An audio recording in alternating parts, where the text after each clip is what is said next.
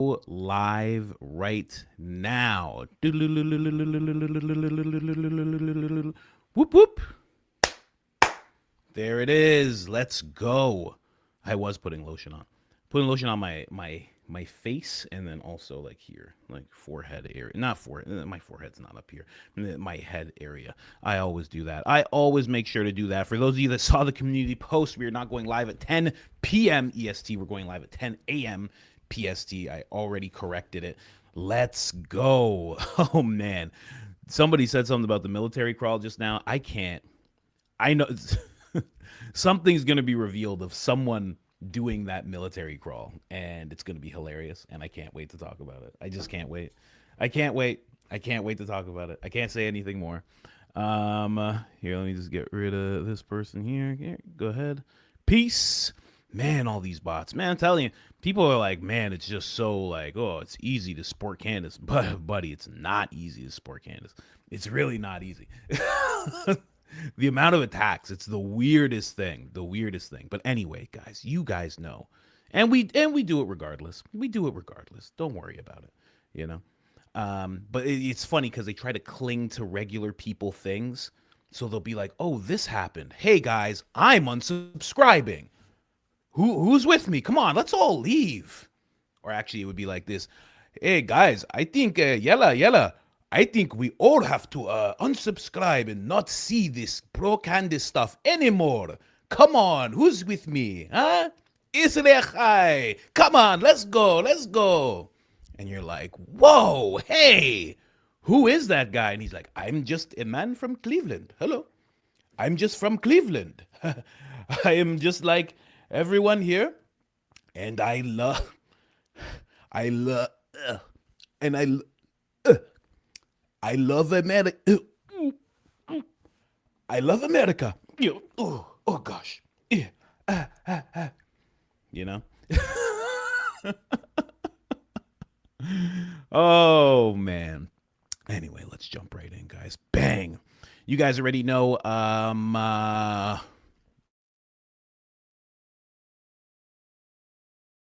what I'm trying to say. Can I figure out what I'm trying to say? Buy me a toffee. Buy me. Hey, Colin. It's not buy me a toffee. It's not how it works. Can you say the words? The English part, please? buymeacoffee.com/Coach Colin. Go hit it up. I didn't even put it in the description. I'm going to put it in the description right now. We're going to get right to it. Of course, I watched Valhalla VFT. I heard about it before you guys did. But also, I thought I had a misunderstanding. I thought he was just talking about what Corby already told us. So Corby already filled us in on the fact that it was clearly not the right angle. So right away, I was like, oh, I'm going to have to go on here and discuss what Corby already brought up because I like to, give the credit where it's due. And then I realized that no. Valhalla was talking about something else completely. He touched on what Corby was touching on, the fact that he's too far back to even take that shot. But then he started talking about something completely different.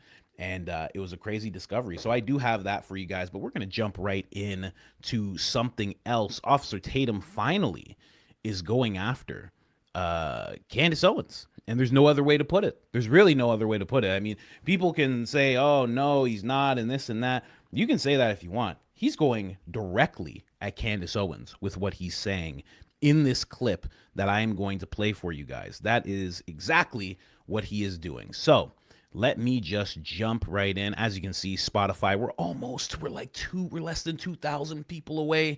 If you could follow on Spotify, it helps tremendously. You have no idea if it's your preferred watching. Get on over there.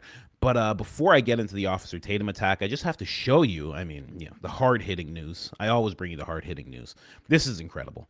If someone puts this into action, if someone puts into, yeah, it was Tyler Robinson. Yeah, it was definitely Tyler Robinson, right, Erica? If someone puts that into action, oh my gosh, will I be watching every single day? Charlie would have wanted this. I talked to him privately. Yeah, I was talking to him privately, and he always told me wanted Erica to run everything. Oh, you remember, right, Erica? I mean, if someone puts that into action, how much I will be watching it every single day. I'll voice the people if you want me to. I don't know if we're allowed to. I don't know who made this. I'll voice the people. I can do the whole thing. I can do the whole thing right now. I can do a whole episode right now of the. We won't call it the Charlie Kirk show. We'll call it something else. We'll call it like the Farley Burke show or something like that. You know, because you can't do that. But if somebody wants to put that into action, you know, I hate Candace. I've always hated Candace. I mean, how much I will help with this show to make this a real thing. Anyway, like I said, hard-nosed journalism here, ladies and gentlemen. Who made this? Who made this? Laney made this. I mean, if you Laney, go do your thing. Do your thing. If you know how to put that into action, please do. Someone else made this. I didn't realize this is such a stupid picture. I didn't realize she has her hands on her hips. She's in mom mode. And because the shirt's so big, it's making it seem like she's doing this. I didn't realize. My apologies. You know, can't disrespect the mom pose. She's in mom mode. That's all it is. So I was like, okay. Okay. All right. Anyway, Blake is in action. Whoa. There's music to it? Come on, Shiloh. No need for music. That's ridiculous. It's a picture. Come on. And I make my own satire and voice the whole show. I could. Someone just needs to put it into action. I'll make that show ASAP. That's no problem. I can make it in my spare time. I can make it while I'm on this show right now, live. I 100%. I could do the whole production right now. But either way, Blake is in action right there. Blake's not playing around. This is his response to Barron and his braids. So everybody just look out. Just beware. Braided Blake is on the move. And just so you guys know, there has been a discovery. It was Tyler Robinson. I do apologize to all the Fed sloppers out there. As you can see right here, we have Tyler Robinson. I mean, there he is. There he is, clear as the noonday sun. I just have to apologize. I didn't realize. I did not realize, so I'm sorry. There he is. It's very clear. I think we all need to change our tune immediately. They zoomed in a little more, actually. I don't know if you guys saw this. They zoomed in a little more. There he is with the firearm and everything. I mean, there it is. There's the Mauser, everything. So really, just want to apologize to Blake, Andrew, right? Officer Tatum, of course. You know, all of them. Gary, I'm sorry. I didn't realize. Anyone who's just listening on audio, we have a clear shot, clear as the noonday sun, crystal clear 4K HD footage, Stanley Kubrick pulled in red camera IMAX shots of Tyler Robinson. So hopefully Candace is going to be able to handle this well. Hopefully she can handle this one with grace, guys. That's all I'm saying. Just hopefully. Moving on, Officer Tatum clearly goes after Candace Owens, ladies and gentlemen. That's enough for the intro. That was my opening statement. Ladies and gentlemen, Officer Tatum is finally going after Candace Owens. He's finally saying, you are going to hell. And there's no one else he can be talking to other than Candace. He says all of these liars, these people who are lying, there's no one else he can be talking to other than Candace, because Candace is the only one who showed this footage. I don't mean replayed it. I don't mean showed it on their show. I don't mean any of that. She's the only one who brought this footage to the masses. She's the only one. So as he goes on this rant about Candace and tries to defend all the Fed sloppers, I mean, there's no other person he could be touching on right now. It's getting close. And I assure you, he is going to get burned in this whole thing. He is going to get burned. Now, what I found here was Officer Tatum. He said there's so much footage. Prosecutors showed 20 minutes of crystal clear campus video, including, notice how it's changing. Notice how the language is now changing. Crystal clear campus footage. Oh, interesting. Oh, okay.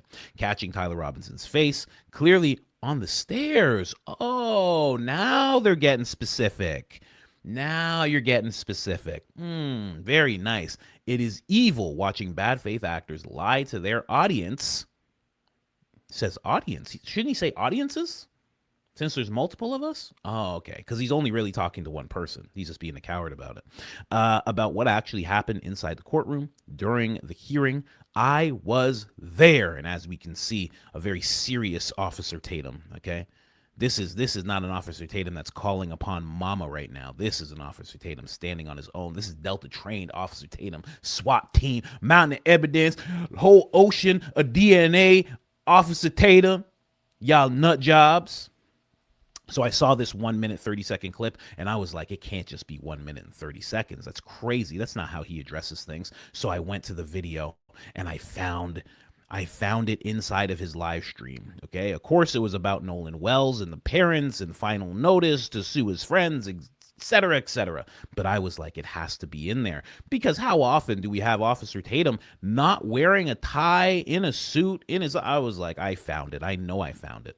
So let's get to it. I found the whole clip where he talks about all of it, and we're going to get into that right now. Let's go. And then after, we're going to get into Valhalla and what he was talking about. Then we're going to get into Candace and the breakdown and everything like that. And then we'll get into a bunch of other stuff. Let's go. My content, all you got to do is go to Substack and you can get that content right there. Let me fix my collar real quick because it's going to kill me. When you get really nice shirts, the collars are really stiff because it's supposed to be with a tie on it. But I ain't wearing a tie today, baby. We got to get the business. All right, the first topic of the day, the first story of the day is this video that's been leaked. I think it's reportedly leaked. I don't know what the scenario is, but people have been sharing this thing everywhere. People have been literally making videos about me regarding this video. So I'm going to break this video down. And I just don't understand why people go to such lengths to evade evidence. I would never understand. I'm going to die. In history, when I die, hopefully I'm 100 plus, I'm going to, on my deathbed, I'm going to think to myself, why are people so allergic to evidence? See? Do you understand why I'm playing this one first? Do you understand now? Huh? Are you getting it? He's going to be 100 years old. And he's going to be like, why are people doing this with evidence? Oh, mama, I'm coming, mama. Oh, why they do this with evidence? Oh, that's going to be your last thought. Really? Wife and kids, huh? Wife and kids. That's going to be his last thought at 100-something years old. Are you kidding me right now? This guy is the Lindsey Graham of evidence. That's the last thing he's going to think of. Like Lindsey Graham was just thinking about drones and blowing people up. He was like, oh, if I could just blow up one more person. Oh, and Jesus comes down. And he's just like, Lindsey Graham, do you repent? You can come and experience eternal life. And he was like, oh, Jesus, it's you. Oh, my gosh. Can I just kill one more person, please? Jesus is like, oh, my God. Oh, get this guy out of here. Oh, brother, this guy stinks, you know? Let's keep going. And so addicted to confirmation bias. I don't understand it. So I'm going to play this leaked video from Candace Owens. A little bit of her commentary is in here, but the crux of what she's talking about, I need to address. Roll the clip. Watch.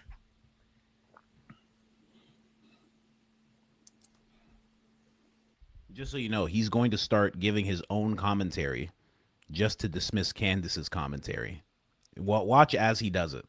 He's going to lead his audience. This is called leading the audience, not just letting them see it and then going over and being like, what do you think this was? Like we did for a little while. What do you think is really going on here? What do you think he's wearing? Et cetera, et cetera. He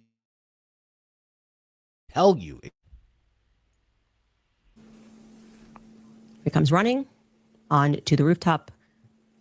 What we know definitively is he gets down into what is known as a lateral military crawl. He begins that crawl over to the right first, and then to the left. We see a quick flash. We are not sure what that flash is. Actually, this looks like,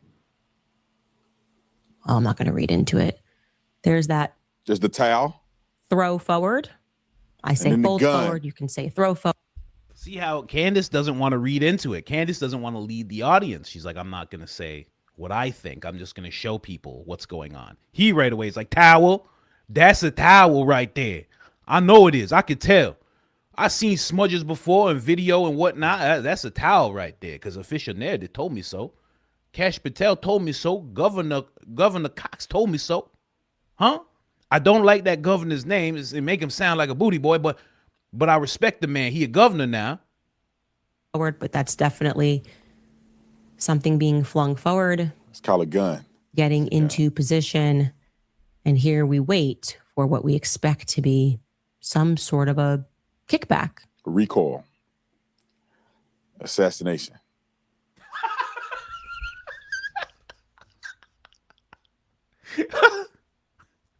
It's not even funny, but it's hilarious. Recoil. Assassination. Hey, man. Hey. Let the video play. You okay? It's funny. He has to say it. He has to say these things out loud. He has to, especially when he's addressing Candace. Can't just let that slide when it comes to Candace. Not at all. Not at all. This must have been when our source began recording from the side of a Losi building and said, I just saw someone get up there. He's got a gun.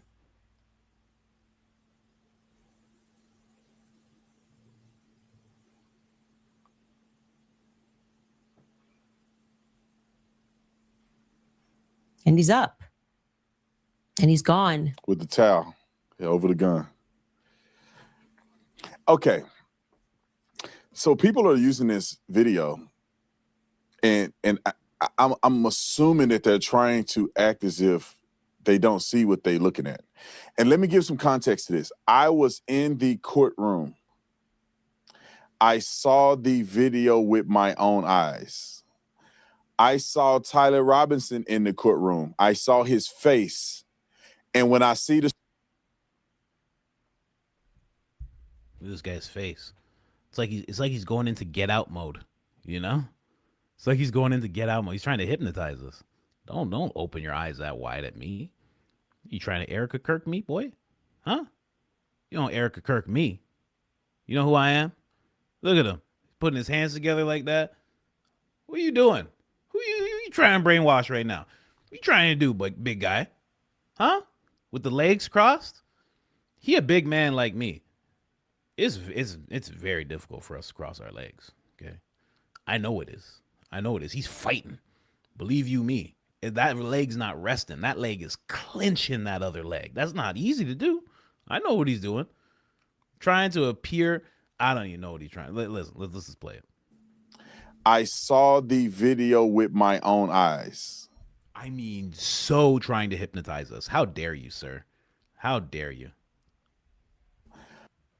I saw Tyler Robinson in the courtroom. I saw his face. And when I see the surveillance videos now, after seeing his face, it looks like him. I would point him out on a lineup, seeing his face in real life and then watching the surveillance. I don't know if you guys have been sleeping under a rock or I don't know if people turn into Helen Keller or something. Tyler Robinson admitted to doing this. He confessed to doing this. To his lovers, to his parents. His parents identified him in independent interviews. Well, now he's moving away from the video. Oh, what happened? He's going to get back to it. But it's funny how, we just watched the video. You're talking about the video. You've played Candace's video. You've given your commentary on it, just saying random words that you think, you're trying to lead your audience. But now all of a sudden he moves away from the video and he's going with all the other things. So all these other things he's mentioning are supposed to make us believe what we see in the video. Interesting. I'm smart enough to understand Officer Tatum and the games that he's playing. That was him. And he's doing that little devil thing. Yep. Yep. Always doing that little devil thing. I don't say he's going to hell. I don't say he's wrapped up in whatever. But I know what I see when I see the symbolism. He sent text messages, evidence. He sent Discord messages, evidence. His DNA was all over the gun, the foregrip, you name it, the optic, the handle, the trigger guard, everywhere. The towel that you see in the video, that little black thing, that's a towel that he threw over the gun. DNA on that towel. The screwdriver that was found on the roof, DNA on that. And then his defense team isn't even saying he didn't do it. They've made no public statements. They've made no statements in court that he didn't do it. They haven't even put in a plea yet. This is the most overwhelming evidence that I've seen in any case in the last several decades. And people have a vested interest to believe it's not true. I don't understand, and I never will. Here's Mr. Gingerbread Man. Yeah. The way he talks about this guy. I'm watching most of this blind with you guys, but I saw this little part this morning and I started crying laughing. He really got at this guy. He really doesn't like this dude. Like, him and this dude really don't like each other, you know? Listen to how he talks about this guy right now. The weakest man on the internet. You can play the full clip. The weakest man on the internet. I want y'all to put this in perspective. This guy wished he was me. He wished he was handsome like me. He wished he was tall as me. He wished he was successful, his little Instagram channel. And he make videos about me because he want attention from me. So I'm going to give you a little more attention, little guy, today. They hate each other. They hate each other. He wish he was handsome like me. He wish he was tall like me. Okay? He wish he had a hairline like me. He wish he had the stiff shirt with the collar that's supposed to have the tie, but I ain't wearing a tie today, looking nice right now. He wish he had a blazer like me. Wish he could cross his legs like me. Wish he met BB like me. Wish he went over to the Middle East and got the chosen spit right on the side of his face like me. He ain't getting none of it like me. Oh my gosh. That is wild. Nuts. I can't wait to see what Ian has to say back about that. This is not Ian Carroll, obviously it's a different Ian, but just hilarious. They really don't like each other. They really don't like each other. And expose you for being a fool along with all the other fools that are in your circle. These are a bunch of betas. You know, men that don't have courage in themselves and they get jealous of other men who have courage, and then they call them names and Talmud Tatum and put your career. I challenge this guy, Ian Went, put your entire annual salary on the fact that I got paid by Israel or I got paid to go to the Charlie Kirk trial. I'll put my entire company and all the companies I own, my life insurance policy and everything on it.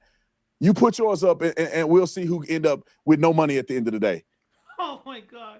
These people just get on and just say random stuff. I'll put my life insurance on it. I got grits in the other room. I got a bottle of liquor right here. That's bourbon. It's sweet. I put that on it. I put everything I got on it. I will do that. I will do that 100%. Okay? And I'm even going to get mama. I'm even going to put mama on it. Hold up a second, baby. What you doing? Mama, I'm so sure about this bet, mama. Mama, I'm so sure about this bet. Baby, no. You can't be doing that. You can't be selling your mama. What's wrong with you? Mama, I got this. This little man, he won't be tall like me. He ain't tall like me. Huh? Come on, mama. What we talking about? It's going to be okay. I put the companies up, everything. The Brandon Tatum. I put that up. Baby, you can put the grits up. I don't care about no grits. I can make more. You ain't going to put me up for no bet with some ginger boy. What's wrong with you? Anyway. Roll the clip. Bet you didn't see this. This is the smoking gun. This is the smoking gun that reveals the lies and the propaganda and the manipulation and everything that they are trying to do with this case. Watch. You know that last video that they showed that was zoomed in You can see it as clear as the noonday sun that he came into the facility. He climbed onto the roof. He was in a prone position. He took a shot, ran and jumped off the roof, just like the testimony showed. It was emotional to see Erica have to watch that. Time out. I know that. Hold on. Everybody, there's gonna be a couple people that he claims, and others are claiming that we got paid to react to the video that you seeing right here. And then here's the thing, bro. Here's why these people are so disingenuous. This is not the full video. In court, they showed the video of him driving in the parking garage. You see the change? I noticed the change in the language just in the tweet that he released. Notice the change of what he's saying. He's trying to now take what Jack was saying, what he was saying, what Benny was saying, even what that test tube looking guy, David Harris or something, Jr., whatever his name is. He's trying to now take what they were saying and say, no. What was crystal clear was the stairwell. What was crystal clear is all these other things. We're not talking about this video. And you know why? Because now we can all see it. Before it was just Brandy saying, no, I saw the video. That wasn't it. Right? That's what Brandy was saying. And we were all like, whoa, what's going on? Brandy has a different story. She was in the courtroom as well. And they just decided to attack her. Benny Johnson went at her. Jack said she was lying. Now Candace releases the video. We all get to see the same thing that they saw. Now all of a sudden it changes. Well, that wasn't crystal clear. No. It was this other part that was crystal clear. Oh, there's so many other things that were crystal clear. Whoa, what are we talking about here? Oh, you guys misunderstand all of a sudden. This is just ridiculous, man. Just ridiculous. And we're going to play some, because he doesn't play everybody. We're going to play some of, this is James Lee's video. He's playing James Lee's video too, funny enough. And not letting us be honest, and not being honest about it. I just got to go right. His face. His face. He's the best. He's the best. Let me tell you something. If my eyes could open that wide, I promise you I'd do it all the time. I promise you I would open my eyes like that all the time in front of you guys. I'd be like, I can't even do it. My eyes don't even work that way. It's crazy. I don't know how he does it. Anyway, all right, let's go. On position, he took a shot, ran and jumped off the roof, just like the testimony showed. It was emotional to see Eric. He's like pointing and going like, see? Bro, you said that you could see him taking the shot. I don't know what clip he's going to play of Jack, but I got the clip of Jack saying, you see him kill Charlie. That's what Jack says. You're going to see that in a second. Erica have to watch that. Time out. I know that. Hold on. Everybody, there's going to be a couple people that he claims, and others are claiming that we got paid to react to the video that you seeing right here. And then here's the thing, bro. Here's why these people are so disingenuous. Tell me. This is not the full video. Okay. In court, they showed the video of him driving in the parking garage. Just notice. He says that's why these people are so disingenuous. Who's disingenuous? The people who saw Candace's video? Or is he talking about Candace? He's trying not to attack Candace, but he's directly attacking Candace because who else could you be attacking right now? You're that mad at people who just saw a video and said, whoa, look at the video I saw. You're that mad at those people? Or are you mad at the person who released the video? Are you addressing this now because there's a person who has her hair in braids who you're probably a little afraid to go toe-to-toe with in the media space? Is that the person you're mad at, perhaps? Interesting. Getting out of his vehicle, getting in his vehicle, leaving the parking garage, coming back to the parking structure, getting out of his vehicle, walking downstairs, walking up the other stairs with the infamous video or photo of his face that you see. And then he goes up to the top of the stairwell. The camera changes because he's now at a camera shot here. So this camera picks up and you see him get on the roof. You see him climb over the barrier. You see him run over there and you see him lay there. The timestamp of when I thought he changed clothes. I could have swore the governor said he changed clothes. Did he forget that part? It's weird. He's going real specific right now. He's getting real detailed, but he left that part out. The part where he changed clothes, or did he not see that part? I don't understand. Charlie was shot and the timestamp of him laying in prone position matched 100%. He runs, and then the video also show him jump off the building. Are you guys trying to represent that this was all that was played in court? Again, are you guys trying to represent? That is Candace's video. It's not mine. It's not Barron's. It's not anybody's. Well, I mean, it's obviously UVU's video, but who released it? Who put it out there? When did they put it out there? Who is he really yelling at? Getting loud, buddy, getting loud with Candace. Getting loud with Candace. You clearly haven't made that phone call. Clearly haven't made that phone call. And you're trying to act like you're taking it out on everybody else. You're talking directly to Candace, and you know you are. You know you are. He hasn't even told you guys that she's going to hell yet. Why would you lie? Why are you being deceptive? I sat next to Jack Posobiec and these other guys who are on this video in court, and we watched this with our own eyes. Roll it. You guys watching on live stream couldn't see the last video that was shown. Well, it wasn't edited. It was zoomed in. Yeah.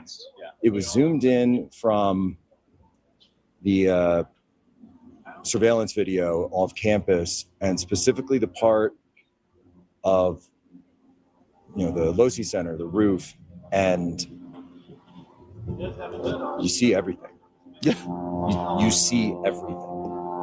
He climbs over, he assembles the gun, he runs over to the edge, gets down in a prone position, and you see the time, and we all know what time, and it was like so slow, just watching those seconds click, click, click. So right now they're trying to take the timestamp. They're taking the prone position. They're lining those two things up, and that is him taking the shot because they're seeing what we're seeing. Now, for some reason, he's trying to act like this is a misrepresentation of some kind. But all we're watching is a guy run up, do a crawl, get in a position, lay there for a minute, get up and run. That's all we've seen, and that's all everybody's been commenting on.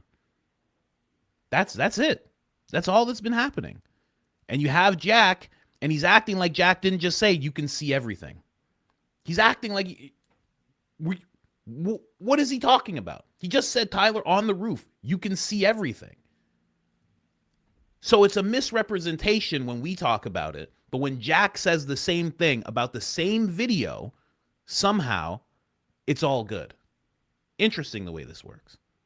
And someone actually said in the comments, they're like, so he did this for free? He's attacking his friend right now for free, just for the love of the game, That's it. The ginger guy, Candace catching strays, it's all just for the love of the game. That's the only reason this is happening. And then you see him take the shot. And he takes the shot and then immediately runs. And we've seen that video already, but there's a reason today we got to view the up-close footage of the UVU surveillance. And there's a reason that the defense did not want that seen by the public. After everything this entire week, to me, it is overwhelming evidence against Tyler Robinson. Astronomical evidence against Tyler Robinson. You have to hear this because it was devastating what we watched. And the judge ruled that you can't see the high definition quality video 4K of Tyler Robinson committing the murder of Charlie Kirk. But we saw it, and they played it on giant screens inside of the courthouse. You can see clearly Tyler Robinson's face. You can see crystal clear. Emotional day. The judge played all 20 minutes of the high definition security footage, and the whole courthouse gasped when it was over. The most damn. You see how he's not commenting on anything Benny just said? Because Benny just said it is crystal clear. You can see him offing Charlie. That's what he's saying. That's what everybody's commenting on. That's why everybody's looking. That's why everybody's looking at this footage and saying, wow, these guys seem, trying to be nice, because I do get a lot of laughs from Officer Tatum, seem to be lying. Anyway, let's keep going. The test tube guy's on the screen now. Evidence against Tyler So Robinson. if you are smart and you're not a hater and a stew head, you can see that what they're saying. Stew head, update it. Update all the sayings, guys. Update it. Stew head, update it. Put it in there. Put it in your Rolodex. Put it in your dictionary. Put it in your Tatum dictionary. Okay? Your Webster Tatum dictionary edition number 8. Add it to it, please. Stew head. I don't even know what that means. I have no idea, but you better believe you're going to be hearing it on the show a lot more.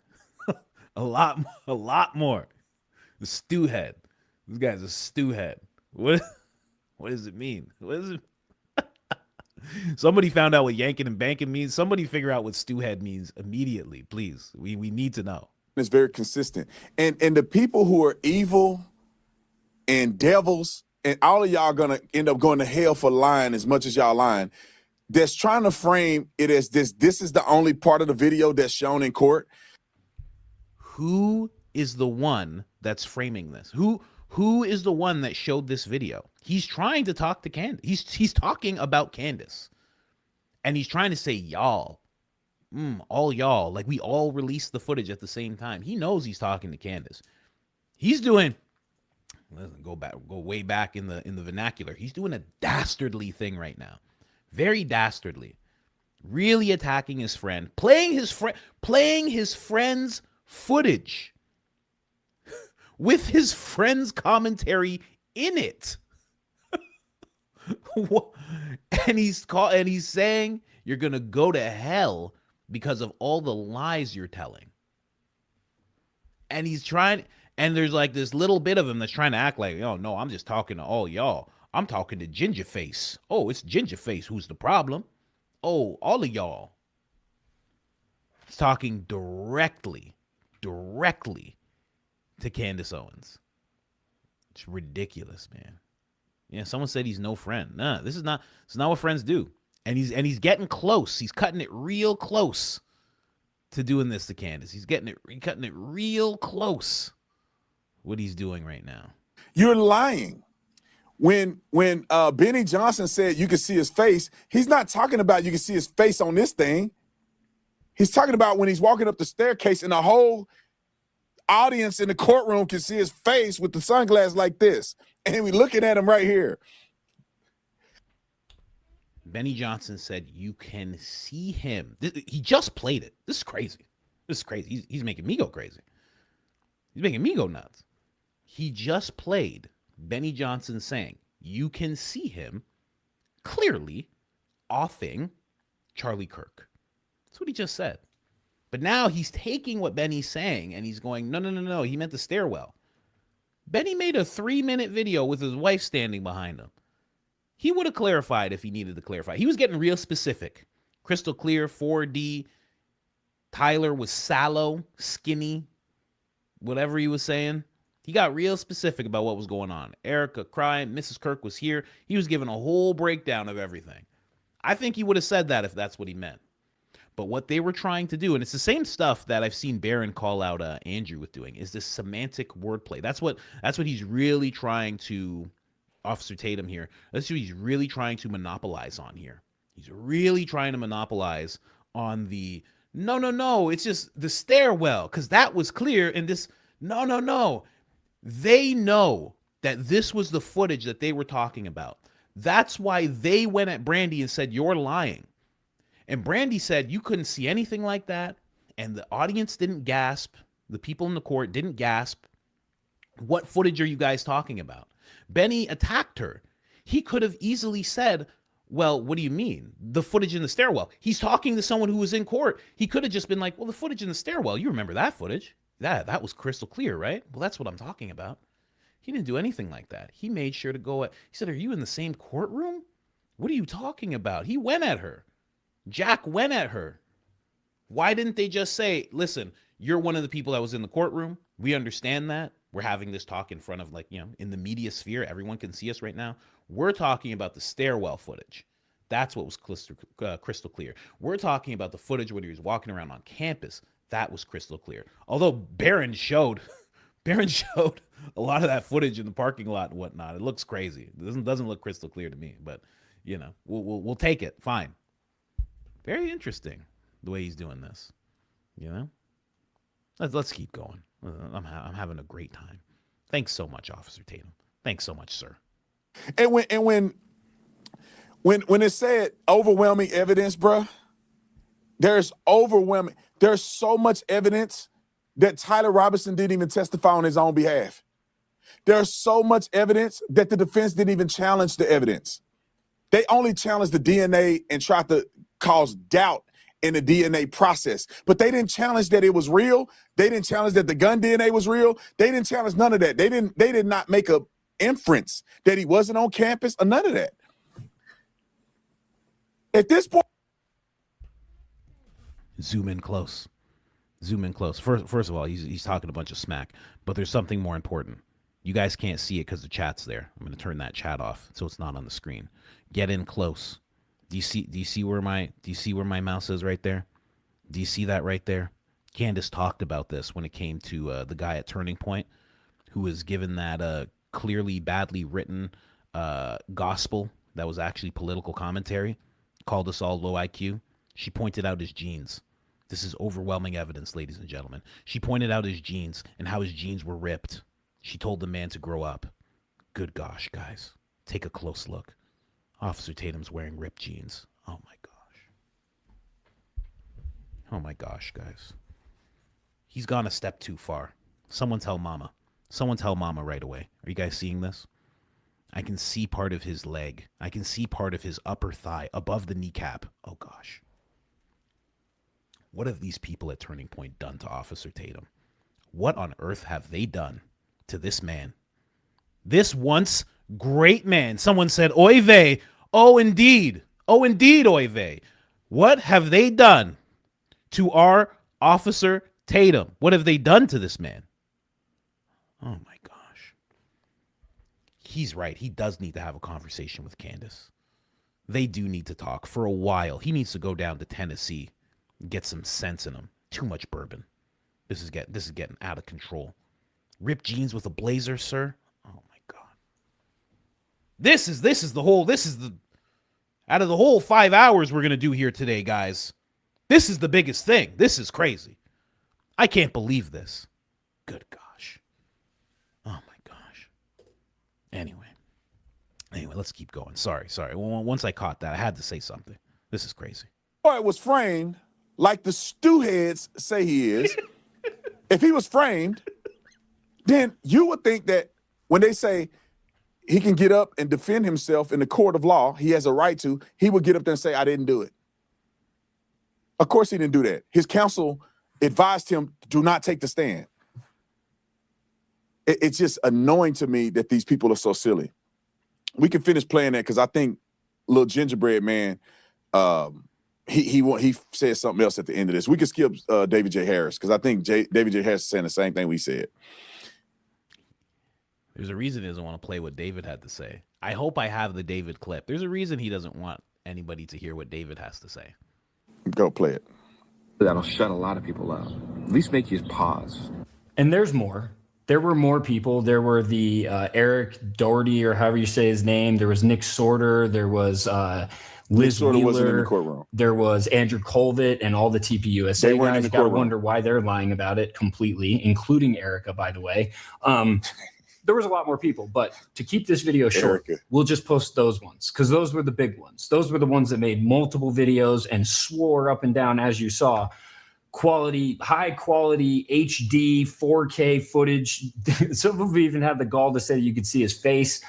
And you got homeboy Talmud Tatum saying that as clear as the noonday sun. All of the Jeez. That mountain of evidence picture. Somebody made that picture for me. They sent me that picture. They tagged me in that picture. I apologize, sir. I didn't. We're a high hilarity outfit here, and one of the many people.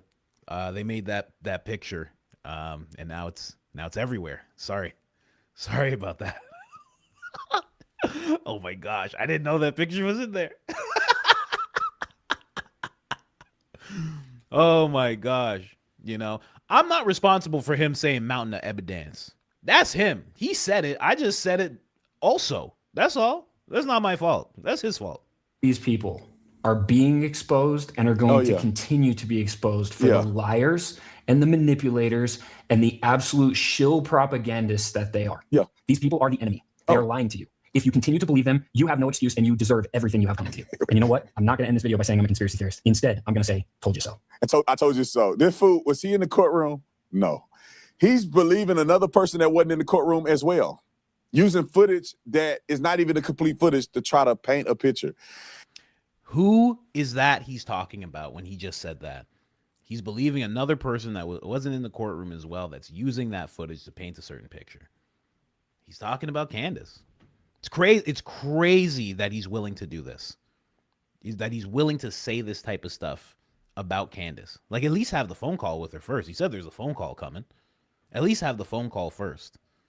But instead, he moves on he just does that. It's wild. It's wild. He said the person who's using this video to paint this picture, who's lying, is being deceptive and is going to hell, is a liar. And you can frame it like, oh no, I'm talking about all of y'all. Bro, you're clearly talking about Candace. Clearly talking about Candace. I'm telling you, this is the worst friend to have. This is the definition of, with friends like these, who needs enemies. It's literally the definition of that. And you have a business contract with her. You make her merch and everything. You know all of that, and you're still doing this. And you're doing it for free? Oh my God. I hope he gets a call from Candace. Brandon, did you call me a stew head? I don't know. George was watching Coach, and I overheard something about a stew head. Stew head? You're not talking about me, right? That's not what you would be saying about me, would you? Oh no, sis. There's a ginger white boy. He's a ginger white boy. He want to be tall like me. He want a mama like mine. And I was talking about him. I was talking about him in the other lives. I wasn't talking about you, sis. Not you. That's how that phone call is gonna go. Oh man, does he have any more to say? These people are so disingenuous. It's crazy to me. I will never ever understand how could a person. I don't even know how Ian's wife. I'm not criticizing her, but I'm shocked that she can respect him after so many videos of him talking about me and so many lies that he's told. He lied to you guys and said that I never gave money to Erica Kirk. We got almost a $500,000 check that we presented on stage. And then what does he do? They go and change but Brandon's doing something nefarious with Erica Kirk. Already been advised of anything that I've ever done in her or her family's name. But so funny. So now he's just concentrating on that Ian guy. Very, very, very funny. Trying to make Ian the butt of this whole thing while you're playing Candace's footage and talking about that footage. Pretty cool. I like it. He must have learned that at Fort Huachuca. I don't know if he's ever been there. He must have learned that somewhere. There's no way you just naturally have that talent to do that. There's no way. You got to be taught that. Someone had to teach you that. He learned that. They were like, we're not taking you to the wall. We're going to take you over here. A little intel meeting. We got to really get you in. We got to sort you out, sir. Oh, Delta trained. I'm Delta trained. Every single time, man. When I was SWAT, we was all Delta trained. Okay. All right. Hey, maybe he was. Who knows? Maybe he was. I don't know. I've never seen him fight. Right? Never seen him fire anything off. Never seen him storm a house or some kind of place. I don't know. Maybe. Delta trained, and maybe it's like someone who did office work. you know. Some admin person was just like, okay, we're going to show you this today. He like, oh my God, mama, I Delta train today. Today I Delta train, mama. Oh yeah, it was sorting paperwork and doing all sorts, mama. It was wow. I am now a weapon to be dealt with, mama. You know, shout out to Delta. The reason he says Delta is because it's the most deadly force in the world. I mean, unless there's other things that we just don't know about that are just like, they're just ghosts. They're the most deadly people in the world. That's why he clings to that so much, you know? Here, let me just see. Eyes wide shut. Had me open. Trying Erica to kick me. Let me see here. But that was Officer Tatum, ladies and gentlemen. I'm just looking. Officer Tatum takes. Tatum takes jealous men. Aight, mama. Yeah, so many people. They probably didn't pay him, and that's why he's mad. They probably didn't. They probably were just like, man, absolutely not. Shout out to D Music. What's going on, D Anderson? Appreciate you. You're killing it. The comedic therapy is much needed, and the best way to start the day. Keep it up, bro. Thank you so much, man. I hate it when the mountain of evidence comes out and my allergies just go hard in the paint and act up like never before. I mean, come on. Definition of stewhead in the Buy Me a Coffee. That's how long the definition is that you put it in the Buy Me a Coffee section? Oh my gosh. Oh goodness. We got something coming to us.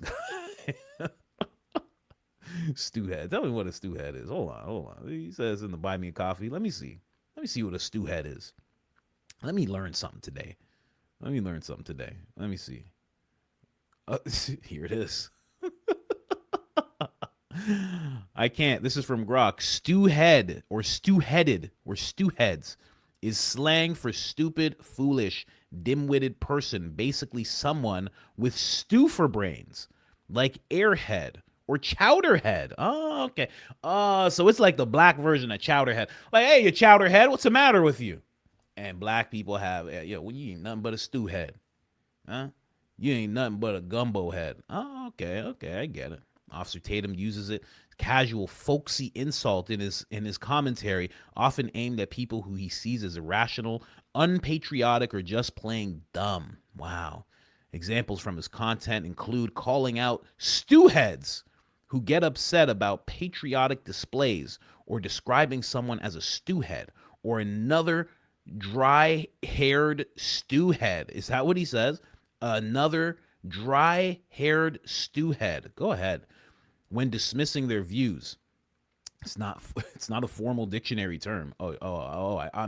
I'm sure in slang, including the dictionary, the Urban Dictionary entries definition, defining it as someone with zero common sense or soup for brains. Oh, okay.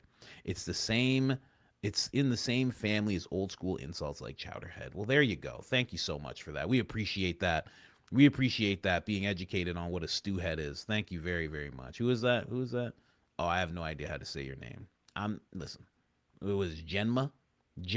I'll just call you Jenma. That's the easiest part of your name to pronounce. Oh man, someone said, is Officer Tatum crying? Candace's merch site sucks. I'll be the first to say it. Please don't tell her I said this. It's pretty good, Tamley. I don't know. I've gotten a bunch of stuff from there. It sends out.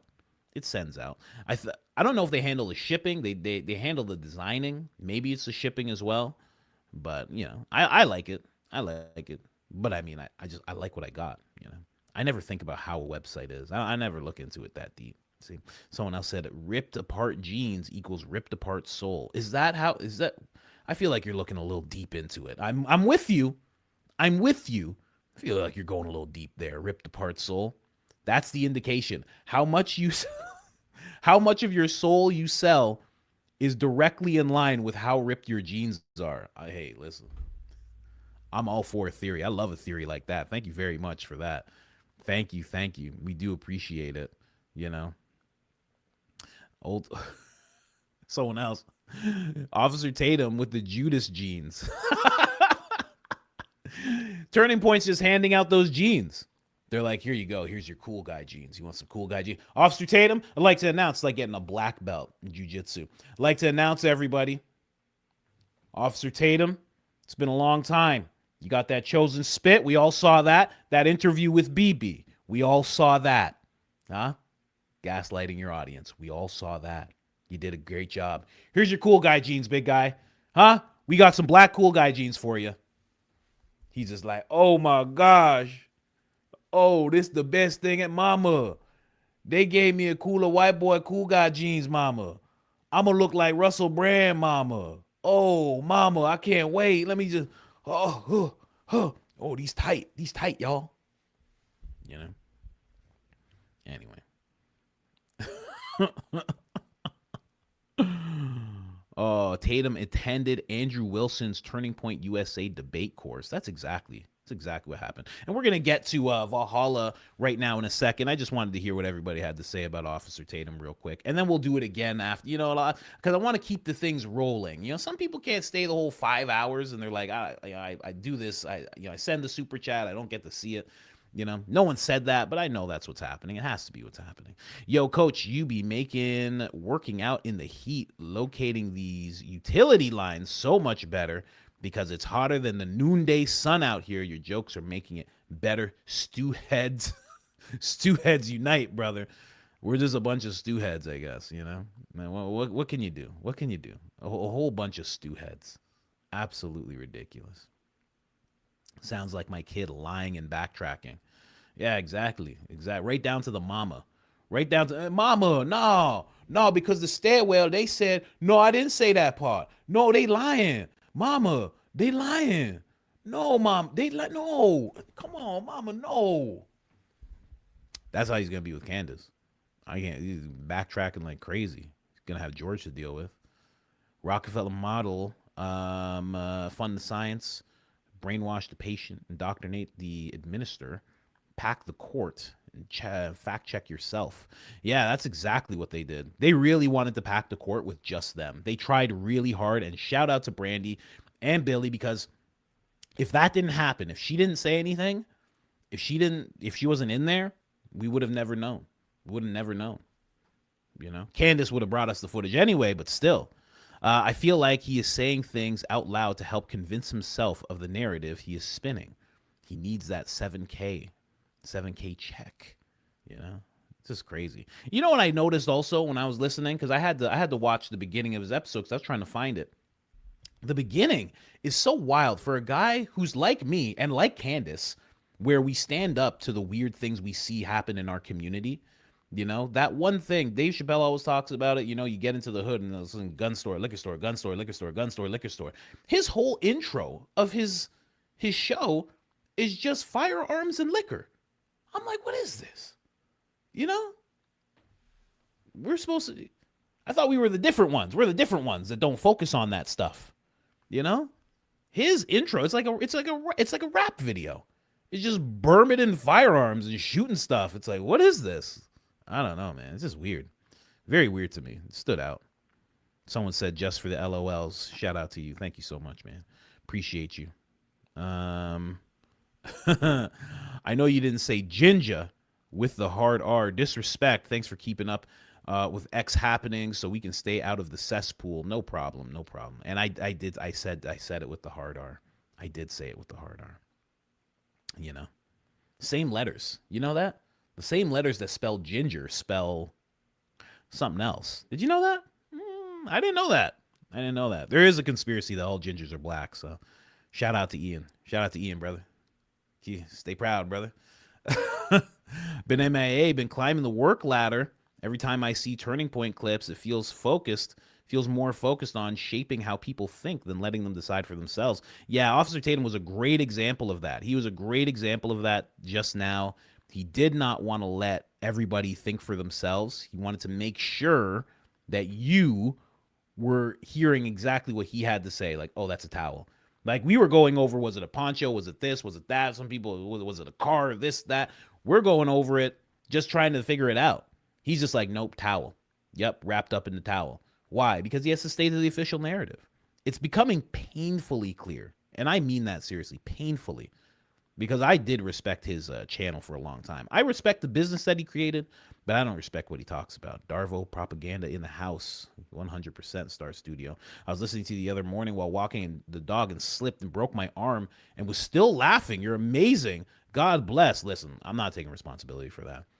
I see what you're trying to do. You're trying to make me responsible for that. I didn't make you slip and break your arm. I will tell my comedian friends about it though. I'll be like, I made someone laugh so hard they slipped and broke their arm, and we're gonna high five in the green room. It's gonna be really great. But I do apologize. I hope you're okay. I hope you're okay. Don't let your eyes that wide. Don't open your eyes that wide at me, boy. Trying to Erica Kirk me. I am deceased laughing. I mean, he was looking at us way too hard. He was doing it to all of us. You know, it was wild. You were on point. Your last attempt, by the way. Finally, FYI, the way you combine humor and news differentiates you from the rest. Thank you so much. Appreciate you. Appreciate you. All right, guys, let's move on. Let's move on. We'll read more. We'll read more as the time goes on. As the noonday sun approaches, we will read more of those. But let's jump over to Valhalla, ladies and gentlemen. Valhalla had actually, you know what? You know what? I should be showing you. I completely forgot about this because Officer Tatum just overwhelmed us. Let's just hear what Jack has to say really quick. Let me just hear this. Look, guys, I'm not gonna mince words. All right, I'm gonna be blunt because it deserves it. Okay, is he gonna say the stairwell? What do you guys think? You think he's gonna say the stairwell or what? Let's hear what Jack has to say. And I'm just gonna say what it was. You see him shooting Charlie. You see him executing Charlie. You see him take the shot. And so you've seen the video, and Blake, I know you were there, man.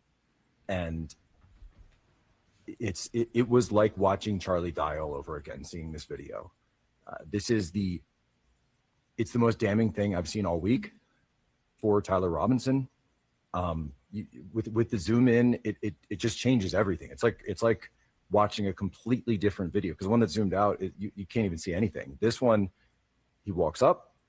It's just like the officer said earlier in the, I guess it was day one, that he walks up over the guardrail, goes down, and you could see him kind of working on something. And it's, I believe that's when he was assembling the rifle. You see him working on something. He walks up. You see him working on something. Here, let me just play that again. I believe that's when he was assembling the rifle, kind of working on something. And he walks up over the guardrail, goes down, and you could see him kind of working on something. And it's, I believe that's when he was assembling the rifle. He then stands up. He runs very quickly across the gravel roof to the edge. And then when he gets to the edge, you see him go down, and he's in the prone position. And it's, they have this clock, like the timestamp that's up, and it's 12:20. I think it's 12:21, 12:22 when he first gets there. And I'm just sitting there like, stop the clock. Like, don't, like trying to will time to stop. Like, don't get to 12:23. Like, just don't get to 12:23. Trying so hard to cry. It's not going to work. It's tough. Erica hasn't even mastered it yet, so don't feel bad about it, big guy. Don't worry. You can just talk. You don't have to try and cry. It's fine. And just gets to 12:23, and you see him take the shot, and he gets back up, and then he runs across, and you've seen the end of it already, where he makes the jump. But there you go. These guys are saying something. It's very clear what they're saying. It's very, very clear what they're saying. For Officer Tatum to try to switch it. Roof. He was in a prone position. He took a shot, ran, and jumped off the roof, just like the testimony showed. The thing that I do just have to say is that I know that you guys watching on live stream couldn't see the last video that was shown. Well, it wasn't edited. It was zoomed in. Yeah. It was zoomed in from the surveillance video off campus, and specifically the part of the Losi Center, the roof, and you see everything. We were there and witnessed everything, and you have to hear this because it was devastating what we watched. And the judge ruled that you can't see the high definition quality video 4K of Tyler Robinson committing the murder of Charlie Kirk. But we Committing, he doesn't say walking up the stairwell, right? He doesn't say walking up the stairwell. Of Tyler. He doesn't say walking up the stairwell. Quality video 4K of Tyler Robinson committing the murder of Charlie Kirk. But we saw it, and they played it on giant screens inside of the courthouse. You can see clearly Tyler Robinson's face. The most damning evidence against Tyler Robinson was just shown in court. Only the court saw it. But it was high quality surveillance video footage of Tyler Robinson taking the shot. That's why he didn't want to play what David had to say. That's why he didn't want to play what David had to say. Because it didn't go with the narrative that he's trying to spin now. Someone said, who's this guy? Oh, this guy's a test tube baby. This guy's made in the lab. I don't know what his name is. His name is David Harris or something. David Harris Jr. He's made in the lab. Sometimes his eyes are green. I'm not even lying. I know you guys laugh. Sometimes this dude's eyes are green. And sometimes they're brown. And, you know, he didn't go bald like me. He was just born bald because that's how it works when you're like one of those babies. He's just like this. They made him in a lab. Even the hair. That hair doesn't grow. That hair just stays like that. I'm telling you. I'm telling you. Now that I'm saying it, you'll notice it. Believe you me, go watch other videos of him. You will see him. He has green eyes in some videos. Why does he look the way he does? Like I said yesterday, is he Sicilian? Is he Greek? He looks like a Greek guy. Why does he look like a Greek guy and a guy from Pakistan and a black guy and possibly just a white guy with really dark skin? What is this? I have no idea what this is. I'm going to be honest with you. Anyway, that's who that guy is. Anyway. What else do we have to play? It's just more Jack talking about it and whatnot. That's a 16-minute video. I'm not going to play this. Than you would think when you saw it. There was a lot of emotion that came from that. You know, it's well, the initial videos. I mean, I don't know the technicalities, but it looked like 4K crystal clear footage to me. It's crystal clear that it's Tyler Robinson walking around in these stairwells and all the rest. And then when you see the zoomed in version of the rooftop, it's very clear that it's an individual who's in black who comes over that guardrail, goes onto the roof, just like the officer described. But when you see it for yourself, like we all just did, it had an impact on me that I wasn't prepared for. There you have it. There you have it. More of these guys saying it over and over and over again. Now, again, it's like those little wordplay semantics. Maybe they understand. Well, I mean, of course they understand what they saw wasn't clear 4K footage. But they're trying now to separate what was in the stairwell that they saw, and what they ended up seeing when this person was on the roof. But when they were first talking about it, before they knew Brandy would start talking about it, before they realized that Candace would release this video, now all of a sudden the story is completely changing. But they know what they were doing. They know what they were doing when they first started talking about this. They know exactly what they were doing. Anyway. And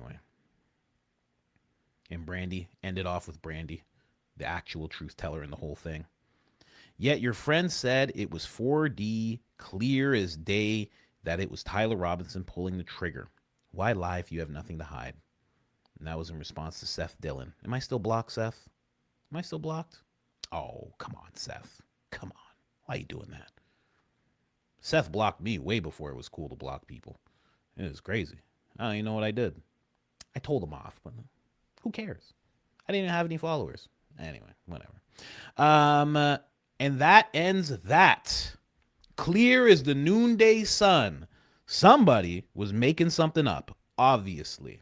Anyways, guys, let's move on to Valhalla because that shakes up this whole thing even more. So let's jump over to that whole thing. 6K in the chat. Nunca. nunca. I know black, nunca, nunca. Let's jump in here. Now, I'm sure for those of you that have seen it already, you guys are kind of probably like, okay, well, I know when it exactly starts. I wanted to play it a little bit ahead. Shout out to Valhalla VFT. Also, Elizabeth Lane of Elizabeth Lane TV. Shout out to her as well. If you see this, I know I didn't get back to you when you asked me if I want to be on your show. I'm swamped. I'm swamped. I'm always getting ready for a show, and then there's diapers, and then there's kids, and then the kid has a sticker on their face, and it's gonna rip their skin, so you gotta put coconut oil all over their face. And then they're screaming, and then they're peeing in potties. They're peeing in potties, and you gotta give them treats after they pee in the potty, pooping in the potty. You know, she's doing it every morning now. It's like, oh no, she's just growing up. I was hanging out with some church people, and they have a little boy, okay, and they're playing. They have a bouncy castle. They were playing for hours, right? We bring her home the next day. She calls him Bumba. That's not his name. His name's not Bumba, but that's how she says it. And she goes, "I love Bumba. I need Bumba." And I was like, "Oh my gosh, are you kidding me right now?" You know, it's 2026, so at least she's straight. But still, I was pissed a little bit. I know he's a little boy. He's a little 3-year-old boy. You know. But I was a little bit pissed. I was a little bit like, you better shut. Don't say it again. She barely says she loves us. Saying she loves this Bumba kid. I was pissed. I was like, how dare you? How dare you? But that's what happens. Oh, gosh.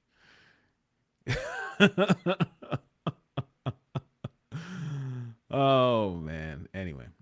Let's jump in. Valhalla VFT finding out something live. They weren't even looking to find this out, apparently. They're just looking over Candace's footage, just like everybody.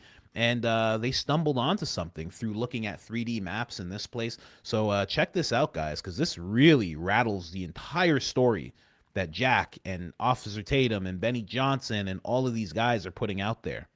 He has no line of sight to Charlie. This, as I'm looking at it, is an impossible shot. He would basically just be shooting straight into the roof.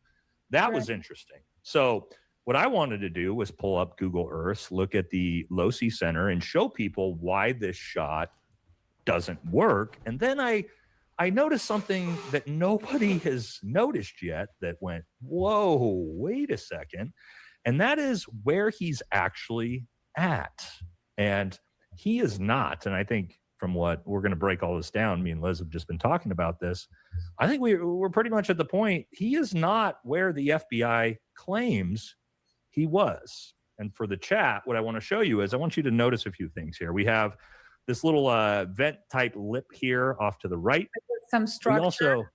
We also have a full structure here, right? 10-foot structure to his left. Okay, this is going to be really important, guys. And you see he's got about 30 to 40 feet of roof still in front of him. Now, don't worry, I got the trigger clip as well. I'm just gonna play that after. I just want to play it in sequence.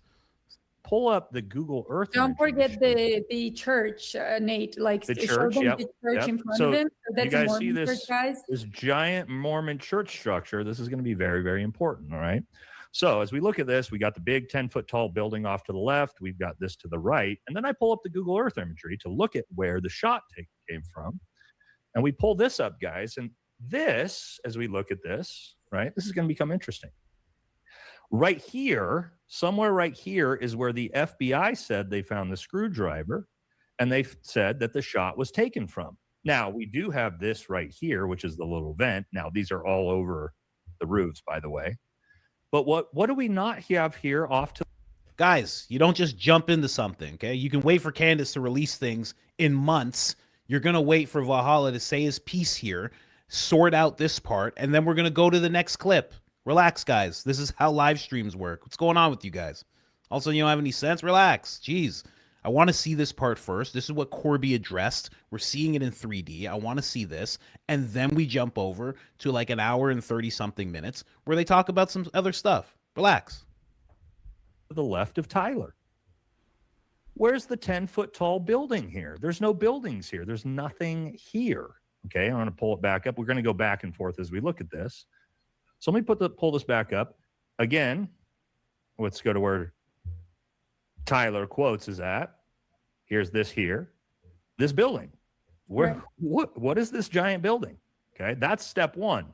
So it becomes very clear that to us immediately, this video footage is not from this right here. And then I looked around. I'm like, okay, well, where does this actually come from? Because whoever the shooter was would have had to be right here to have line of sight to take this shot on Charlie. And then we start to realize when we pull away is that, oh, There we go.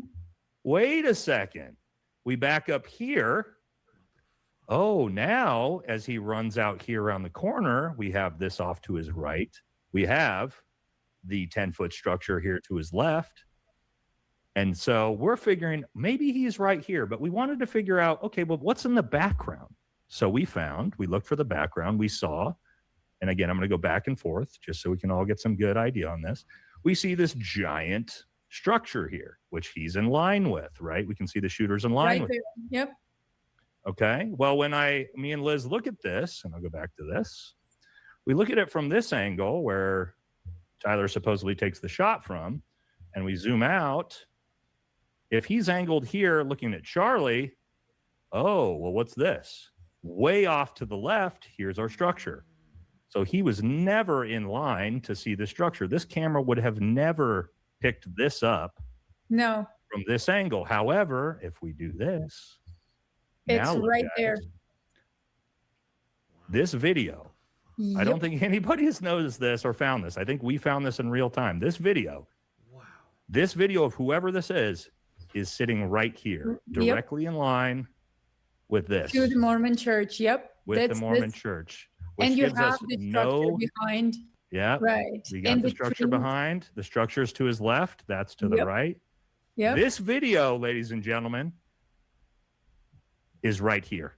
Yep. This is where he's laying down in the prone, which means, as you guys can see, he never had line of sight to ever shoot Charlie Kirk. That's the prosecution's video. Yep.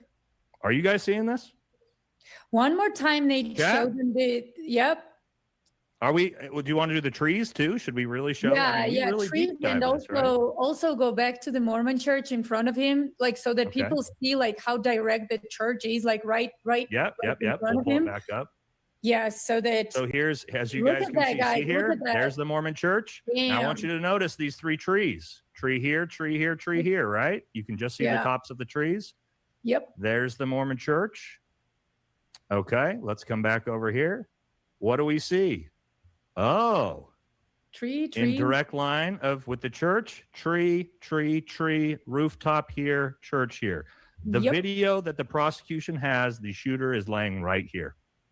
He is not.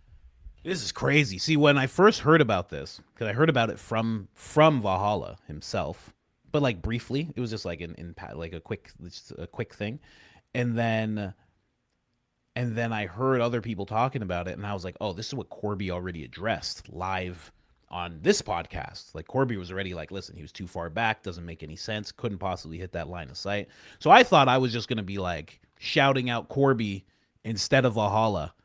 But then as I start watching, because I'm watching this blind with you guys, that's why I'm like, I'm not skipping ahead, because I'm watching this blind. Like I want to see everything that they're talking about. But yeah, this goes way past what I was talking about with Corby yesterday. Way past that. This is crazy. Okay. So let me just keep going here. Let me see where. Yeah, let's keep here, going. Let's keep which going. means Where that is video, my it's research? impossible that he took a shot at Charlie Kirk. Yep. Does anybody? Where's all the the Garys and all the everybody else? TPUSA. You want to debunk this one for me? Yeah. We Chat, can't what do we wait. think? Chat looks like Chat agrees. Is Trigger here? Trigger smart? Matt, what does everybody think? I mean, again, let me pull this up. Let me pull this back up. It's important as we look. Just one last time here. How is Trigger smart? He's in this live stream. He's in this live stream. Then hours later, he's in Valhalla's too. Jeez, that is a long time. He probably checks out Candace as well. That is a lot of time. And he seems like he's in it for a while when he's over here. And then he seems like he's in it for a while when he's over at Nate's. Jeez, guy's hard working over there. Shout out to Trigger Smart. Shout out to Trigger Smart. Let me pull us off to the side. Again, guys, here he is in the prone. Here is the 10-foot tall building to his left, which does not exist from the shot. Here is the structure here. There's direct line of sight to the Mormon church. I will pull this up one more time as we look back at it. There we go. Here's the spot. Here he is. Here's this thing off to his right. And then where's our Mormon church? There's our Mormon church. Building to the left, that to the right, direct line of sight to the Mormon church, trees, tree line, everything. That's where he's at. So that's where he's at. I'm sorry. That's where that video is at. He is not where the FBI said he took the shot from. He is not there. That shot is impossible. Impossible. Absolutely. And also, if he was where FBI said he would be, like, there will be no structure next to him. It's just impossible unless like something new went up there we didn't know about, right? So again, guys, that's why you're here. So also, Liz, you need to send this to Candace. Absolutely. I mean, this is just proof through her footage, and what we just figured out, we put it all together. That video is not from where the FBI said he took that shot from. It's impossible. We just showed all of it. Yeah. And guys, like I said, I've been traveling, so I'm a little tired, and Nate just like saw it, and we just went through it. I literally saw it 15 minutes ago before we started, guys. So if you have something that we missed or we didn't notice, let us know. But I don't see what we missed here. I mean, it's pretty simple. It's very simple. So yeah. I didn't get it. We did it. Guys, that was literally by accident. That I was like, let me see if I can figure out the angle of the shot. And I start looking at the footage, and I'm like, wait a second, there's no 10-foot tall building to the left of where Tyler would have taken that shot from. So anyway, sorry. That's crazy. And I want to go back to real quick to these like influencers we were talking. Someone said, please translate. Listen. Elizabeth's accent isn't that bad, okay? You don't need a translation. It's not that bad, okay? You can understand what she's saying. I'm kidding. But yeah, that's interesting. See, and this is the type of thing that I love when people do. I love when people do this type of stuff. I always say, that's why if anybody's like joining the investigation late, or they're getting into the footage, or directly what happened to Charlie, or plane connections, this, that, if they're getting into it like what people would deem late, I welcome it so much, because you just never know what people are going to start pulling out of nowhere. I think there's a little bit more to this, and then we'll jump over to the Trigger Smart. What do we have? Then we have, we also have John Bray. John Bray made a video as well that I was going to mix in with this whole thing really quick. Talking about, so guys, this is the video that they saw. They said was in 4K, and they saw Tyler Robinson. I also want to go back to previous hearings, which again I attended, and what really caught my attention, I've been saying this for the longest time, is prosecution kept saying, you will see Tyler Robinson's clothes. Oh my, hold on real quick, Liz, real quick. I hate it because I just saw a comment. I don't want to interrupt you. Oh no, you're somebody good. Just had a great point. They said, look at the highway sign. Okay. One more thing. Let's see it. Look at this. We can look at this highway sign here. Mm-hmm. Because I just checked, right? Here's the highway sign, pretty much just in line with the church. Where do you see? Oh yeah, highway sign. Yep. Right. And then when I pull this up and you actually look it out, it looks like there's a highway sign. Damn. Right, yeah. There's no other highway sign anywhere. Only one. Which if he would have been, if he would have been in this line of sight to take the shot here, there's no highway sign. Guys, there's no highway. There's no nothing here. No. Right? It's all green background. You see this? So Trigger's also on Fredo's as well? Jeez. What's going on? What's going on with this guy? How's he everywhere like that? I didn't know all that. What's going on with him? I just want to see what John Bray did here. Yeah, I think this is like a silent video that John Bray did.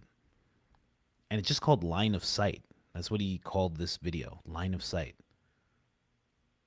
And he put it out, I think he put it out before Valhalla did his thing, before they had their whole thing. Okay, so he's like doing like a breakdown. Here, let me make this bigger. John Bray's funny. John Bray wants zero recognition. He just puts out silent videos. It's only like 3 minutes. There's no like, guys, you gotta check this out. There's none of that. He just puts it out and just leaves it. I like the way he does things. Okay, so he's just zooming in here. Right? And he's just showing the line of sight. So I think he's just moving towards what Corby was showing us or telling us yesterday. Shout out to Corby as well. I mean, he was literally one of the first people to be like, this line of sight doesn't work at all. Not even a little bit. So shout out to the crystal clear 4K footage as well. Thanks, Candace. You know, some people say this is even more zoomed in, right? What Candace is showing us, more zoomed in. Okay, so John, listen, you could at least explain this. I see what he's saying, though. Okay, I can see what you got. Are you guys like picking up what he's putting down? He's like showing this, then he's showing this over here, and he's trying to show you like this is where the line of sight would be. This is where the guy actually is, and then showing he's zoomed in. Is that legit zoom in? Because that's showing a little bit of, I guess, indentation. I guess. I don't know 100%. I think this is even them marking evidence or something like that. Don't know 100%. Always like to throw a John Bray video in. Gotta respect John Bray. So that's the line of sight. Okay, so I think he came to the same conclusion that Valhalla did and that Corby did. Oh, okay. Someone said that's a separate photo. Yeah, but it's like built to like look like a zoom. And then he's showing this shooter's location. So he's showing that this guy here can't possibly be where this guy is here. That's what he's showing. I'm pretty sure. I mean, this is what you have to do when someone doesn't put words in their videos. You know? I respect the person that doesn't put music in their videos. I mean, it's a whole other level when you don't even put words.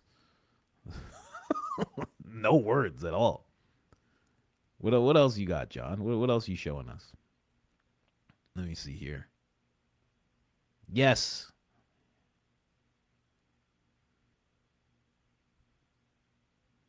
Okay, and then he's showing that. Okay.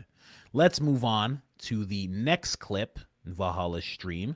1 hour, 39 minutes, 43 seconds, where I guess they actually get Matt, or they actually get a trigger, and then they go over what they feel like they discovered. Let's see that. And we got Matt in the chat. Matt from Trigger Smart in the chat. I literally text Matt and the boys before I came on, and I said, guys, will you please come on and watch the live and look at what I'm presenting and let me know Can you call him if real this makes quick sense on or the not, phone? because we hadn't got that far. Can you call him real quick on the phone? Bring him on the phone real probably. quick. I think Matt's in here. Yeah, I'll call him. Yeah. If he's in the chat, let's bring him on real quick. Oh, he's right there. Oh, Matt, why don't we just bring Matt in here? Matt. People always talk about I've heard a bunch of people talk about Valhalla being being like a fiddler player. I mean, that he swings for the other team. I mean, would be the most terrifying gay guy in the world. If some dude was an ex-Green Beret and he also wanted to blow my back out, what could I even do? I'm happy it's not actually true. I know it's not. Bunch of people are saying it all the time. Do you know how crazy that would be? You gotta be like, listen, a lot of people are saying that. They say that in the chats. I've seen videos about it and everything. That would be terrifying. Oh no. The guy knows how to work in stealth mode.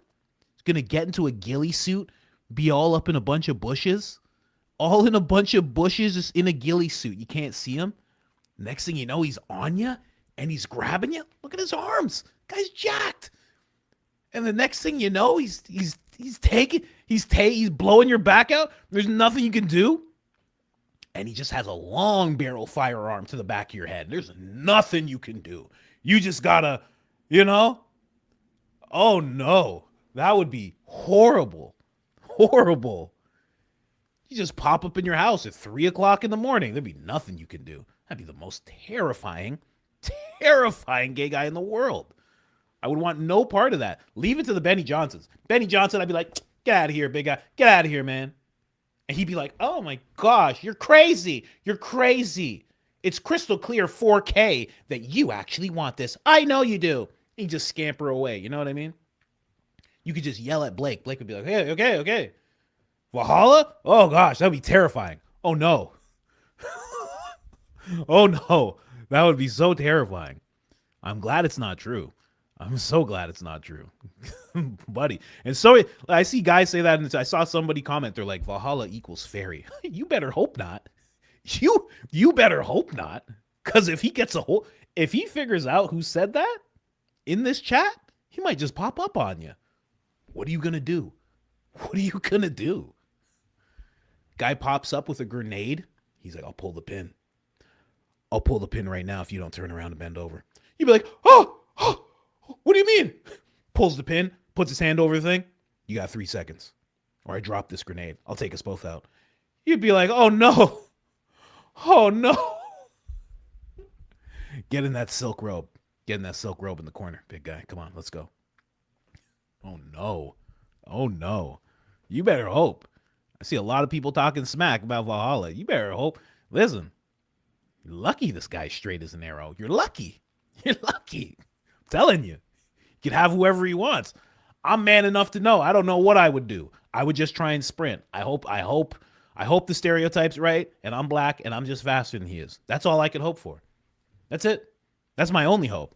I'll just sprint. Anyway.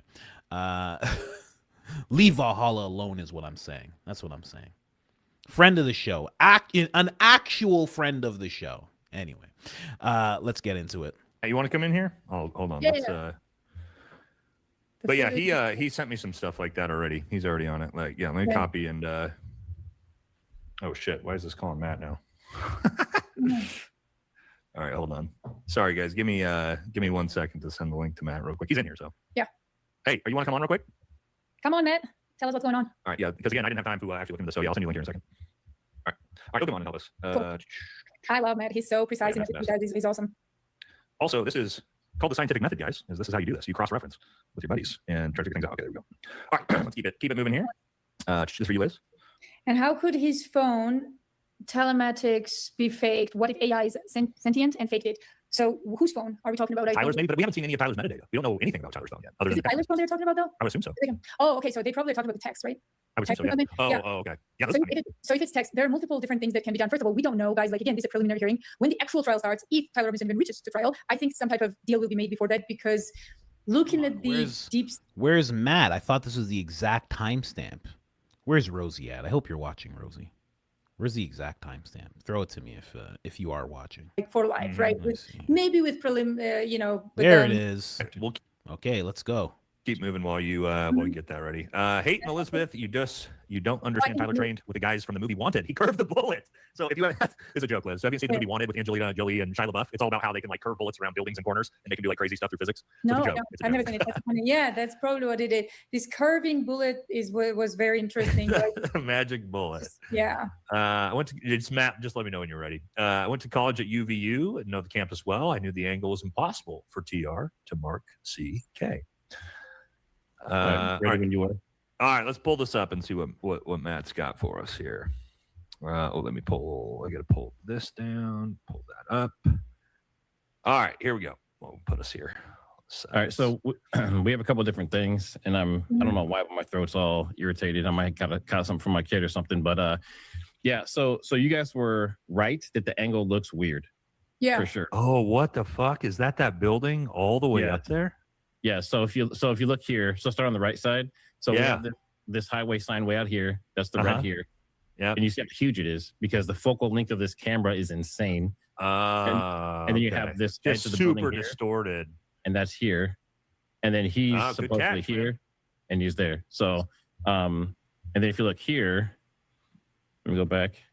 So this is basically where he's at. So he has line of sight right from there, and same person there. And people are saying he's not close enough to the edge, but the barrel's going to be further out than he is.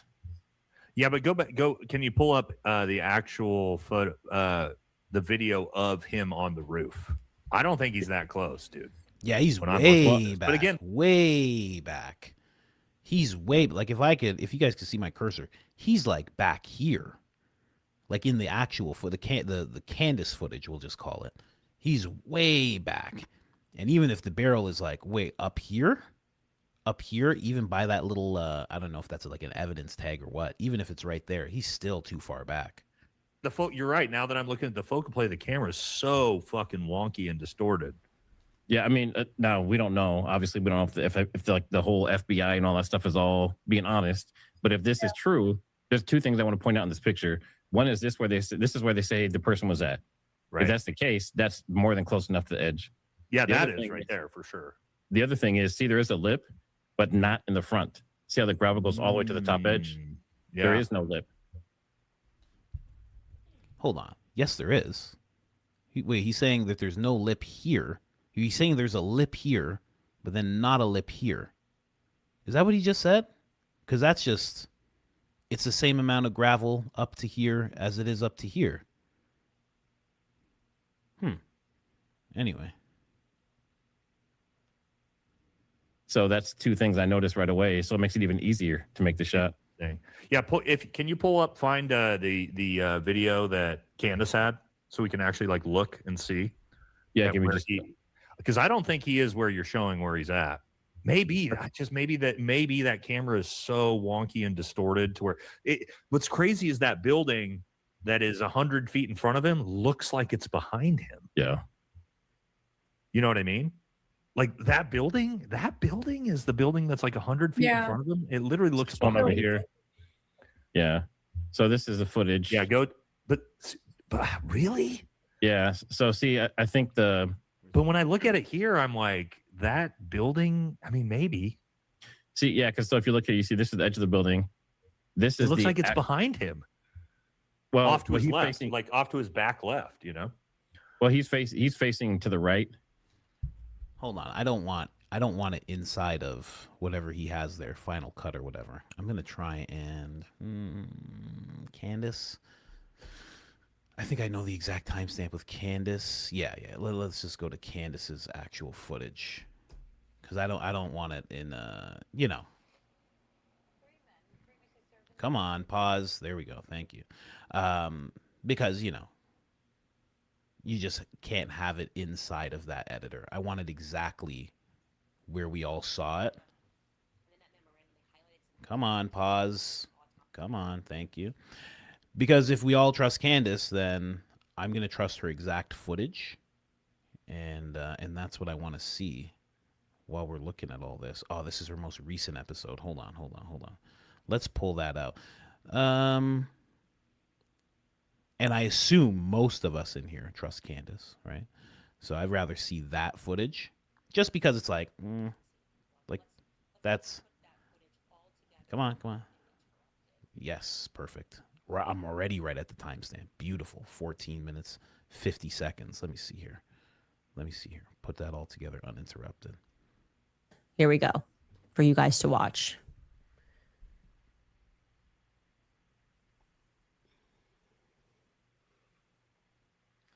I just want to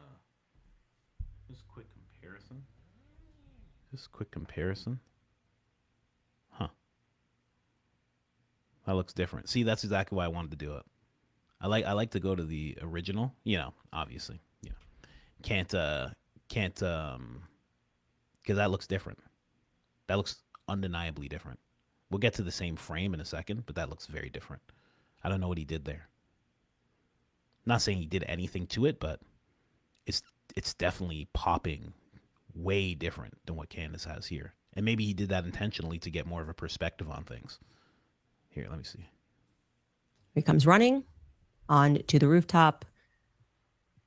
What we know definitively is he gets down into what is known as a lateral military crawl. He begins that crawl over to the right first, and then to the left, we see a quick flash. We are not sure what that flash is.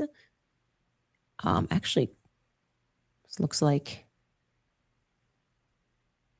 I'm not going to read into it. Are we just about at the same angle here? Or at the same frame, I should say? Are we right at the same frame? Looks like we are. Let me just... Okay, I think we're right at the same frame. Let me see here. So we have that. That's his. That's hers. His is just popping more. He probably just put like some kind of contrast on it or something like that. There's like little things you can do like color-wise just to make things pop pop. I'm not saying like he edited his stuff, but like he did something to make it pop more. And I suspect it's for more perspective. This is the editor part of me, guys. This is the boring part of me. The editor part where I have to look at things very close. Okay. Yeah, that shadow, the shadow also, sorry, somebody said that building also has a shadow. Yeah. Yeah. Let me see. Yeah, that's about the same frame. So, at that point, what does it look like? I think Trigger's on point. I think so. It just looked very different, and I was right. Yeah, someone said saturation and color. Yeah, definitely the saturation and color is way different. But also, that's why I like looking at original things, because I don't want to see your take on the saturation and color, so it conveys whatever you're trying to convey. I like to just see the original of it. Okay. But let's see what he has to say also. Come on. You know. Yeah. So this is off to his left, and so is that building, which is how it is. And then he's facing off to the right, shooting that way, and here's the edge of Losi. So it looks like I think you're right. It's just the camera is so distorted and wonky. Yeah, it's a super long or super short focal length, so it's super wide and distorted. But there seems like there's still so much distance between. Oh, but maybe that's the roof of another building that we're looking at. This right here. Yeah, someone just said he's not on point if he's claiming the roof doesn't have a lip. Yeah, there's still a lip there. There's still a lip there. Very clearly a lip. And also, it would be odd for a building. I mean, think about this for a building, right? Think about a building and just think about that center. Like, think about the guy who caught the guy on the roof that Candace interviewed. He was filming it up from there. So there's clearly a lip there. And then the building would go like this and not have a lip there. That's weird. That would be like that building's made for a sniper. Like, can you make the lip go down in case we need a sniper up there? Just in case. I don't know. Just might need a sniper. This is UVU, baby. You never know. I don't know. That's how they built it years ago. Can we get a sniper accessible lip, downward lip on that building, just on that part towards the courtyard? In case we have to take out one of the students. I don't know. Just, we try to keep it accessible for everybody. All people. We want to put ramps in, and we also want to put anti-lips there for snipers. So I don't know. I think it would have a lip. And I think it does.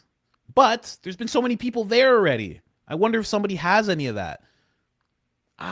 Brandy and Billy. I wonder if because they weren't allowed on the roof. They tried to get to the roof, and it's actually fenced off. You can't go. It's like they put a big fence instead of a little guardrail, so you can't get in there. And I think there's a camera. It says no trespassing, so you can't get there. So I guess they couldn't get to it. I wonder if Gary has footage, because Gary was there early before they put that up. I think. I wonder. I would have to look back into Gary's catalog to find out. Yeah, someone said too steep for the Secret Service. Yeah, definitely. Way too steep for the Secret Service. I say fold forward. You can say throw forward, but that's definitely something being flung forward, getting into position. And here we wait for what we expect to be some sort of a kickback.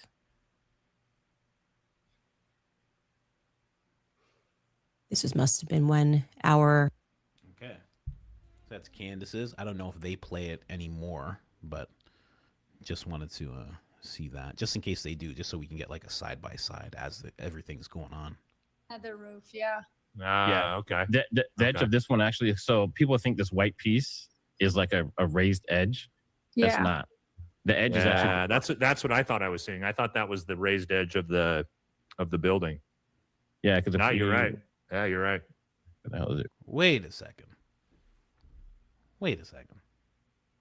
Hold on. I can't remember where, because they were just Okay. It's another part where he's talking about the lip. Okay, I have to really get specific with the timestamps here so I can jump back and forth. They're at 147:23. Hold on, 147:23. So that's where I'll jump back to it there. But then there's a certain part where he's talking about the lip. Is that it? Maybe this is it. Yeah, right there. That doesn't seem flat to me. Here, let me zoom in here. That doesn't seem flat. But he's saying that part over there, that's a lip. This part over there is not a lip. I don't know about that. I'm glad we're allowed to do this. Imagine being a part of the official narrative crowd. Me and Matt would have to go into some kind of evil and demonic back and forth on X. I'd have to quote a Bible verse about how people don't like him in the Bible. It would be so rough. It's great on the other side how we're allowed to do this type of thing. Full searchable transcript. Let me see. Give me the exact part where he talks about the lip. Period. I think I'm like a few seconds off. Sorry, I'm just talking to Rosie there. Rosie.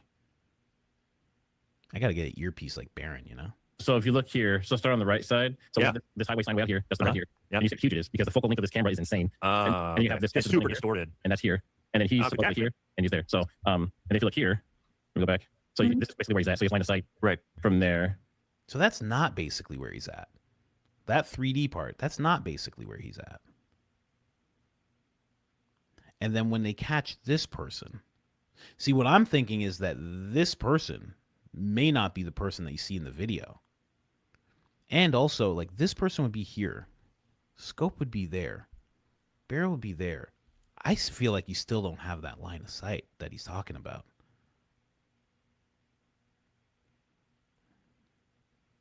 And same person there. And people are saying he's not close enough to the edge. But the barrel's going to be further out than he is. Yeah, but can you pull up the... Someone said Diligent Denizen was there and he has footage. Let me know where that footage is. If it's on X, tag me in it and we'll pull it up. The actual photo, the video of him on the roof. I don't think he's that close, dude, when I'm looking at this. But again, you're right. Now that I'm looking at the focal play of the camera is so fucking wonky and distorted. Yeah, I mean, now we don't know. Obviously, we don't know if like the whole FBI and all that stuff is all being honest. But if this is true, there's two things I want to point out in this picture. One is this is where they say the person was at. Right. If that's the case, that's more than close enough to the edge. Yeah, that is right there for sure.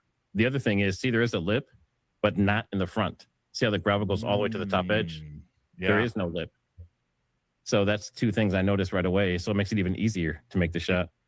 Yeah, can you find the video that Candace had so we can actually like look and see? Yeah, interesting. Very, very interesting. Okay. I like that. Thank you so much. Period. I think we got everything from this clip. Pretty sure.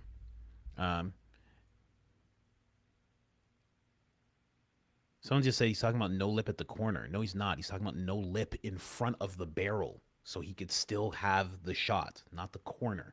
He's saying there's a lip here and there's no lip here, so the guy could still make the shot, even if he was back a little ways, just a little ways, not as much as we were thinking, but a little ways. Someone says I see a lip. Yeah, I was kind of seeing a lip there too. That's what I was thinking. Because it just makes sense. Actually, you know what, Rosie? That was actually a perfect timestamp because now I can go right back to it. What'd you say? 1 hour, 45 minutes, 32 seconds. Beautiful. Okay. Shout out to Rosie, ladies and gentlemen. To me, it just makes sense that if... Now, you can see the gravel go low here. The gravel goes very low here. So much so that you can kind of see it shadowing. Not as low here. It goes a little more up here. Lower here at the corner. Then it goes a little bit more up here, right? Then it goes lower here. I would think that was a lip. Now, this is the only part that none of us are going to actually be able to know for sure. Unless you can take the 3D modeling map and actually get to that point and see if that's how the building works, if they would even show it in that much detail. But that, to me, right there, that looks like a lip. That wouldn't make...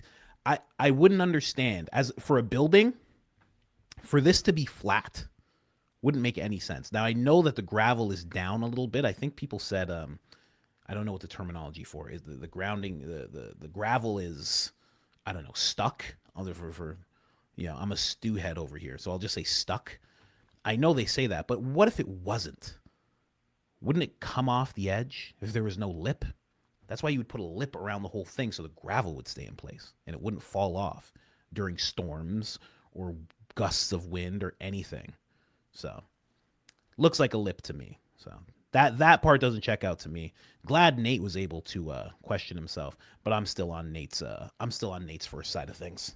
I think he hit it pretty well on the head, because the only place where that falls apart, what Matt is saying, is the lip part. Saying it's like, well, he could be right there and there's no lip and he'd still have the shot. Nah, I don't think so. I think that's where that theory falls apart. And just so you know, I'm not going to debate because they're gay.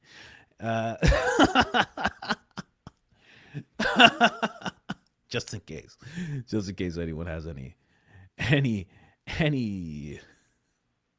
don't want to get too derogatory. I was going to say fruity ideas. And I still said it.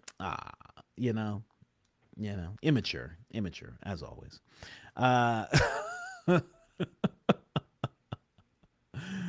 Oh man. So someone just said that my lip is quivering. I was just about to make a quivering lip joke. I thought of Mikey McCoy and the lip. I was just about to make a quivering lip joke. That's so funny that you did that. I love you guys. You guys are the best. You guys are the best, hands down.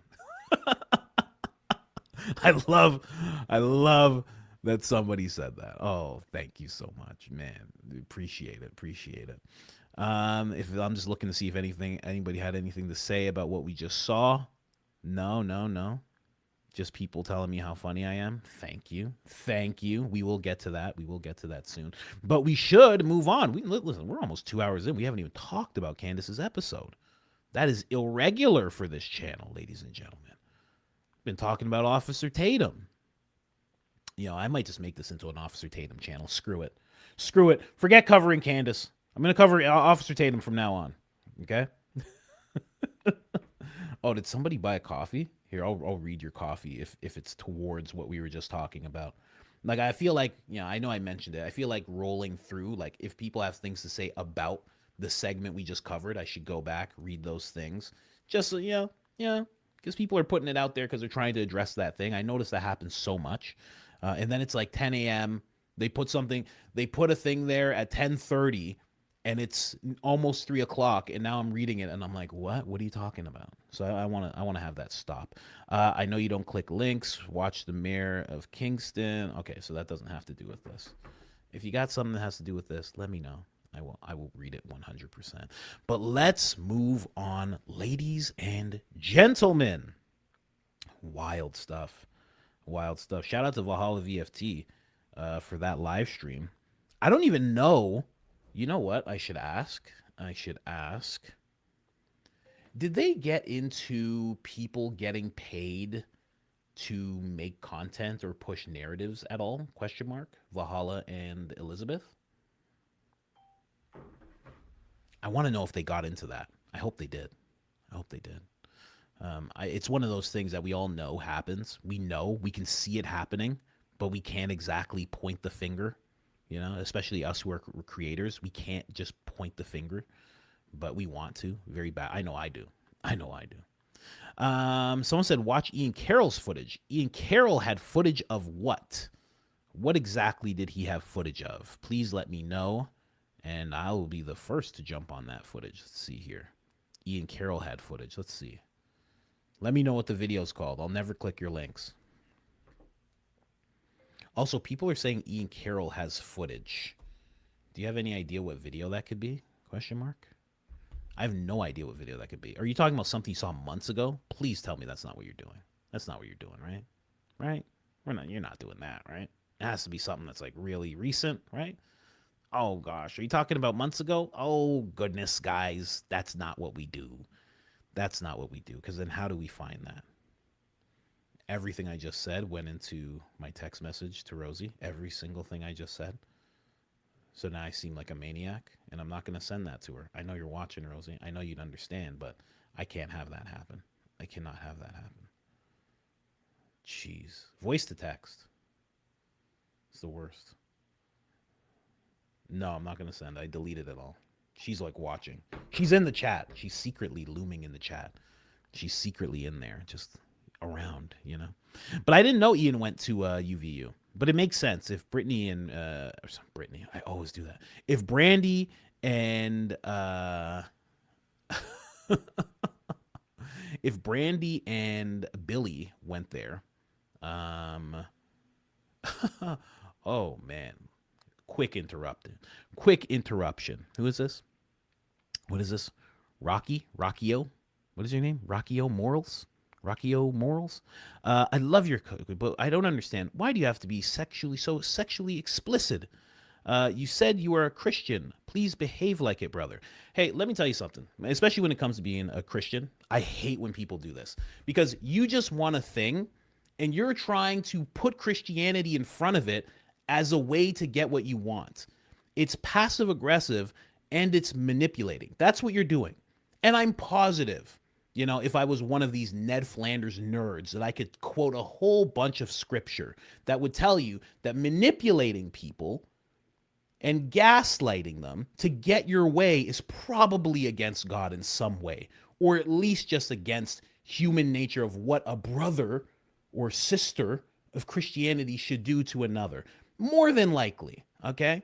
More than likely, I can tell you. I despise when people do this type of stuff.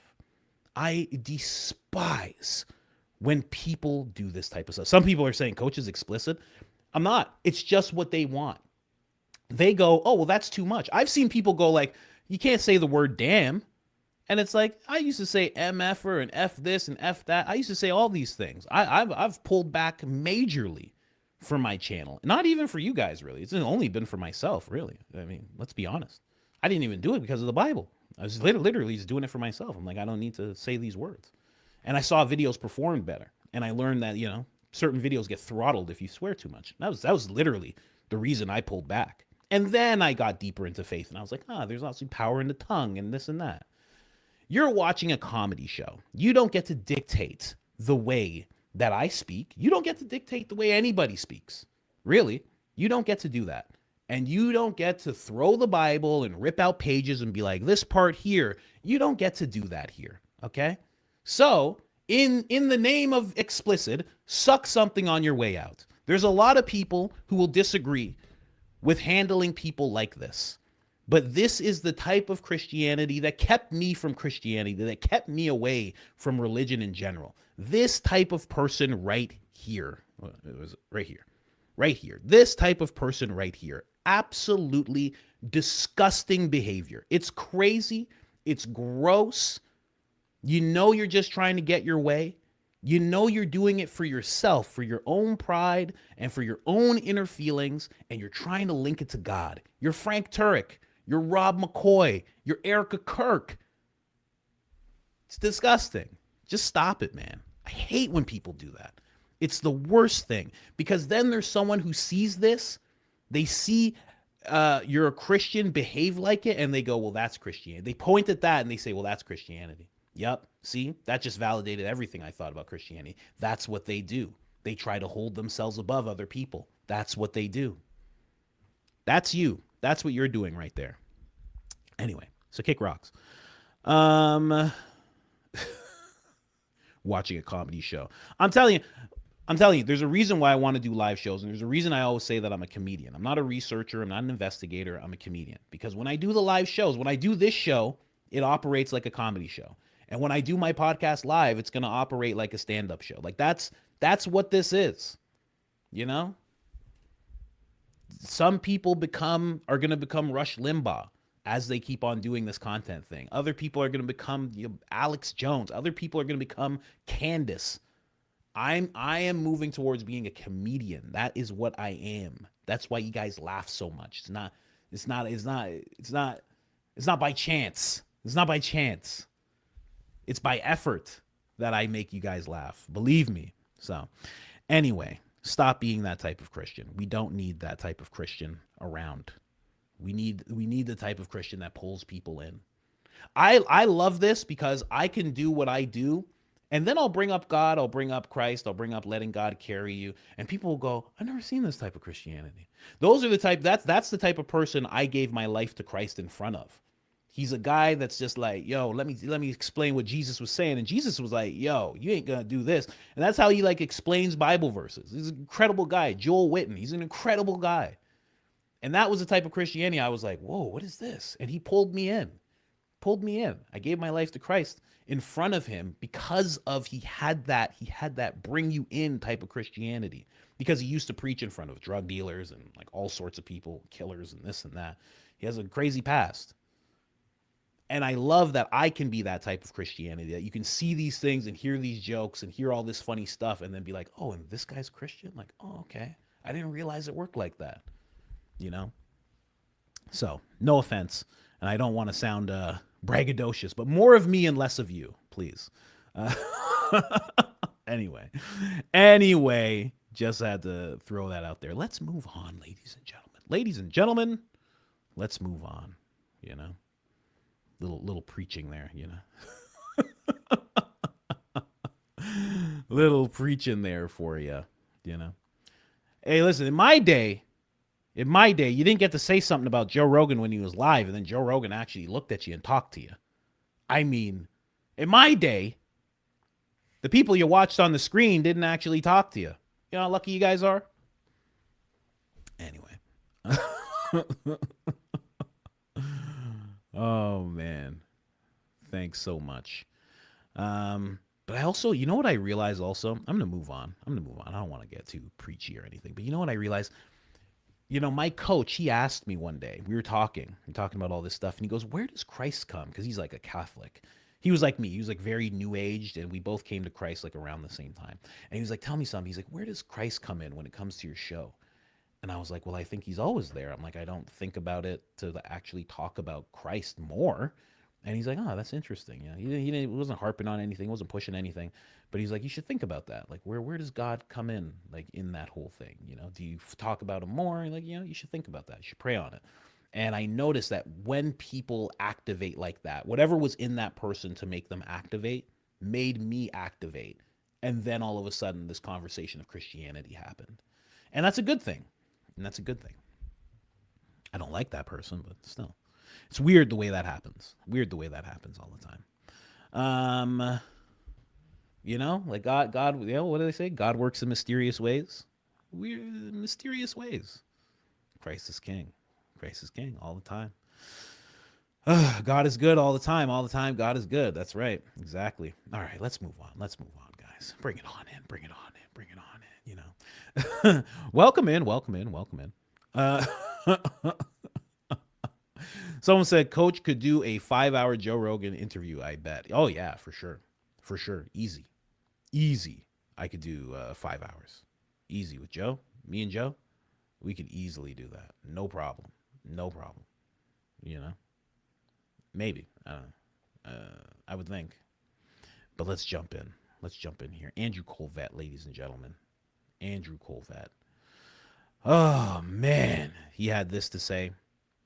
He reposted Crowder. I'm not exactly into, you know, playing Crowder stuff. I never really do. Don't have a big problem with him, but he's from Quebec. And if you know about people from Quebec, oh man, oh gosh, you know, they're all actually exactly like him. In case you're wondering, they're just like him. They're like him and Viva. Him and Viva are both from Quebec. Isn't that interesting? I'm telling you, it makes the type of person. So Andrew's like, guys, it was a super special military crawl. Still can't stop laughing when I think about the depths of the restartation it took to deliver that line with a straight face. Absolutely amazing. And this is because Crowder is making fun of Candace. He's making fun of her and the footage that she released. And it's pretty wild. So somebody said, can I get a question? Can I ask a question?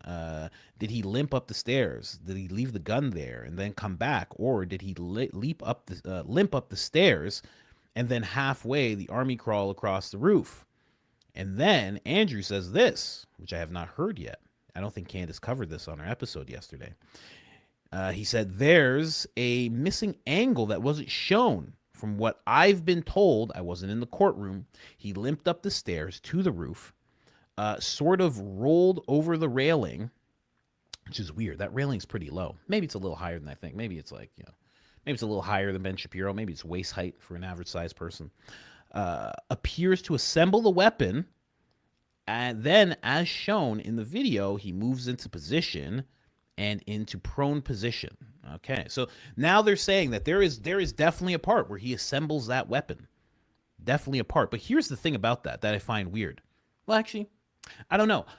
Where does Bagel, Officer Bagel, where does he say he found the screwdriver? Because if he's saying he rolled over the railing, from the railing all the way to where he set up to take the alleged shot, there's a little bit of space there. Where did he drop the screwdriver? Where did that guy find the screwdriver?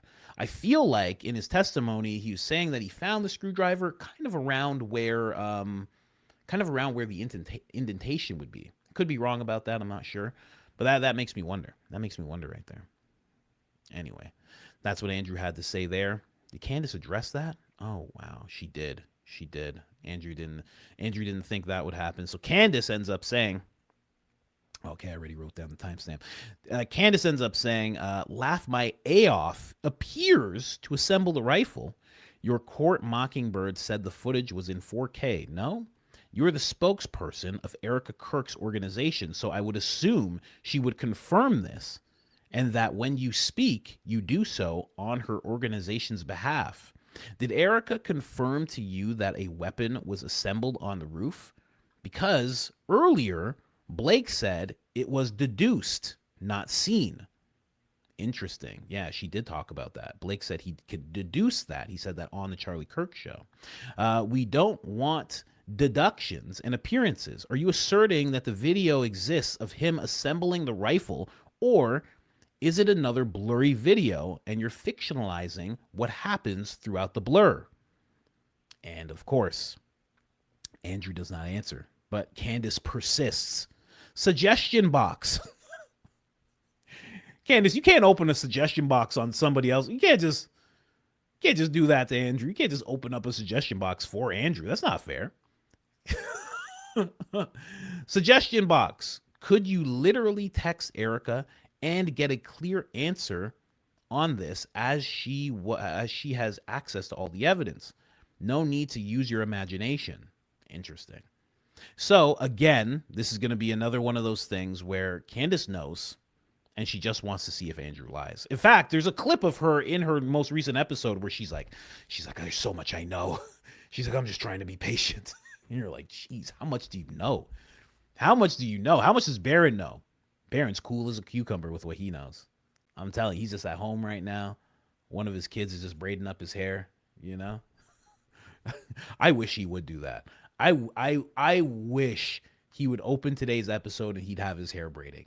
You have no idea how happy I would be. I'd pay. If he's listening, I'll pay. Go get your hair braided right now before you go live. I will pay an exorbitant amount of whatever you want. Name your price. I will pay. Go get your hair braided. I'll send it. What is it? Venmo, Cash it. I'll send it off. Anybody. Please let Barron know. Let Barron know if he gets his hair braided like that picture. I'm all for it. But he's cool as a cucumber with all the stuff that he knows. Candace is getting a little antsy because it's starting to piss her off as she sees people lie to her. Barron's getting a little annoyed too as they attack him and saying that he's lying about certain things when he's not. So I'm sure they just want to release a whole bunch of information. There's supposed to be more today. Today is Thursday. Am I wrong about that? Today is Thursday. So she did say it's going to be a crazy week. So there is going to be more released today at some point. And then I assume Barron is going to have a whole lot to say about this whole thing. Should be very, very fun. But that is what she said to Andrew. I don't think Andrew's going to answer to this whole thing. I think Andrew, he's just about learned his lesson. I think it's tough for him as well to have to, do what he's doing when it comes to Candace. But I think he's learned his lesson. I don't think he's going to answer this. I could check, I'll check to see. But I think he's just made sure not to answer this. You know, a lot of people, I think it was Vivian Kubrick yesterday, I read a long message from her talking about Andrew and what he's done and the appearance that he gives as the spokesperson of Turning Point. And I hope that hit home for Andrew because he does look that way. And even Candace is bringing it up. Like, you're speaking on behalf of the organization. That's what a lot of people think. Every time he says something, it's what Turning Point thinks, or it's on behalf of Turning Point, or Turning Point endorses what he says. And he never makes any distinction between the two. So, anyway, that is a little bit of Candace versus Andrew. I always like to bring that segment up. It happens so often that we literally had to make it a segment that usually happens at the beginning of the show. But now it's happening almost 2 hours, almost 2.5 hours in, almost. Anyway, we'll see what takes place. If anything, Andrew's gonna answer her hours from now, or this tends to happen as well. He answers her, but he screenshots what she says, so she's not alerted about what happened, what actually took place. Just checking and see if that happened at all. Oh, we do have Candace saying something. She's responding to Matt Tardio. Okay, I'll make sure to show you guys that. For those of you that don't have X, I mean, it's just like, good on you, because it is just so much stuff, you know. Somebody comparing Tyler Robinson on the roof to Bigfoot. I mean, that's disrespectful to Bigfoot, really disrespectful. Let me see here. Andrew Wilson's still sad. Lot of weird stuff going on. Okay. Lil Wayne, for some reason, looks like one of those things from Men in Black, one of those aliens. Anyway, all right. I'll pull that stuff up as we go. But let's move on, guys. Let's move on. Candace Owens. We are actually, someone said can't do X. I know. Hey, listen, I understand 1000%. If I did not do this, I would not be on X. I don't know if I'd have any social media, quite honestly. I'd have one of those accounts that has 0 followers and no picture, and that's just how it would be for me, 100%. Anyway, let's get into the breakdown, guys. Jeez, Officer Tatum, Valhalla, all you guys threw me off. They threw me off big time, guys. Let's get into this whole thing. Let's start right at the top with what I found the most interesting about this episode. Let's go. That those parts I am asserting as fact. Are we to believe he's just been kept above ground this whole time? Or that he was cremated? It makes sense that he was cremated. If you were shopping for a mock burial, there'd be no reason, like I said, to move him from one place to the other. And you guys were not shy about Charlie's body. You are being shy because you're hiding something. You guys have just been lying about a lot. I know too much right now. And we're trying to figure out, obviously, as always, when to present certain things. And sometimes I do want to get ahead of myself. But I am sickened by Turning Point USA. I want to put that on record. I am sickened by them, and the truth is going to come out about everything. So, yeah, I know vengeance does not belong to me, but truth belongs to everybody, and everybody can see what this is and feel what this is, and nobody is being convinced by Andrew Colbett's, late night tweeting mispronounced words, or Blake Neff trying to explain to us that the evidence, what we see with our own eyes, should not be trusted, but we should believe people inside of the courtroom whose own eyes told them something that has never been shared publicly. It doesn't make sense that they would say these things. With a screwdriver, what are you talking about? Where is that in the evidence? It doesn't exist. Officer Bagley, it went off. I don't know what happened to my body cam footage right when I found the screwdriver that Blake's obviously referring to. If there's some more footage around the corner or something, it is unbearable waiting. I have to say that it is something that I have to do, and I am continually practicing this exercise of patience, and I've done a good job. But man, the stuff that I know right now, it burns me. It is positively burning me. It's why, we have been running late, because we're debating of when to drop things, but they're making the mistakes right now, and we have to allow them to continue to make these mistakes. Anyway, yesterday, as I mentioned to you, I think at the top I said prosecution, then defense. It was, in fact, my producer corrected, the prosecution that filed the memo. Man, I wonder what else she knows. I found just right at the top. That wasn't. I usually do what I think about an episode of Breakdown in sequence. That was like at the end when she said that, and I was like, bring that to the front. Bring that to the front of the class immediately. I would love to know what it is that she knows. I would love to understand what it is that she knows, because she's saying I'm sickened by Turning Point. It's like, it makes you wonder. Are there any tweets? Or sorry, I shouldn't say tweets. Are there any texts? And of course, this is just me, wondering. Are there any texts where Candace is being told something by Charlie about the financial situation at Turning Point? It really makes you wonder. I wonder if there's anything that she told him that's making her go, I know these people are lying. I know for a fact. I wonder. I really, really wonder that. I'm kind of leaning towards yes. I mean, people have been saying it for a while. I mean, more people than me, people who aren't, quote unquote creators. They've been saying for a while, people think she's the kill switch, that she was told everything. And Charlie made sure to do that before before whatever happened. And that she now has all this information. And this is why she's going about it this way. Because if she just blurted everything out as soon as it happened, they just would have made her look crazy. They would have pushed to bankrupt her. They could have just, sued her from all sides. They would have made her look nuts. And then, she would have just died mysteriously. I think. Someone said, I pray so. Me too. I really hope that that's the case. I really hope. Anyway, let's jump in here to the next clip. Candace Owens, ladies and gentlemen, let's go. Blake Neff was also angry that Alex Jones tweeted and said, we're done with this narrative. The Losey Center rooftop narrative effectively is just been obliterated. And Blake Neff responded to him and said, there are a lot of errors and distortions in this post, Alex. First of all, saying that this footage is, quote, is what, quote, the court will not let the public see, leaves out that it is the defense that demanded that it be kept from the public on the grounds that it would prejudice Tyler. Prosecutors repeatedly fought to conceal nothing during the preliminary hearing. He's misrepresenting that. The rifle is not pulled from his pants in this video because there is another rooftop video from another angle that captures that moment. That's where I want to pause. And then he says, and once the rifle is pulled out, he obviously is not going to limp. He would obviously not limp, okay? This is new. I've never heard this. I've never heard anybody make the claim that there's another angle of a video where we can see him pull the rifle out of his pants. Blake Neff is making that claim, and I just want to put a pin on that, okay? He says, Candace has not released that one.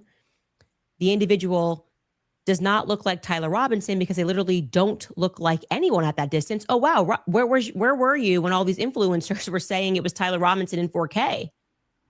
Now all of a sudden you're taking our position and we don't know who that is. That could be literally anybody. He continues, it's the other footage taken from the campus that supports him being there. We have close-up footage of the person who looks enough like Tyler that his own parents identified him as such. There's zero proof his parents did that. You know what makes me pause in this whole thing is why, if you've been watching this stream the whole time and think back to the Officer Tatum part, why doesn't he get that specific when he's talking about this? How is Blake more specific? Blake, who wasn't there, I'm pretty sure Blake wasn't there, right? Officer Tatum was there. He was in the courtroom. Why isn't he getting this specific about the footage? Blake is like breaking it down like he has seen it frame by frame. Very weird that that's happening. Why didn't Officer Tatum get that specific? Why didn't Jack? Why didn't Benny? Benny got more specific about the way Tyler looked, the way his skin looked, than actually what went down. It's weird. Anyway. We never saw that. That's Blake just narrating. For instance, the footage that also captured a match of Tyler's car arriving on campus, those plates were blurry, the car was blurry. Again, that is Blake making assumptions. Blake's allowed to make assumptions, but we can't. He said recoil from a prone firing position can easily be minimal, but in any case, we know a gun was fired from the spot because a bullet coming from that direction was what killed Charlie, as confirmed in the medical examiner's report. Please do not keep indulging this, Alex. It is amazing. Turning Point is just so quick to want to shut down any sort of an inquisition into. You know what I really notice about the end of that? Actually, I think I have that tweet pulled up. Where is that tweet? I had that tweet pulled up. Yeah, that tweet. It's like at the end, it's almost like he's giving Alex an order. Please do not keep indulging in this. It's like it's an order. It's like he's HR and he's like letting him know, like, you can't keep doing this. It's very weird. Very, very weird. I wonder what that's about. I mean, I know Alex said he was working with them, talking Balix. Sorry. Jeez. Getting too comfortable. I know he said he himself said he was working and talking with Turning Point for months, but back when he was attacking Candace. I wonder what's going on there, because that definitely sounds like an order. Anyway, let's go back. What happened on that day. And I think there's a reason for that, Blake, particularly a reason why you are always so fired up when people start to notice these holes in the narrative. There's a reason why you and Andrew Colvett are always so fired up. Anyway, today on the Beavis and Butthead show, they further explained this logic, and here's what they had to say. Oh, that's why someone made the Beavis and Butthead thing. Oh, I was wondering. I'm like, this is a great concept. I didn't catch that she said that. That's why that person made that image. Well, I'm telling you, go through with it. Make that show. You can hire me. I will voice every single character. No problem. You know how many voices I got? I got so many. Don't even worry about it. Whoever that is, you made it. Make it animated. I'll voice everybody. Every single person. I'll make it a passion project. I got no problem with that. Well, and so just a quick note on that. I did check with people inside the courtroom that day, and they're saying that this clip that was shown, and we're about to show it in just a sec, doesn't include I believe a different angle is what I'm led to believe. At least, again, I didn't see it, but there is a portion where you can see him kind of roll over the railing, assemble the weapon. It's a little obscured by the railing, but that's what apparently is happening. I was asking about that, Andrew, and that they have basically two angles. Guy goes over railing, and you see him doing something. As you said, it's obscured by the railing, but you can see he's taking some kind of action, which we can deduce is likely pulling the rifle out of his pant leg, making it ready to go. And then there's like a brief blind spot after that. And then it's the video we see the guy running across the roof, taking a prone position. And at the exact moment where we know the shooting occurred, second later, gets up, runs away. And okay, so now we have some separation. So they're saying we didn't see the footage, but you can trust that people who were in the courtroom and saw the footage, the same ones who lied to you, and we didn't clock them on those lies. We platformed them as they said that it was in 4K and it was Tyler Robinson. You can trust that they said there's another angle. And in that angle, you can kind of deduce. I didn't know we were allowed to do this. Think. You guys tell us if you don't have the evidence in 4K, how dare you speculate? But apparently they can deduce that in this footage that they don't know, but someone in the courtroom told them does exist. You can see him deduce that he puts together the gun and takes it out of his pants. That doesn't sound too specific. I feel like if I had deduced on my show, you guys would be pretty angry. You'd be like, did you dream it, Candace? Did you dream it? Did you astral project, as Andrew tweeted? We present.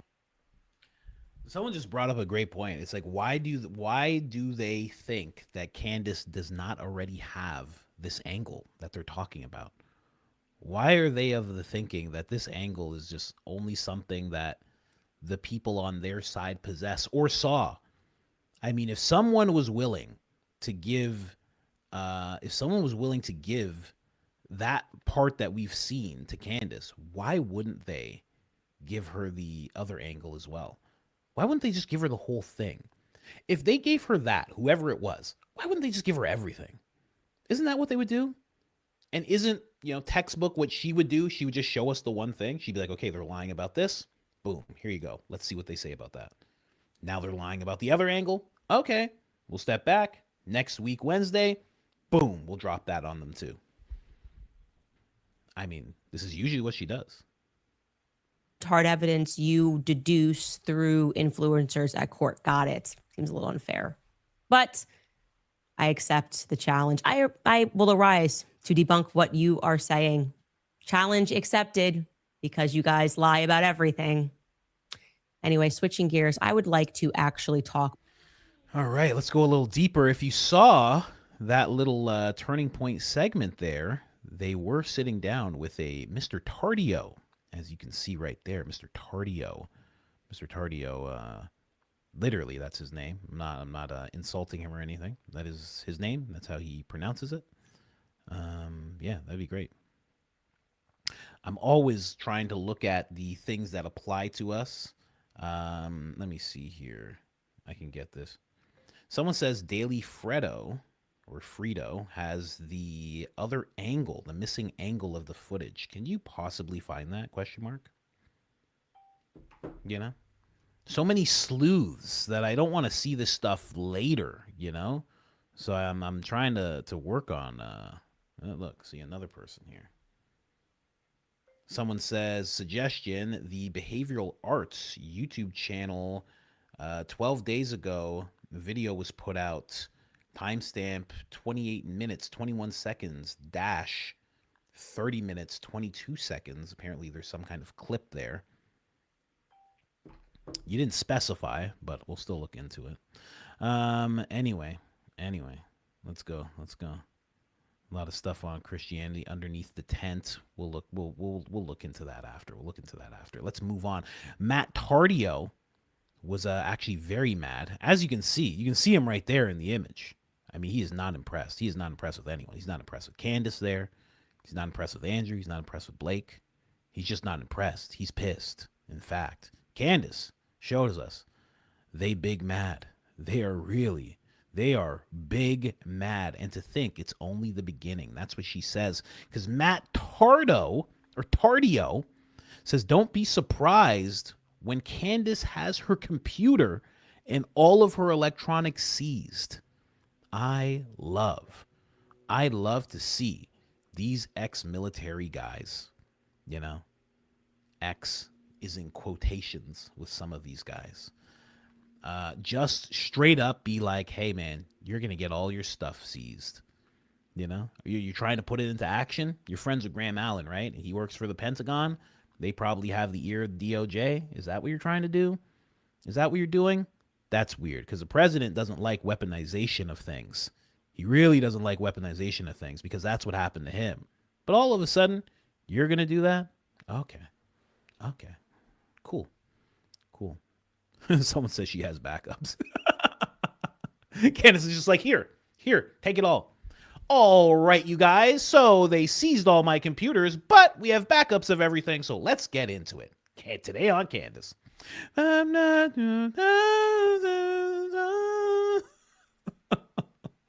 So cross-eyed, honey-dipped Kash Patel came and seized all my computers today and all my hard drives. But little did they know. Could you imagine? Oh my gosh. So yeah, they're getting into it. Actually, let me jump over to the other Tardio stuff. Yeah, because there's more Tardio, right? And again, yeah, I'm saying Tardio, but I'm not saying it as an insult. That's his name. He is a Tardio, right? I guess that's an Italian name. That's a crazy Italian name. If it is, it must be Italian. Anyway, let's go. Let's go through the other things that he had to say while he was on the Beavis and Butthead show. Is that what we'll call it from now on? I have no problem calling it that.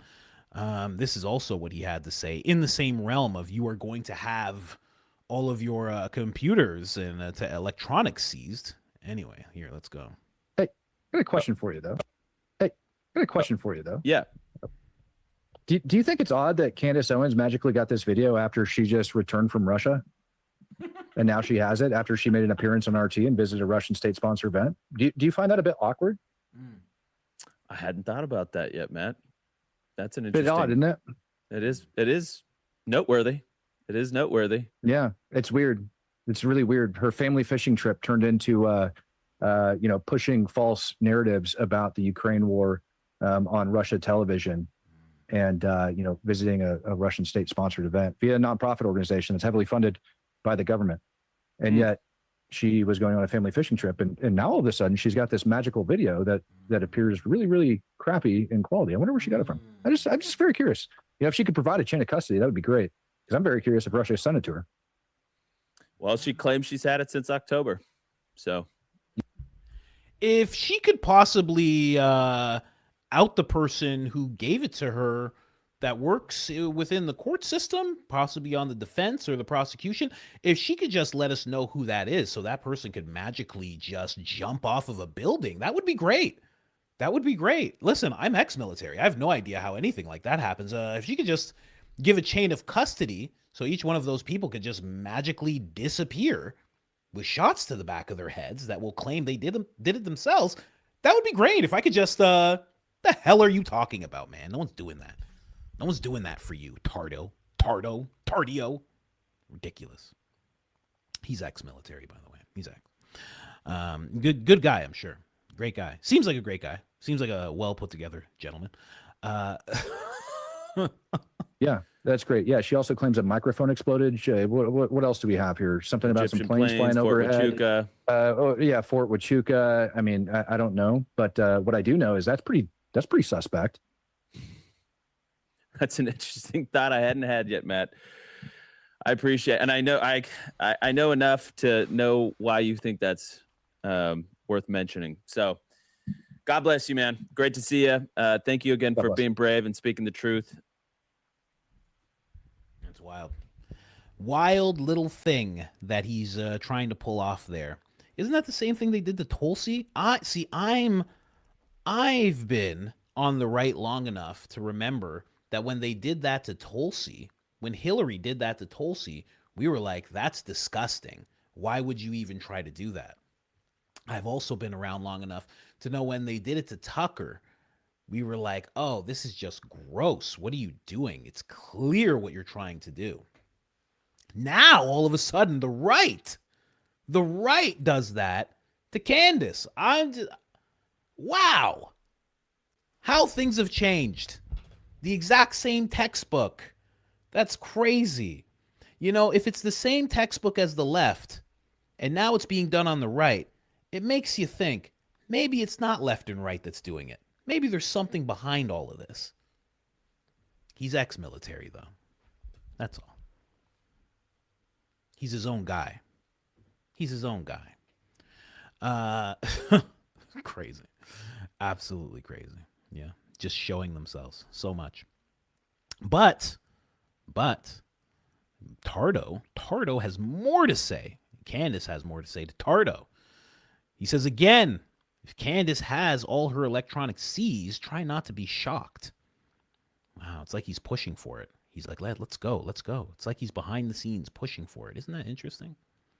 Candace actually bites back. She says, if I have all my electronics seized, try not to be shocked when every piece of footage and every piece of footage and evidence hits the internet immediately anyway. Wow. When an investigation is truly decentralized, there is no nucleus that can be captured. Whoa. Wow. She just said that. So I didn't have that queued up. I have not seen this before. That's wild that she just said that. She's like, you know what a kill switch is, Tardo? Huh? You tard? Do you know what that is? Wow. Try not to be shocked if every piece of footage and evidence hits the internet immediately. Ooh. I wonder what that means. Yeah, that's big boy. This is like big boy political talk for like, you better back off. That's like I'll pull the pin. You want me to pull it? You want to pull it? I'll pull it. You want to pull it? Pull it. Let's go. That's what that is. Wow. Going back and forth with a Tard here. See if Tard had anything to say. John Mappin just says the vault. Then he tags. Who'd he tag? Oh, he tagged Milo. That would be the person to give it to. He's a pull the grenade. He's a pull the pin kind of guy. He's definitely a pull the pin type of guy. Ooh, Eric. Sorry, not Eric. Blake had something to say here about that after Candace said that. He says, so You're sitting on supposed evidence when even while a criminal trial is going on. Sounds like you either don't care about finding the truth, quote unquote, as much as you care about extending your grift that you know your evidence is all bogus anyway. It's so weird. You're supposed to say it's not evidence. You're not supposed to say the evidence is bogus. It doesn't make any sense. You're supposed to say it's not evidence. It's nothing. That's what you're supposed to say. Or who are we kidding? Both. Wow. Wow. They're getting upset. Who else? Did anybody else answer? No, nobody else answered. Okay. Interesting that Blake answered. Blake saw that. That Tardo guy's working so closely with those dudes. I just wanted to see if Candace answered Blake there, but she didn't. Might get an answer today for sure, I think, because this is just happening now, you know? And she doesn't take kindly to threats. She doesn't back down from threats. She, like, leans into threats. So there's another thing that this Tard character had to say. Heaven forbid that I point out Candace having ties to the Russian government. She is not America first. And that was because he posted this, just asking questions, you know, trying to frame her as some kind of Russian plant. And Candace says back, guys, I love Russia. If I ever had ties to their government, I would just say so. I really don't. But it's so important to me that you know that if I did, you wouldn't be able to publicly shame me over it. I just tell everyone. Beautiful country and people. Your Philadelphian ball tactics of secrets, shame, and blackmail have no power here. I feel that so deeply, you have no idea. I feel that so deeply. I think about that all the time. That if anybody had any type of weird thing about me or anything, I would just be like, tell them, I don't care. You go do it. I don't know, make a thumbnail. Bye. Go. There'd be nothing they could do to be like, listen, this will come out if I'd be like, I don't care. Go do it. Do it. Because it would be so much better than lying and having to keep up that lie, you know? Like I'm not saying Joe Scarborough's lying. I'm not saying he did anything. I think he's an innocent man. He did nothing wrong. But when that intern was found under his desk, not alive, I mean, and he had to retire from Congress. He had to step down from Congress. And then he went into mainstream media and started just pushing FedSlop before it was even called FedSlop. That's wild. That's a wild existence to have. Again, he's completely innocent. He didn't do anything wrong. But I mean, wow. It would be so much easier to just explain yourself to your audience and just be like, listen, this thing came out. This is what happened. You know, I wasn't good. They said if I kept quiet that they would keep it quiet. And I was just like, listen, I'm not going to keep quiet. So I told them to release it. And this is what happened and blah, blah, blah. And that'd be it. It'd be a way better way to deal with it. So Candace just saying, I would just tell everybody. That's exactly where I'm at. I'd be like, I'm telling everybody, you know?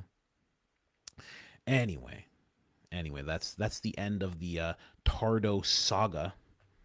Candace, we'll call this segment Candace being threatened.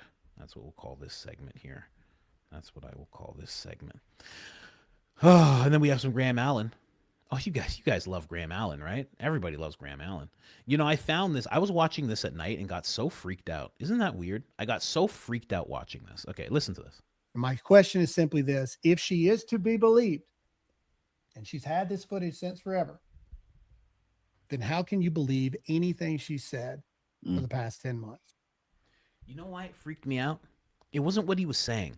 It's because I look at him and he kind of looks like a decent guy. Like, he doesn't look like an evil guy. You know, he's kind of handsome. Look at the guy. He's not bad looking or anything. He has quite a 5 head on him. That's why he's wearing that hat so low. But still, looks like a decent man. Looks like a regular guy. And to know that he actually works for the Pentagon and he actually held that position in digital media, a senior position in digital media, and to know that the job description actually had narrative shaping in it, to just to know all of that and to know that he sits down with Tracy Martin and does all these weird things. And I think he also served, he's like ex-military. And like, this is who they put out there. And he's saying this, and you know that he is fugazi. He's not a truthful person, but it looks like he is. It looks like he is. It's so freaky to me. It really freaked me out last night. I was watching this and I'm like, ugh. I'm like, this is weird. Someone said he's evil. I don't know if it's him, but the feeling, knowing all of that together and then looking at him and being like, wow, there's actually like a person in those eyes. It freaks me out. It's weird, man. It's weird, man. It's really weird. I don't know. I don't know what, I can't even explain it. Someone said he looked like something else. I said he looked like a decent guy. This person said something else completely. I'm not even going to tell people what you said. They can see it in the chat. This is the place that we find ourselves with the online movement right now. There is actual truth tellers versus entertainers for views, clicks, and rage bait. And I argue that Candace is the queen bee of the latter. That's my argument. And I just don't see how anyone can take anything she says seriously anymore. And if I was her audience, I would feel very used and I would feel very conned out of my money. I would feel all of these things. My question. It's wild. It's wild that they're trying to do that, you know? If I was her audience, and then, you know, in my mind, because I read the job description, I had to read everything that someone in the position that he held, because he said the position, I had to read the whole thing. And I was like, this is a freaky position. This is freaky. Like, you're supposed to, you know, you're supposed to specialize in rapid response, and you're supposed to shape narratives. And when people say things that are against the narrative, you're supposed to attack. You're supposed to say things that make them look a certain way. And you're supposed to smear and the things that he's supposed to do. And then you see him doing it. Because I can't say he still holds that position. I don't know. But I know that he has an account on X, and it doesn't say former DOD employee. And the account's not he's not using the account, but it's still there. And then you see him having meetings with Pete Hegseth and all these things. And then you see him attacking Candace, and it's freaky, man. It's freaky. So one of the reasons it's like, yeah, Stu Peters saying, like, pray for Candace. Like, I get that. I get that a lot. I understand. You know, to lighten the mood, though, of course, you know, I like to lighten the mood. There he is. I will send him his check. There he is, ladies and gentlemen. That's what you can expect. Baron Coleman.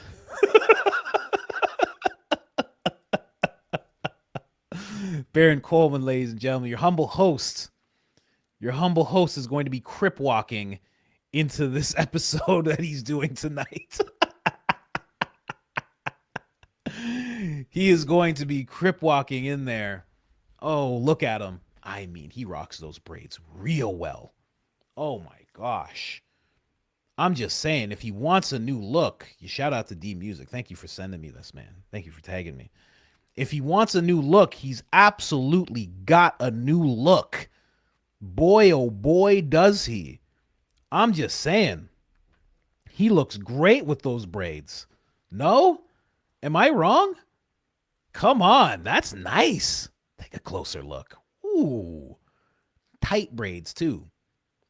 Tight braids. Those are those braids you got. Yeah. Can't scratch those braids. You got tight braids. Nice. Nice. Oh my gosh. Just a bunch of stew heads having fun. Thanks so much, D Anderson. Appreciate you, man. Appreciate you. Thank you for sending me this. I really hope it's real. Hope he really does that, you know?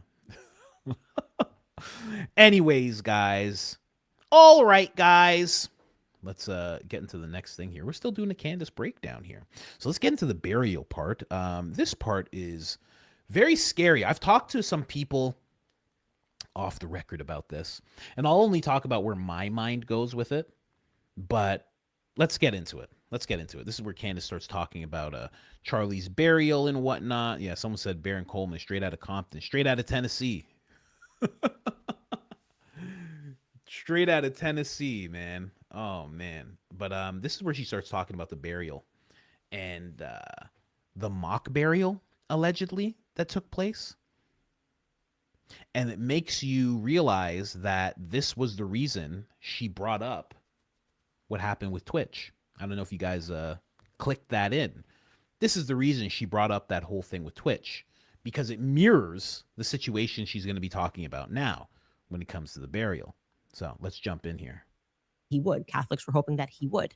It was a conversation that was happening even between me and Charlie, like take the next step, take the next step. And this just set them off. It was something that was a high priority in the immediate. I just have to say really quick, it's a conversation that happened between me and Charlie. Take the next step, take the next step. Well, Charlie was talking about Mass and Catholicism right up until the day he passed away, which tells me that there is conversation, text messages between Candace and Charlie in 2025 that she has yet to release. Just a little Easter egg that I figured out right there. So yeah, let's get in. Aftermath of Charlie's assassination for Turning Point to come out and to clarify. And by clarify, I mean to shut that down. Like, this is not true. Okay. It was high priority, so much so that their spokesperson, Andrew Colvett, joined Alex Clark's show and took down that insinuation. And I want you to take a listen so that you remember what was said. Was he becoming Catholic? No. But he really loved Catholic Mass. He loved the ritual of it. He loved the beauty of old Catholic churches and the stained glass. And him and Erica would go sometimes. Yeah, well, Erica's a cradle Catholic, but she ended up kind of like me. I grew up Catholic and First Communion and went to Catholic high school, but then I ended up becoming a Christian in college through a Protestant church, through a non-denominational kind of more experience. It's actually Presbyterian, and then it was kind of non-denominational. And I think Erica kind of follows that same path. She and I share that. Also, by the way, I just want to draw attention to, she's posted a photo of her and Charlie and the kids in Mass before, and somebody in the comment section said, "Oh, are you guys converting?" And she said, "No, we just like attending sometimes." So she herself had said no. They're making it clear there was no conversion happening. And even though Erica was a cradle Catholic, and they're telling the truth, by the way, we know this. Erica talks about this on podcasts. Erica very much represented herself as non-denominational. She's got tons of pastors. Everyone's saying, "I'm Erica's pastor. I'm Charlie's pastor." But they wanted to shut down the idea that Charlie or Erica was Catholic. And what you should know about that is I am told that Andrew, this was pre-recorded. And throughout this conversation, you can see little cuts because Andrew was texting with Erica throughout this recording to ensure that he was okay with what he was. That she was okay with everything he was saying. Let's move on to the next clip about this whole thing. Also, I'm not going to go back to the clip, but I mean, Andrew looked sassy as all get out. It was wild. Sass monster. Zest monster. Looked like a Zest machine. Looked like a Zest factory. Looked like a Zest distributor in that podcast. Good golly. Anyway, let's go on to the next clip. This is where they start talking about the burial, or Candace starts talking about the burial. Part of my common sense here. I know that's not allowed. But if you had planned to bury Charlie, who was not a Catholic, according to you, in a Catholic cemetery, why would you not just have him immediately transported to a Catholic funeral home rather than having him moved from Hanson? Moving him suggests that something went wrong, okay? I've been around. You don't just opt to move dead bodies between funeral homes. You don't go, "Oh, well, we put it in this funeral home, now we're going to move to another funeral home," especially if you're choosing to bury someone for religious reasons. Are we allowed to have common sense and say that that's like, yeah, no, that doesn't, something occurred? So here's what happened. We received a tip, and this tip has checked out in a major way. And I'm going to be clear here on what is being alleged and what is not alleged, because some parts I am not alleging. I am telling you this is what took place. So regarding Hanson, the person alleged with proof that I deem to be credible, that the reason that Charlie was brought to Hanson and was ultimately moved was because the company refused to take part in a quote unquote mock burial. Okay. A mock burial. So that you understand why I find this information credible. It's because I read through text messages that were sent to this effect from the people that would have knowledge of this. So I'm going to explain what that is, and or rather, what is meant by that term mock burial in this particular scenario, so there's no confusion. It's considered mock because the deceased is not ultimately going to be buried. Okay, so you can request to have a mock burial either before or after a person is cremated, almost as a celebration. We'd like to have this person in a casket, have a celebration, have a funeral, but this casket is not going to be put into the ground. Actually, we're going to cremate him. So I am told that Hansen declined to participate in a mock burial. So Turning Point USA then had to shop around. And ultimately, they landed upon the Catholic Church because of Erica's very strong ties to the priest. You'll recall just the church in general. If you watched our Bride of Charlie series, we went about Erica's from that area, her background, her high school that she went to. But regarding the priest, to jog your memory, Erica is apparently so close to this priest, despite the fact that she's not Catholic or a participating Catholic, whatever it is Andrew was saying there. But that priest who winds up performing that Catholic funeral mass, she's so close to him that rather than bringing... Someone's saying to check my buy me a coffee messages. There's 900 of them. You got to tell me who you are and what you're trying to get me to look at. You can't just tell me to look at them. You got to tell me what your name is, and then I can actually see what's up. Her family members to Utah after she finds out that her husband is shot, after she finds out that her husband is assassinated, rather than flying her family members out there, she coordinated to bring the priest. We then saw him around her, traveling with her at future events. There was that Turning Point event in October, which featured the vice president at Ole Miss on October 29th. The priest was with her. He traveled with her there as well. All of that in retrospect is rather extraordinary because Turning Point still maintains to this day that Charlie was not flirting with Catholicism. This is something that Blake and Neff said the other day. A bishop said otherwise. So I talked to Charlie. But Blake Neff said, nope, never. Die hard evangelical. So why a Catholic funeral mass, if not for the reason that you have a personal relationship with the priest who will grant you a special request that has been refused by others? Not illegal by the... This is wild.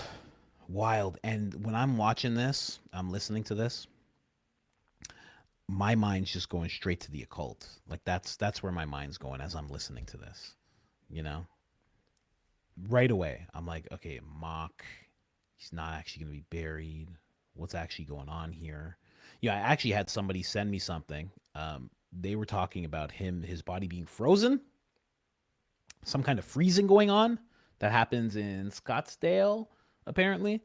So they were just showing the fact that there's this company, I think it's called like Alcor or something like that. I don't know about that. My mind didn't go towards freezing at all. But my mind definitely went towards the occult as I was listening to all this. You keep saying, check your buy me coffee. You gotta tell me, like, what are you trying to get me to look at? You gotta tell me, man. I'm here. I'm willing to. Just tell me. Tell me what it is. Tell me what your name is on it at least. I'll go look at it. Like, come on, man. I'm trying to help you out here. But yeah, that's where my mind went to. Yeah, somebody said cryo. Yeah, cryo.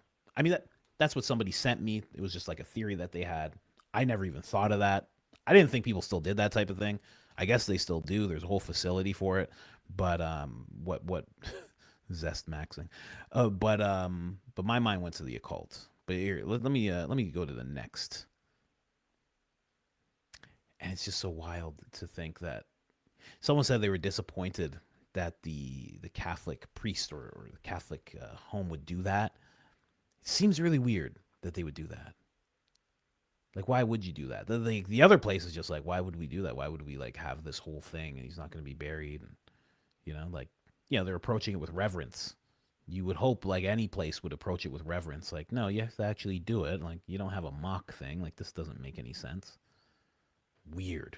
Really weird. Okay, so let's get into the next thing that Candace was going to talk about. This is at the 25-minute mark here. Let me switch up.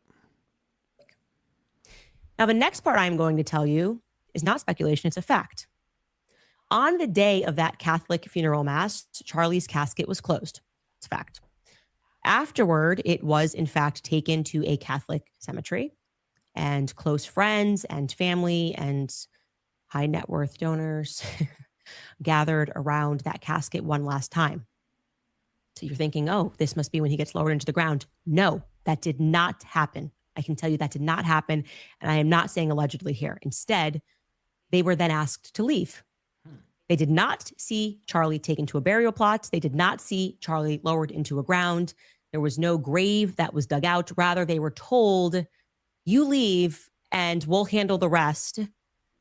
He's going to be put somewhere unmarked. We don't want you guys to be privy to where that's going to be because we are fearful that they could desecrate, that someone could come, like the left could come and desecrate wherever he's buried. Has Jesse made the video about Charlie being alive and this is the proof? Has he made that yet? Is that video out there yet? I know he's making it.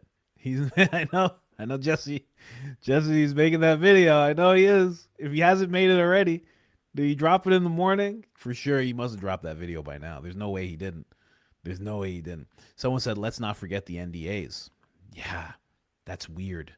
And direct correlation to what she brought up about Twitch and his whole funeral process, where the family actually said they had to sign these NDAs or they could not participate.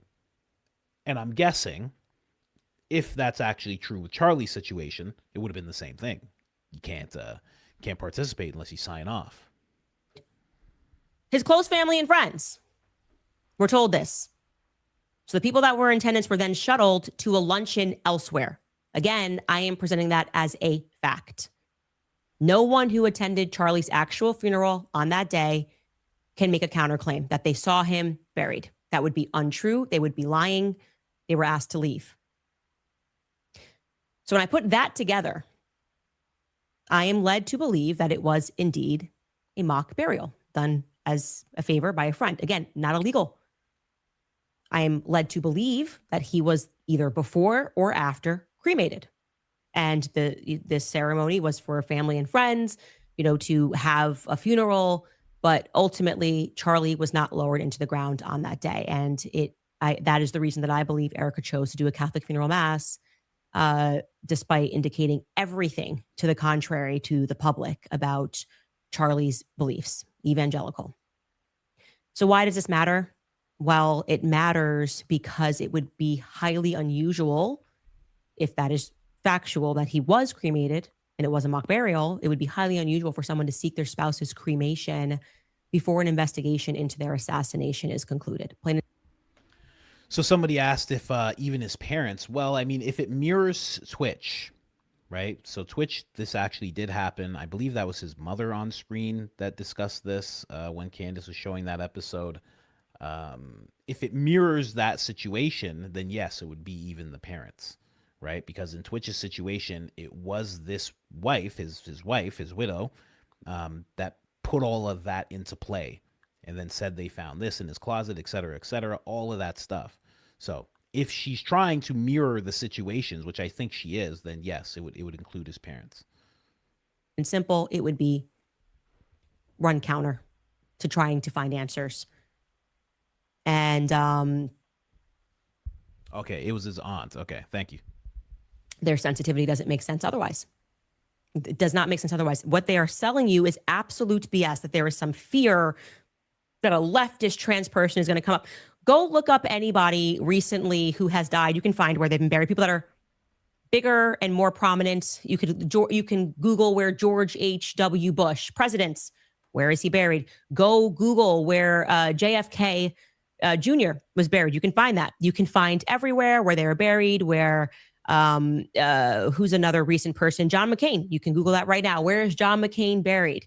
So you are telling me that all of these high-flying people who were remarkably controversial, people that are at each other's throats all the time, fighting in politics, are capable of being buried publicly, and you can go visit them publicly, and you can go learn and see the moment that their family members were around and when those plots of were dug out. But you're telling me that Charlie Kirk, it's just, no. We are just so fearful. Can I have one thing? Can I have one thing? Yeah. I bet. Can we have one thing? Can we have the truth? Can we have the truth? Anyway, we'll be right back after a break. Wild. So NDAs, mock burial, all of these things. It's very weird. Very weird.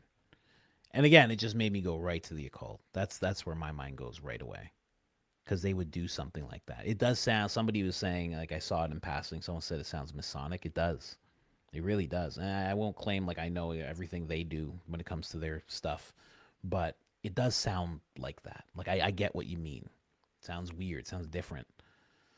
Oh, man. I don't know. I don't know what that means. What did they do? I know what Owen Benjamin said they did with his body. It's not even funny. It's crazy. It's crazy, and it's like it's not out of the realm, especially when you consider the occult. When you consider the occult, what Owen Benjamin said about what he thinks they did, it's not as crazy as it sounds, because that is a thing. Not all of them, obviously, but even in my interview with a witch, cool guy. But even he was talking about the parts of it, the disgusting things that people do that like he doesn't like want any part of. And he was talking about sacrifice, and he was talking about like not goats, not chickens, like, you know. It was wild. It was a wild part of the interview. I'm like, these people exist. He's like, yeah.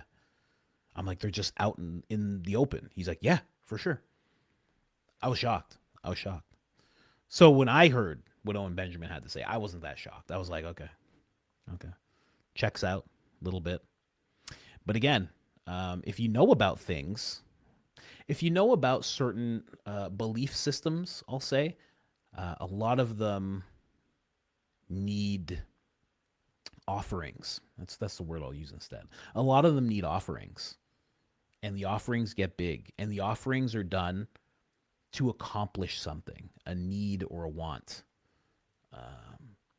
And they get big over time, depending on what you want to happen in your life or in the world. Kobe passed away, and then we had what we had 6 years ago, right? You know what I mean? You picking up what I'm putting down? Charlie passes away in the way that he did, and now the world is being ushered into whatever it's being ushered into. There's clearly something happening right now. I'll play this. This is from a rapper. His name is Gunplay. That's his name. He changed his life. Gave his life to Christ. Okay, and he used to practice something. He practices. You guys know the whole thing of 6-7. You ever heard that? You hear young people going 6-7. Well, the guy who came up with that, actually, he does the same stuff that this guy's going to be talking about. Now, this guy changed his life, but I feel like it does touch on what Candace is working up to here. I'm not saying this is what they did, but I'm saying this world exists. So there's other things to think about other than just, the possibility of him being alive or things like that, because the deeper you go into that occult rabbit hole, you start realizing like, oh, there's some crazy things in the world. But let's play this. Listen to this. God, you went from Santeria to Jesus. Yeah. Let me see. So you went to Santeria to Jesus. I have to see if I can find this on YouTube, because everybody puts music in their videos, and it's just not necessary. So now I have to search Gunplay. I never thought I'd do that. I have to search interview, and I have to search Santeria. How do you spell Santeria? Santeria. Let's see. Now I have to find this. Is this one have music in it too? I mean, people just, let me see. Beautiful. No music in this one. Oh, right off the bat. Beautiful. All you people who put music in your videos, you're the worst people ever. You have no idea. You're the worst. Anyway, let's get to it. Santeria to Jesus. Yeah, I did. Do you feel like you sold your soul at one point? I thought about maybe I did, because I was getting what I wanted. I would make offerings and I was getting everything I wanted. I got the bitch, the cars, the condos, the TV shows, the this, the that, everything was popping. I beat an armed robbery charge on camera. It works. Is it real? Like Yeah, if like it's as real as this table is, my brother. when you say sacrifices, like what? Like chickens or like Chickens, anything. You know, they tell you whatever you need done. They'll tell you a specific animal to get for it. who tells you? Your Babalao. Would it be like a voodoo priest? Yeah. So you go to him like, look, I need to beat this case. Yeah. He'll be like, all right, go get a chicken. I had to go. This is get what you a got to turtle. do. I had to get a turtle. They did the tongue, and then he wrapped it in some stuff and did some stuff, and it was like, it's done. Is it true that the bigger sacrifices you make, the bigger blessings you'll get? Of course. It's really like that. Of course. So why not? Because I mean, like, why not look, whack a human.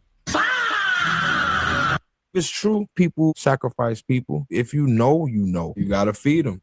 You know, and if you don't, you got hell to pay. is Ephah the same as Santeria? Yes, sir. It's all the same. And then you hear stories too, man, about like girls, they'll put like blood on your spaghetti. This shit real? Like, yeah, it's very real, man. They don't know. They don't know. At the end of the day, you have to pay. That's it. That's all I gotta say. I ain't gonna say nothing else about it. At the end of the day, you have to pay. do you think you've had to pay? I paid that. I watched it. I think if I didn't make the change that I did in my belief system, I think that would have been the end of me. But, you know, my God is always in charge. So he was just watching everything go down. I was at a point where I was betrayed by everything and everybody, and I felt like I was serving two gods. One is a transactional relationship. Do you think the entertainment industry is demonic? Yeah, of course. Everything you hear is, you know, the more you get closer to God, the more everything is highlighted. You start watching it and It's be like, like, it just pops out at you. You know what I mean? You can listen to the music and like, oh God, what the it's true. Like certain songs make you feel certain emotions. There's a certain group of people that programming. Exactly. Everything this is entire programming. thing. Yeah. Do you think that like to make it to a certain level, like in the industry, you have to do certain things? Yeah, I believe it's real. I seen what was going on. You know what I mean? Like you can't hang around certain people until you're at a certain caliber. You know what I mean? Why? Because they be worried that if you see what they doing, you might expose them. They got to know that you're with it. Yeah. You gave your life to God. Someone said right at the end, evil maxing. Oh my gosh. Oh my gosh. My audience is the best. Absolutely the best. But that is a real thing. These real weird offerings that he had to, this gentleman is talking about doing. And he was a known artist. He was getting all the accolades that an artist would get. And then all of a sudden he pulled back and stopped doing it, and all of it went away. All of it went away in a quick, fast hurry. Everything went away. Now he's just on some like unknown guy's podcast just talking about it. Like that's literally how that goes. It's weird. It's weird. Very, very weird. So when I hear about that whole thing with Charlie, I think and I go, I wonder. Because, you know, Candace already talked about this. This had to be like, how many months ago did she talk about this? When she talked about how Charlie passed away, had a kind of a ritual-esque type of vibe to it in terms of the positioning of where he was and, you know, the shape of the thing, like where he was, you know, the shape of the courtyard and all these different things. The day that it happened, the people that talked about it, the secrecy behind his body and everything like that. There's a lot to it. There's a lot to it. And these people don't play. They don't play. And they're very numerical. So if you are going to get taken out, like Charlie did, they will find a specific day, and that day will be 100 days from your, how X amount of days from your birthday, and that will correlate with this person. And if you look into the weird numbers part of like Erica and Charlie and a bunch of different stuff, it's like, it's crazy. Like I don't usually play videos of people like talking about the numbers and everything, but it's nuts. And the numbers that correlate, and it's from this person's birthday to that, to that, to that. It's nuts. And there's way too much for it to be a coincidence. It's just way too much. You know, someone says Satan doesn't play. Exactly. Satan doesn't play around. It's weird. Really, really. So that's what came to mind for me when I heard Candace talking about the burial. I was like, oh, this sounds like, yeah, someone said it was a pentagon. Yeah, pentagram, kind of. You know, the shape that he was often. It was weird. The whole thing. When you really look back, when you really watch it. And then people talk about the fact that we were able to see it. Why were we able to see it? Why did we only get 3 views of it? There was 1,000, 3,000. I think there was 3,000 people there. Why did we only get 3 views of it? Why weren't there 2,500 views of it? Everybody usually has their phone out. Go watch some of his other things. Like there's at least 10, 20 people with their phones out when Charlie's doing something. For some reason, we only got those views. All the weirdness around it. All the weird pseudo-religious people that are surrounding Charlie. The guy who retools people that couldn't get a hold of Charlie, but somehow got a hold of Erica. Like all of these things. And then you look into Erica herself. She has this weird occulty vibe to her. I'm not going to say she's in it because I don't know. I've never seen her do anything. I saw her throw up that little hand symbol at his memorial. And that really struck an alarm bell because I'm really into symbolism. So when I saw her throw that up as she was hugging the president, I was like, oh, that's something. That's really something. She threw up another hand symbol when she was holding the necklace. It's weird. So that's where my mind goes when I watch that whole thing. Yeah. Sacrifices need to be made. I mean, I could go on and on about this whole thing. I'll tell one story, just about a person to a person. There is this kid, his name's XXXTentacion. Okay. XXXTentacion was a brilliant musical artist, and he was very young, and he was making great music. Wild music, ragey music for kids, soft, subtle music, R&B, rap music, Spanish music, rock music, hard rock music, all sorts of stuff. He was incredible talent. And one day he has this friend, Slump the Ski Mask God, Slump the God, okay? Ski Mask, Slump the God, that's his name. So Ski Mask one day stops being friends with XXXTentacion. XXXTentacion is known to have a lot of weird demonic stuff around him. He even once said he had demonic energy that he was given because of certain things that he did. So one day they stopped being friends, and everybody's like, what's going on? You guys were like close as ever, and all of a sudden now you're not friends. What's going on? And then one day Ski Mask puts out in a tweet, he goes, that N-word X, he's talking about his friend XXXTentacion, tried to sacrifice me. And everybody was like, whoa, what are you talking about? What's going on here? And X was trying to sacrifice him. It was a weird thing. Nobody understood. They're like, what are you talking about? They're like, what is this whole thing? They don't know. You don't know what you don't know. So later on, and X also had a girlfriend who mysteriously passed away as well. Then he had a song where he talks about giving his soul to the devil. So it's kind of like a soul for a soul, because like this gunplay guy said, you do have to pay at the end of the day. You're going to have to pay. And if you're not going to pay with yourself, you're going to pay with someone else. So all of a sudden, XXXTentacion writes, I am either going to die very young, or I'm going to be very famous, or both. And then, like a week later, maybe 2 weeks or something like that, he dies. He dies in a very tragic way, and he's gone. But he does have a song where he talks about selling his soul. He does have a friend who said, you tried to sacrifice me. I'm never going to hang around you again because I know you're trying to sacrifice me. And that is just one of such stories. There are so many.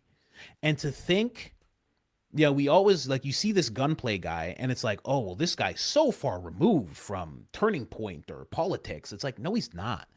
Media, entertainment, music, politics, they are all aligned. And the thread they have going through all of them is stuff like what that guy talked about. All of them. I shouldn't say all of them do it, but like all of those industries are tied together through that weirdness, through that secrecy that none of us truly know about, but we see hints of it here and there. And in the political realm, Charlie was the hint of it. In the hip hop realm, the story that I just told you, and this guy are the hint of it. You see hints of it in every single industry, but we never get told the full truth. Anyway, that's what I thought of. My mind goes to wild places. That's what I thought of when I saw that whole thing. So anyway, moving on. Someone said Tom Hanks. Man, don't even get me started on Tom Hanks. Geez, don't get me started on Tom Hanks. Gee, good gosh. The guy tweets out roadkill right after him. He tweets out roadkill on Route 66. Don't get me started on Tom Hanks. Yeah, someone said they used to really like his screaming hardcore music. Yeah, his hardcore rock music was crazy. It was really cool. I found it very interesting. It was like this young black kid who's like doing this screaming rock and roll. I was like, this is so interesting. I'm like, it was the music that he was making was so interesting. But the reason that he had that ability, he even said it, is because of the dark forces that he aligned himself with. So, and again, it's not just him. It's not just him. There's a lot of people. There's a lot of people who have that same thing going on. And we've seen them and we've watched them pass, right? Anyway, let me see here. What else we got? Candace. Jump over to some more Candace here. Because she starts talking about the medical examiner in this tweet. Interesting comments incoming regarding the medical examiner's report on Charlie Kirk. Things are certainly going to get interesting. How magical this bullet was. Now, you know what's really funny about this? Okay, so basically, Candace sees this tweet. It says, I'm a surgeon. Based on the medical examiner's report, the trajectory from the roof is not possible. Charlie Kirk was hit in the low neck. The medical examiner's report said much of the cervical spine was traumatically gone, and the L side of the C2 to C7 was obliterated. To have affected up to C2, it would have had to come from an upward trajectory. I heard a podcaster, Project Constitution, say that Charlie was wearing a road transmitter at his at his L waist. I don't know about that. If this had a shape charge, a trajectory entering from the neck, hitting the cervical spine. Now, this is something that Valhalla actually talked about. He actually broke down the whole thing, and he said, like, if it's going to hit this part, it would have to go here. And what he determined, and he was showing the whole thing, he was breaking it all down with angles and like skull and spine and stuff like that. It would have hit here, not like around there, in order to get to the C2, because the C2 is like up here. C2 is like around there. It's not down. So they're saying from the C2 down was very damaged. Anyway, so she shows us this. Then she says, someone else says, I'm a retired medicine cardiologist. I paused Candace's show to read the report. I was shocked. The trauma to the, I don't know, carotid? I don't know. Jugular veins make sense. The cervical spine and spinal cord I'm okay with, but the injury to the heart and lungs, no. That sort of injury is either from blunt force trauma, like a head trauma in a car crash or crashing incident with an industrial machinery, or I didn't think this possibility until just a half hour ago, a poof, boom, that went off inside of him, or, near his chest. Talking about the microphone, of course. Now, Candace posts this, right? Blake says this right away. So, this is where we're going next. That Charlie had a... Blake doesn't realize this is as dumb as when Officer Tatum held up a road mic and he held up an actual round and he was like, how this gonna fit inside this? This don't fit inside this. This is this big, this big, and it can't go in here. And where the trigger? This one don't have no trigger. This a microphone. I got this microphone. I had this one. Okay? This one don't have no trigger. How it gonna come on? And then when it shoot, it go around and go like this? How it do that? This is just as dumb what Blake is saying that there's a bomb inside of him. I wonder why the defense team didn't raise anything about this, blah, blah, blah. Now, what's really funny about this, Jimmy Dore's just like, where were you? Why do you lie about everything? I really got to find this. I think it's on Candace's post because Andrew Wilson pops up. Let me see if Andrew Wilson's here. Andrew Wilson pops up and he literally says, both of these medical examiner profiles are mine. Like, I mean, this guy is the worst. I mean, I don't even know. He's the worst thing to happen to Turning Point, hands down. So now he's claiming that both of those things that Candace found randomly, that were sent to her randomly, both of them belong to him. That's where he's going with it. Like, what are you doing? Like, you know what? I was making a joke, but I'm so on point. He is a 50-year-old something body with a 14-year-old on the inside. He is a child on the inside of his body. I'm telling you. I'm not making it up. He is a child in his body. You know? Weird. Very weird. So both of them are his. Somebody says, "Are you claiming to put up fictitious bait on the internet? You calling this trolling?" Yes. Find this hard to believe. Baby, lady, we have infiltrated. LOL. Now watch the fun. I mean, this is so weird. Someone's like, "You're saying that you've had this handle for 12 years and have 6 subscribers." He goes, "Ooh, Detective Katie on the case." You know? You're bragging about trolling Candace's investigation? Investigation? Ha ha ha ha ha. Oh, geez. Somebody said do something to your mom. No, that was a bit much. These comments are going to get real rude, so I'm not going to go all through his comments. His comments get pretty vile. But there you go. Mr. Ulick Schniz letting us know what's going on. It's so weird that he would try and do that. That was the weirdest part of it. But we'll get to that part of the podcast. But I just had to show that part. That he's just like, this is me. They're me. So now anything that pops up from an audience member, that's me. That was me. Haha, I got you again, Candace. Ah, it was me. Debate me now. Now debate me. As you see, I'm a serious man. Shh, move back, Viva. Miss Owens, I have questions for you. Move back, Viva. Viva, no. Not right now, Viva. If I could just one question mark, please. Just a weird guy. Just a very weird guy. But let's jump over here. This is the last piece of the Candace episode for today. The memorandum. And in that memorandum, they highlighted some injuries that Charlie had in his autopsy that the internet is now going, what?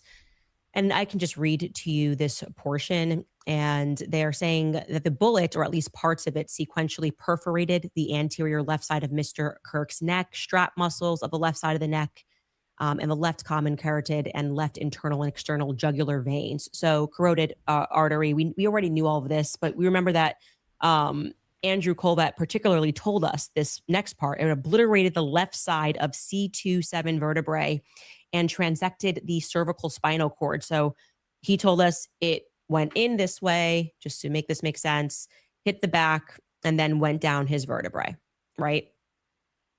That's how that artery got obliterated, and then it ricocheted downward, and they're saying, okay, that happened, all right? But he also had other injuries that people have questions about, particularly pertaining to hemorrhages in his lungs, which tend to come from blunt force trauma, and hemorrhages. His heart had hemorrhages, both of his lungs had hemorrhage, and that's what you're seeing at the bottom there. The medical examiner also observed hemorrhaging around Mr. Kirk's heart, both of his lungs, left and right. And so people are taking this one of two ways, okay? Obviously, if we don't know what happened in that car, there are so many stories. I'm not going to pretend to be a doctor here and to understand what can and cannot happen, what you should see if somebody's been shot in the neck, how it would impact their heart and their lungs. You can do a cursory search and determine that your heart and lungs can't hemorrhage if there is no heartbeat. And so this gets into the question of when did his heart stop beating? Because we have Frank Turek, who tells us he realized in those critical minutes that Charlie did not have a pulse. But we have also heard from Erica that, he died instantly. So that's people who are thinking he died instantly and, immediately his heart stopped beating are going to go, okay, well then how was there all this hemorrhaging? But then we've also heard a scenario where they get his heart back going again at the hospital And if you are, you know, if your heart is going and pumping, of course, there's going to be an opportunity for hemorrhaging to take place. It's one of the things that happens after any surgery that takes place is that there are concerns for hemorrhaging. So there's no definitive answer here. And no matter what, even if there was a definitive answer, it's going to be debated both ways.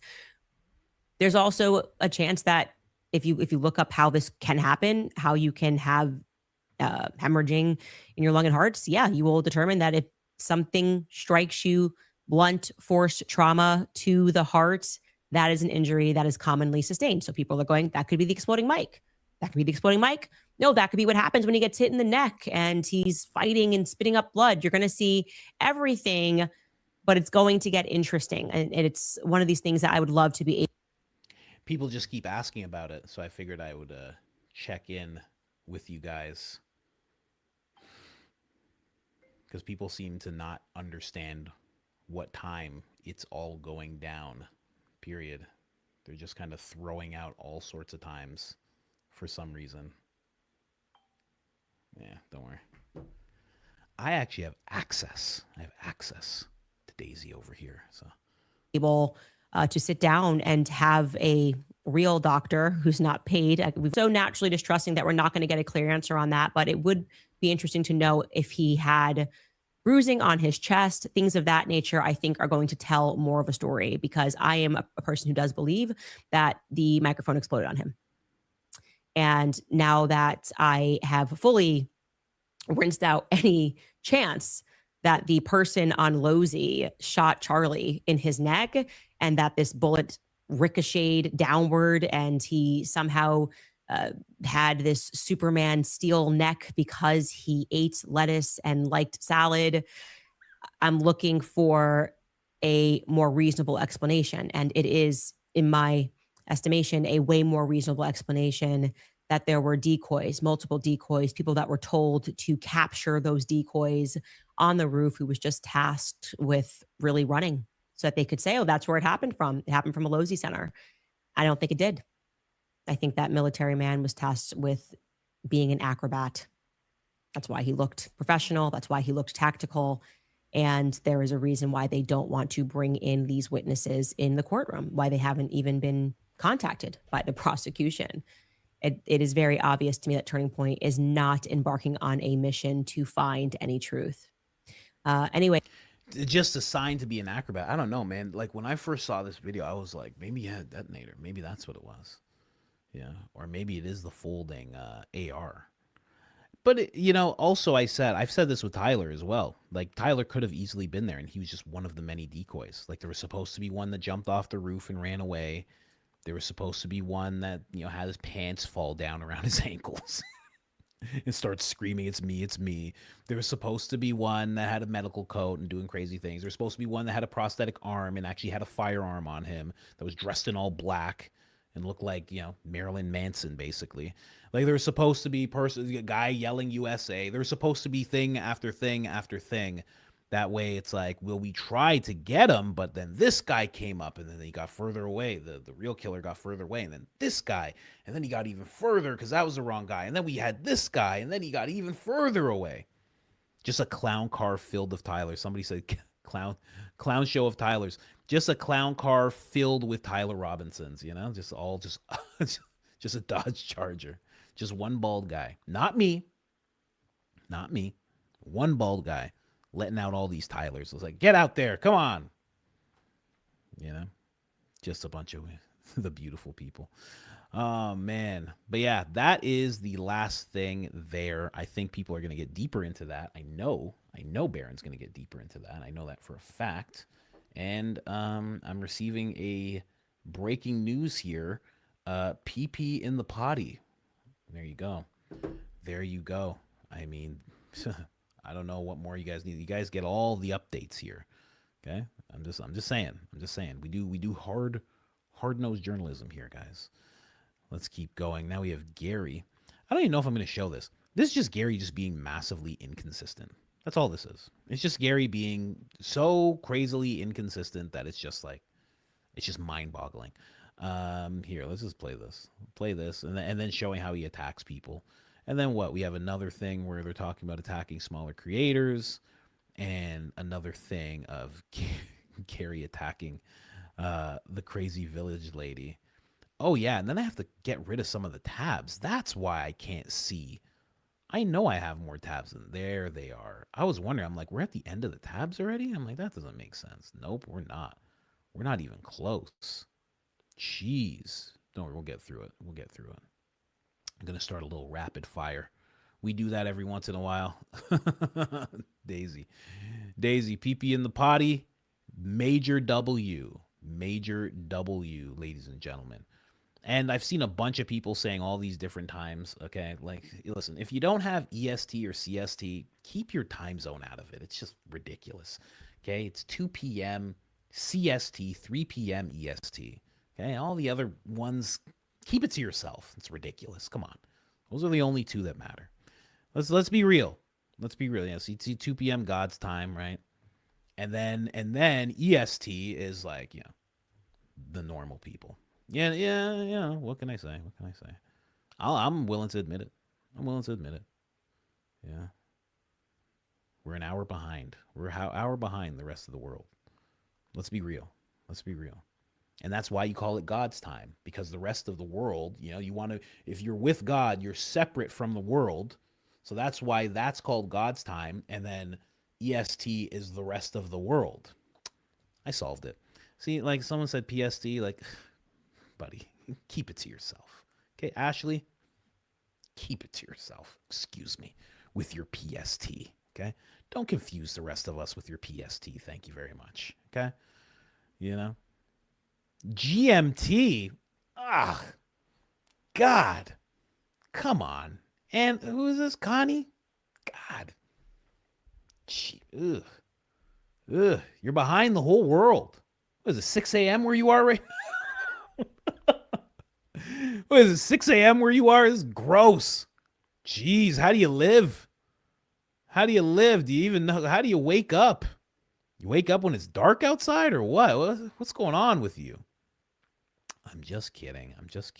Anyway, let's move on here just a little bit. Yeah, Gary getting out of control completely. He got swept away. Really. Kandahar Giant, they don't have the greatest sense in their brains. So that's what ends up happening. Check this out. I mean, I don't want to be wrong.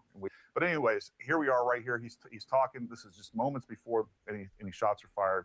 And one of the things that... Oh, gosh. I forgot how much it shows. I can't show that. Let's move on from that Gary piece. For sure.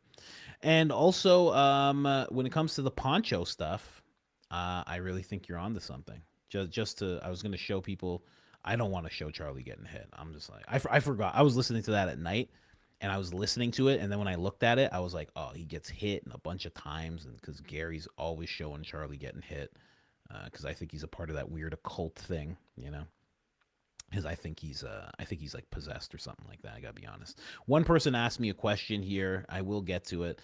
I don't usually do this with people asking me stuff on X, but someone said, Coach, do you think that it's possible that Officer Tatum, as clear as the noonday sun, might be a message to look at the shadows on that roof? The footage, looks as if the shadows are not overhead, midday sun, probably earlier morning. And listen, whoever this is, Lemon Curd, I get it. You really like Officer Tatum. It's hard to accept what Officer Tatum has become. I do not think Officer Tatum's trying to give us any codes. I don't think he's trying to help us at all. I don't think that's his MO. I'm just sorry. Believe me, I feel just as bad. Because I used to love Officer Tatum's channel, and sometimes I still do. We still get a laugh from it. It's ridiculous. We're poking fun, but still, just saying. But no, I don't think Officer Tatum's trying to guide us in any kind of way. I don't think he's doing that. Someone said, nah, he's too stupid.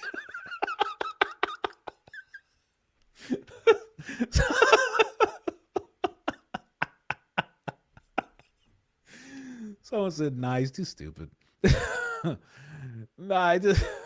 Tatum doesn't know science. You guys are heartless. Tatum is not that bright. You guys are heartless. Hey, Hey, it's my brother. My brother. You didn't know that? Family of the show. But I think you guys are right. I don't think he has that in him. Okay? I don't think he's willing to do that. Oh man. I was going to show you guys this influencer that popped up. But I mean, it's like gross. This influencer. It's this girl. I'll explain it. There's this girl, and look at Daisy. Daisy, you're gross. You posted it. You're gross, Daisy. There's this influencer. It's this girl, and she is like the new thing that they've sent out there in the conservative world. And again, she speaks to how dumb they think we are, because she's this girl, and she sits there, and her shirt's like very open. And she like puts her feet, like if she's on this chair, she puts her feet up on the chair, and you know, her legs are like this, and she sits there and she does the news. And it's just like, how dumb do you think we are? How ridiculous do you think we are that you think that that's gonna be the thing that gets us? That's gonna be the person who persuades us, you know? And of course, she's very pro Philadelphia. I think she is Philadelphian. You know, she's like one of those. It's like something they sent out there. They're like, this will get them, you know? Sean Strickland's work boots didn't work, but this girl with her knees spread, oh, this will get them. And let me tell you, it'll get a few people, you know? And I understand why, you know? I understand why, but gosh, it's just Holy Fire Luna. She says she's an OF girl. Yeah, exactly. So they're marching out this OF girl to like do this news coverage. And she's like, basically, she's just like, let me tell you about Ilhan Omar. Can I just tell you about this lady here? I mean, she is just, they should deport this lady. And it's like, what on earth are you doing? You know? Yeah, she's Philadelphian. Has no morals. That's why I didn't even want to show her, you know, but I will show the Ben version that Daisy posted. Daisy, you're terrible. Why would you show this? What's the matter with Daisy? Daisy's getting too comfortable on X. Now that's just Ben Shapiro. That's just, you know, but this is basically what she does. That's how she I love that it just says society.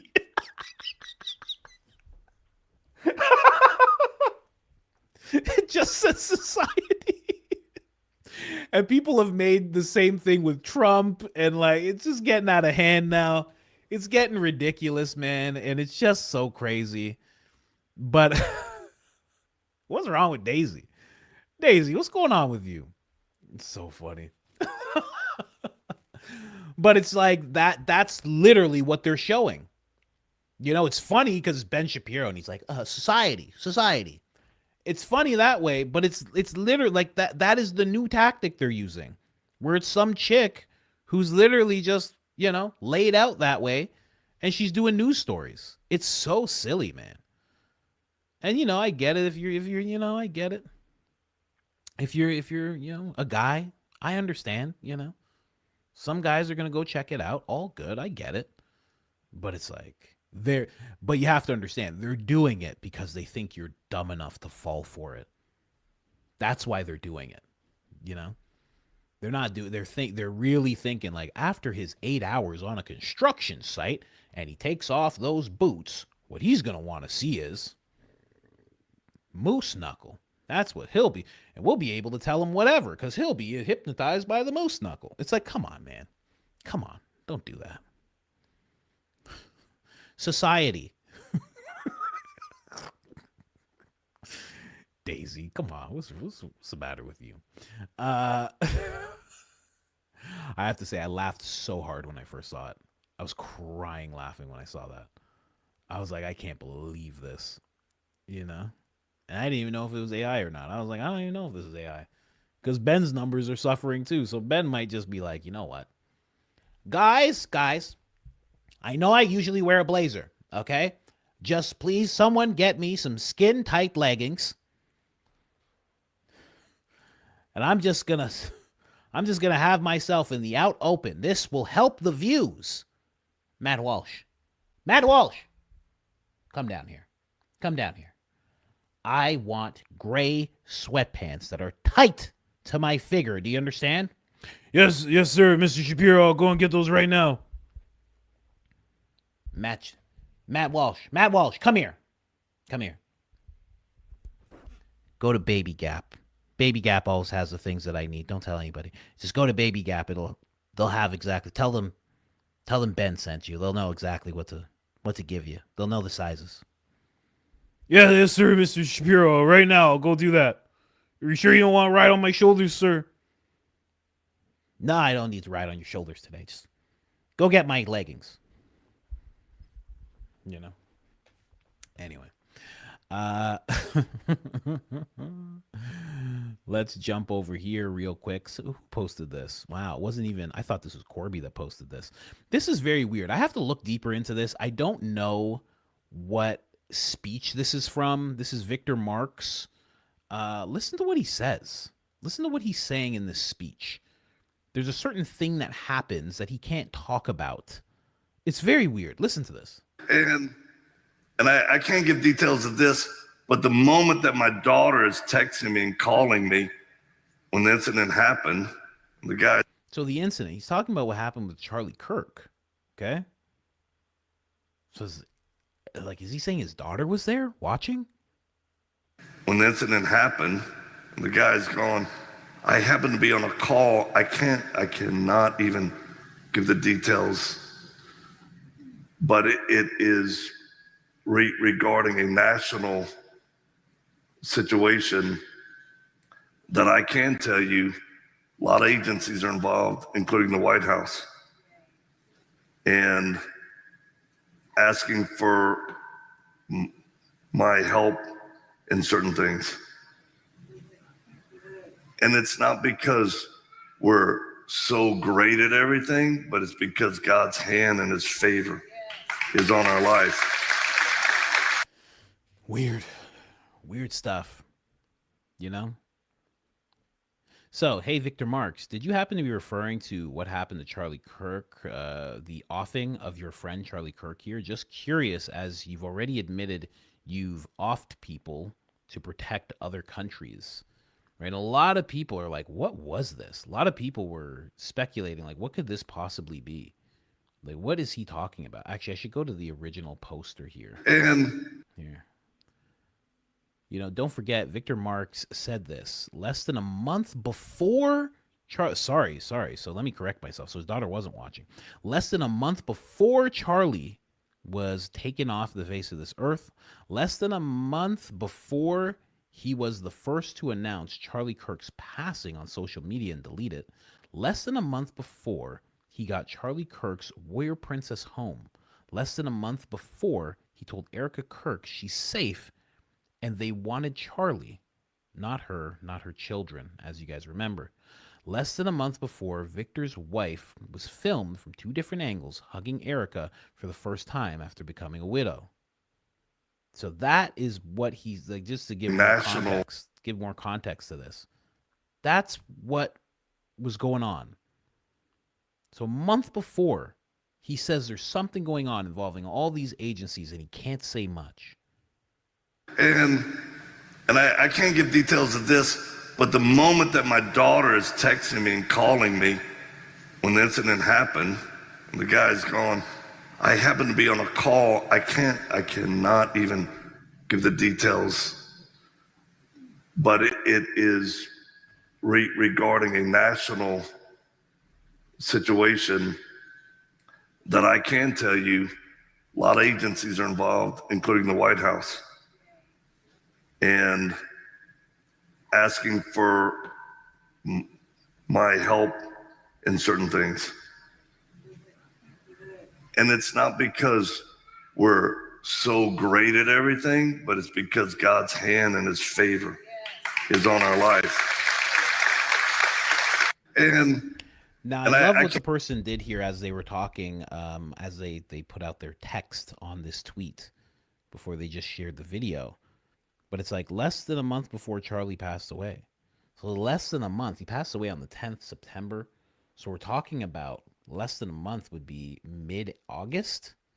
So we're talking about mid-August. he says this on stage.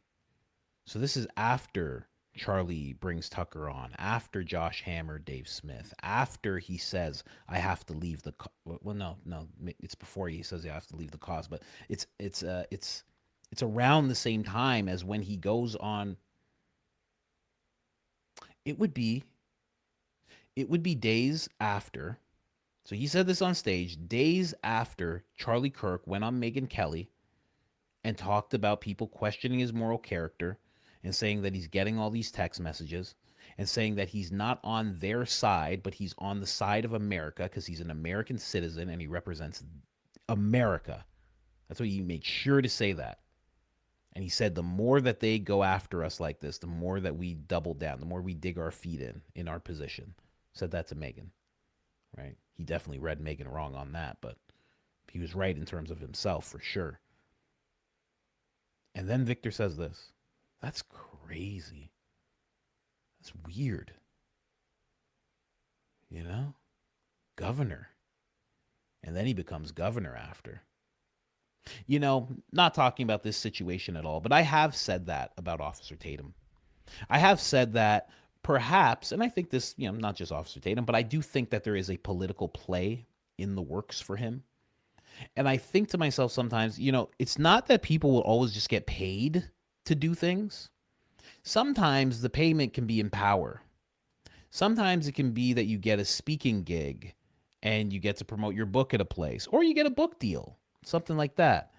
Sometimes it could just be a political play where you support a certain narrative or you support a certain side or you support a bunch of, you know, whatever, Zio Rangers. And then when it comes time for you to actually make your political play, you can look to them and say, well, I need some people to endorse me here.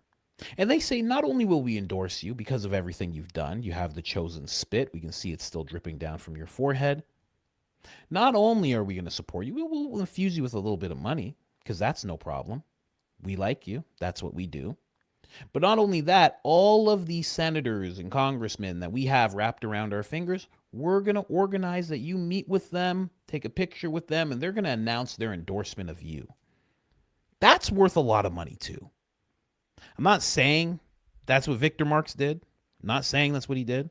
I'm saying that's what I think about Officer Tatum sometimes. I don't know that that's going to happen, but I do feel like eventually there's going to be a political play there. So, yeah. Again, not saying that about Victor. He is a governor now, and it makes no sense. It makes no sense that he won. It just doesn't make any sense. So, I don't know. Allegedly. Well, I mean, yeah, I don't have to say allegedly. I'm just saying that could possibly happen. I just thought that is a thing that Officer Tatum might do in the future. Not that he'd get everybody to, you know, anybody would, you know, endorse him or, you know, help him along the way. But people will if he does. There's many people who support him. I don't really have to say allegedly there. I just think that eventually he'll go into politics. I think he will. I think that's what all this is mounting to. Everything that you see him doing, the big change that you've seen. And it makes sense because it's good to have him in a place where he can speak to millions of people and he can like shape narrative for them. It's good to have him in that place, but you can't have him be there forever. Eventually, you know, creators are going to get to certain ages. A lot of creators. There's only going to be a few of us that you're going to see 15 years from now, right? You'll probably see me more on stage. I'll probably still have a show, but you'll probably see me more on stage. I'll probably be doing the comedian thing much harder, much more. Specials, things like that. Some of them will just fade away. Some of them will make the play towards politics. That's the natural progression.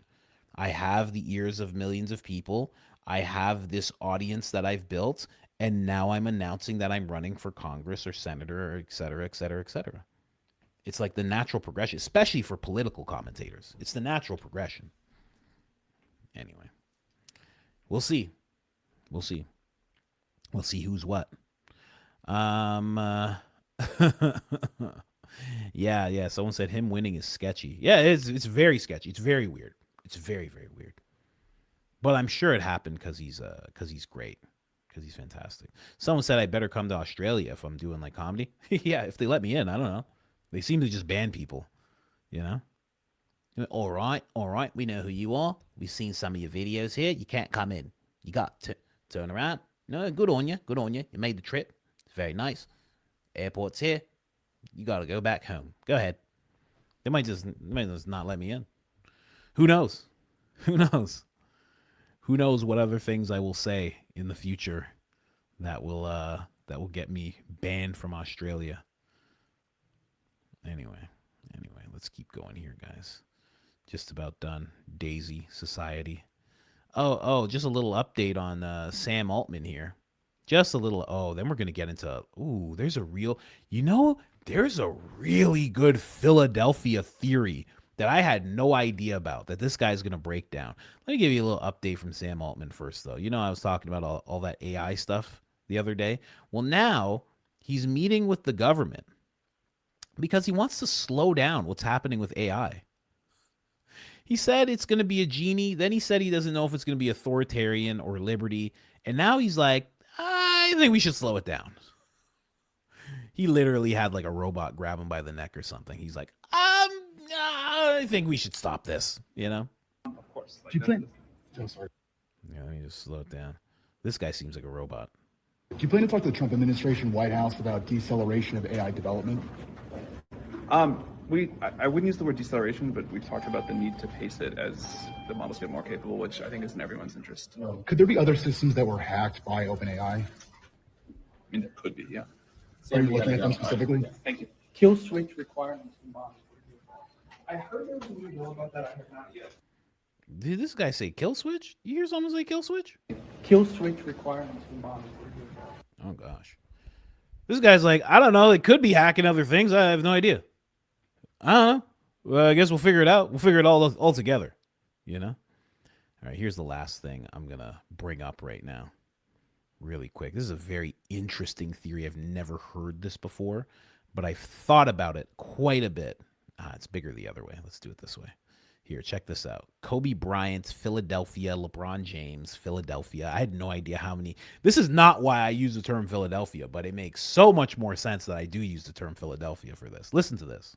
Him going to Philly, you guessed it, it's a ritual. How? A Kobe Bryant ritual. Now I gotta know. So he announced that he is going to Philly, which is a weird move. Why Philly? Why Philly? Oh yeah, Kobe Bryant's from Philadelphia. Interesting. Fresh Prince of Bel-Air? So he announced this on the 24th, and he signed for $8 million. Come on. So you mean to tell me that Kobe Bryant wore the number 8 and 24? Huh. Sounds like a high-level Masonic Interesting. Let's keep moving. Philadelphia. We all know that Kobe's from there and whatnot, right? Right before Kobe passed, what did LeBron do? He passed him, and Kobe passed the next day. He passes Kobe Bryant for the scoring title. You know what number that was? 33. 33. Yep, 33,000 and then something else. Something, yeah. He passes him. The next day, Kobe Bryant dies. And then he passed his scoring title where? In Philadelphia. It was in Philadelphia. Oh, get the fuck out of here. Yes. In that same game, they had a snake on the floor, cut up in 8 pieces. Zoom in. There's the snake right there.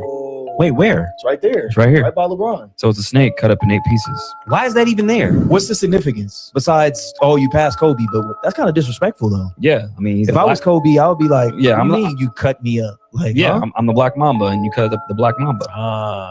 Then Kobe's father, Jelly Bean Bryant. What number did Jelly Bean Bryant wear? 23. 23. Now, what number does LeBron wear? 23. Oh, 23. So you mean that he's going to be wearing the same number for the same team now? And he's not only passing Kobe and using a Kobe ritual logos, but now his father too? Gets even weirder. There is a tattoo on LeBron's chest right here. That is the boule. Oh, so he's a part of the boule. Now, does anybody want to take a wild guess where the boule was started? In Philadelphia. In Philly? Yes. Sure. Get the fuck out of here. You can't tell me that's not a ritual. The boule, which means a council of noblemen, and then in French, it's ball. Now, here's the theory. The theory is the reason that he keeps playing is because once he stops playing, there's some type of sacrifice that he has to give up. His son, a couple years ago, cardiac arrest. So he keeps playing.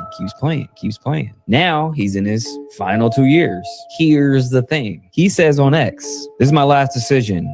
I'm not going for the money. I'm not going for family. What am I really playing for at this point? I still want to sacrifice. I still want to work. I still want to grind. I still want to compete, to win, to have a chance at the feeling of winning. Made sure he put that in there first line. He said, I want to sacrifice. How many years did he play for the Lakers for? How many? Don't say 8. 8. And what year is this year that he's going into? 2027? The 24th. Oh, this is his 24th year. This is his 24th. No, that's too many. That's too many. That's too many. Man, that's a lot. Anybody that's wondering what the boule is, Tatum is in the boule. I would think he is. Boule is like it's like the black. It's like a secret society for black people. Like all the black famous people are known to be boule. It's like the black Illuminati. That's what it's like, basically. And it's like linked to Prince Hall Masonry.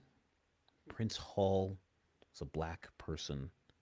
He was going to make his own type of Masonic lodge because he understood it so well. And he was starting it, and it was getting powerful. And the Masons, from what I know, I could be butchering the story, but from the Masons saw what he was doing with this black fraternity, and they were like, we'll bring you into our fraternity. Because they wouldn't allow him in at first because he was black. So he's like, I'll make my own. And he was becoming successful. So like Shaq is a high level, Shaquille O'Neal, he's a high level Mason. But it's like Prince Hall, right? There's a lot of these black people who are Masons, but it's Prince Hall Masonry. And that's what they'll call it. They don't just call it Freemasonry, they call it Prince Hall Masonry. It's different. And a lot of those guys are associated with the boule, you know? Like Diddy and like all sorts of black boule. Yeah, that's what it's called. It's interesting. Very, very interesting. But there's so many. I didn't know all of that about Philly. I saw that. I was like, oh my gosh. I'm like, guys, that is not why I say Philly all the time. I had no clue. This is crazy how many coincidences there was. But yeah, it's weird. It's weird. Very weird stuff. But I always thought that. I remember the first time I spoke to Sam Tripoli was via Instagram. It was a comment.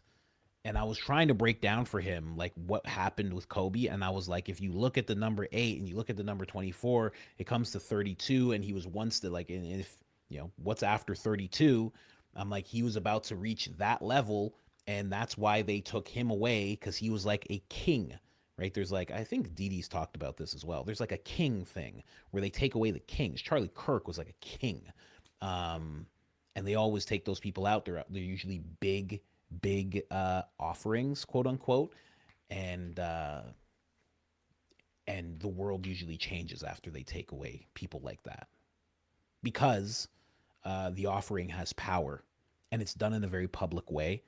Kobe wasn't exactly public, but it was at the same time. You could see exactly like where he passed. Charlie was very, very public, and Kobe ushered us into something with his passing, and Charlie is going to usher us into something as well. And the reason that everything is attacking Candace right now is because whatever is supposed to be ushered in via Charlie's offering, Candace is stopping with what she's doing. I'm sure she knows about this stuff. I'm sure she does. I would be surprised if she didn't. Given like her husband, his stature, like, you know, her stature in media, I would be surprised if she doesn't know about this stuff, especially with what she talks about. But what she's doing is stopping what they're trying to put into motion. That's why they need the public to understand what happened, because it's an offering and then another offering in Tyler. And they need that to happen. And they need the public to be okay with it. They need the public's consent. And as Candace points out how this doesn't make sense, the consent gets pulled back. As more people rally with Candace, that cosmic law of consent gets pulled back more and more and more, which is why they need you to not believe Candace. You often ask the question, why not just let the case play out? And if she's wrong, she'll just be wrong. She'll be flat on her face by the end of it. Who cares? Because it's not just about the trial. It's about the offering that happened with Charlie. And I think somewhere she's very much aware of that. Anyway, yeah, she's disrupting things quite a bit with what she's doing. Again, that's why everything's attacking her. That's why even the president is like, you're the president is like, you're a vile person. He posted on Truth Social, most vile person of the year. Why would you do that with Candace? What has she done that's so bad? Whatever's coming is linked to the 2028 election. Whatever's coming, whatever she's disrupting is linked to the 2028 election. Because when she says she doesn't want to vote, who cares if Candace doesn't vote? When she says don't enlist, who cares if Candace says don't enlist? Who cares? But then all of a sudden she says this place in the Middle East, you guys shouldn't be supporting that place. You know, think about the things she's saying. She's saying what a lot of political commentators say, but it's different when it's her. I don't know if it's because she's connected to that world and it's like some kind of weird secret infighting thing that we're unaware of. We're just seeing the surface and there's something like down underneath. I don't know if it's that or if it's just the fact that it's like she's just disrupting everything. Maybe it is supposed to be an offering and then Erica is supposed to be in office and that's how that's supposed to work. And then Erica's supposed to bring something about along with whoever is the next president and they're supposed to usher something in. I don't know. Maybe that's what's supposed to happen. And as Candace does this, Erica just looks worse and worse and worse. And they attack more and more and more. If this was just about a case, about a guy who passed away and a guy who they want to see go to jail, it wouldn't make sense to go after Candace this much. Wouldn't make any sense. But in actuality, also, just to add, she is connected in a way that is undescribable to Charlie. Charlie described it as being the missing piece of the puzzle that God meant him to find, right? I think there's something deep to that. He wasn't just trying to be sweet with Candace when he said that. And he had some kind of prophetic knowledge about himself and about her and about their path. And if he's right about that, and he's been right about the first prophecy, which was his passing, if he's right about the second prophecy about her being the Iron Lady, who's supposed to take America into this different era where she actually saves the country in a way, then that's the reason she's getting attacked. That's the reason they're going after her. You know what I mean? It's really weird. Really weird. Very much a spiritual battle, someone just said. Very much a spiritual battle. Yeah. Yeah. Definitely. Definitely. Anyway. There's a lot to it. There's more I would say, but you know how it is. Or maybe you don't. I don't know. I'm trying to tell you little bits by little bits. But let's get into these coffees. Let's get into these supers. I don't know who that person was telling me to go. Someone said, what do we do? I would say support Candace. Yeah, that's what I would say. Support Candace and trust God. Yeah, always trust God. First, trust God. Then I would say support Candace and what she's doing. But only if you feel moved to. And it's odd how many people feel moved to. That's also another weird part of it. Very weird how people are very, very moved to support her. It's not just, they're trying to make it seem like, oh, well, she's just crazy. Oh my gosh, she's crazy. She's nuts. She should be committed. All these different things. It's weird that they're doing that with someone like this. Doesn't make sense. And then so many people are moved to say, I'm ignoring this and I'm going to support her anyway. And I'm going to connect with her and I'm going to watch her. It goes way beyond, like they try to make it about clicks. That's why they're trying to make it about something trivial. I think they're trying to make it about something trivial because it's about something that's very important. That's what I think is going on, because it doesn't make sense that it's just all about clicks. Oh, she's just about clicks and money and that's all this is. And then at the same time, they're trying to throw the Bible at you, and they're trying to throw Christianity at you, and they're trying to throw all these things at you to get you to stop taking in what she's saying. Don't support her. You don't need to support her. Don't do it. And then they're using your religion. Maybe it's not your religion, but they're using your faith. They're using your faith to try and mold your reality, to try and pull and push you. You don't do that over a podcaster who's just trying to make money. That doesn't make any sense. You know? Anyway. Someone says I've been cracking the code, the FedSlop code. Yeah, I've been doing that for a while.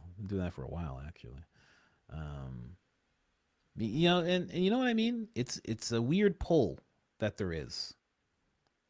You know? It's a weird pull to just support what she's trying to find out. And it's not even just supporting her. I think she's very connected to this way more than people want to believe. That's why people also make fun of, like, oh, she's making it about her. Oh, look at her making it about her.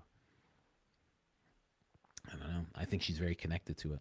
But also, people just feel like something's wrong with this whole thing. They just feel like something is off. This whole thing is something is just off and doesn't make any sense. Everybody feels that. Everybody who looks at the case closely and understands the things that are going on, everybody looks at it and goes, something is off with this. Very off. Anyways, guys, we will end that segment right here. Hope you guys are picking up what I'm putting down here. Hope so. Candace thoughts. I'll just put it. I'll call it that. Candace thoughts. That's what I'll call that. Yeah, someone said you can feel it immediately. Yeah, it's weird. You can feel it right away. You can really feel it. You really feel like something's going on. Something's not right. That's why I was saying the other day. I wasn't even thinking about this. I was saying the other day. I was looking at Charlie. I'm like, it feels like he's not supposed to be gone. Like it feels like they messed with the timeline. And then if Erica gets in office, if they actually go for a political play with Erica, then the timeline's definitely off. She's not even remotely forget about qualified. Not even remotely qualified. Not even remotely good for the position at all. And yet it seems like they're trying to position this whole thing. It feels, I don't like calling people evil. I don't like doing that, calling that. I feel like it's like almost like a manipulation of faith, but it feels that way. It feels that way to me. You know, I don't like to just call people demonic and stuff, but it's weird. Weird stuff. Oh man. All right. Let's get the mood up here, guys. Let's get the mood up a little bit here. You know. Hope everybody's doing good. Let's see here. Let's jump in. We can say nefarious. Yeah, nefarious is a good word. Nefarious is a really good word for that. Really good word. Solid word. Yeah. It feels nefarious what's been done. And then what they're doing to her, and then what they're trying to do to us, like via gaslighting. It feels nefarious. And then again, it gets branded, everything that is against the official narrative and these nefarious actors, we'll call them. Everything that we're doing and talking about is being branded as just money and clicks. Well, this is just about money and clicks, and that's all it is. And they're evil and they're dumb. I've seen this too many times. You know, I've heard this line of things too many times. I wasn't in the line of, you know, quote unquote fire. You know, but they're really trying to make us believe that everybody who isn't for them is like against God. I despise. That's what I was saying about that person who was, you know, commenting. I despise when people try to do that. When they try to make their will. They try to make their will. You know, you're supposed to ask for your heart. Your heart, your mind, your soul. You know, let your will be my will. They're trying to make their will God's will. They're trying to impose their will on what God's will is and try to put that all on us. And it's just such a disgusting thing to do. It's like the 9th time I've said anyways.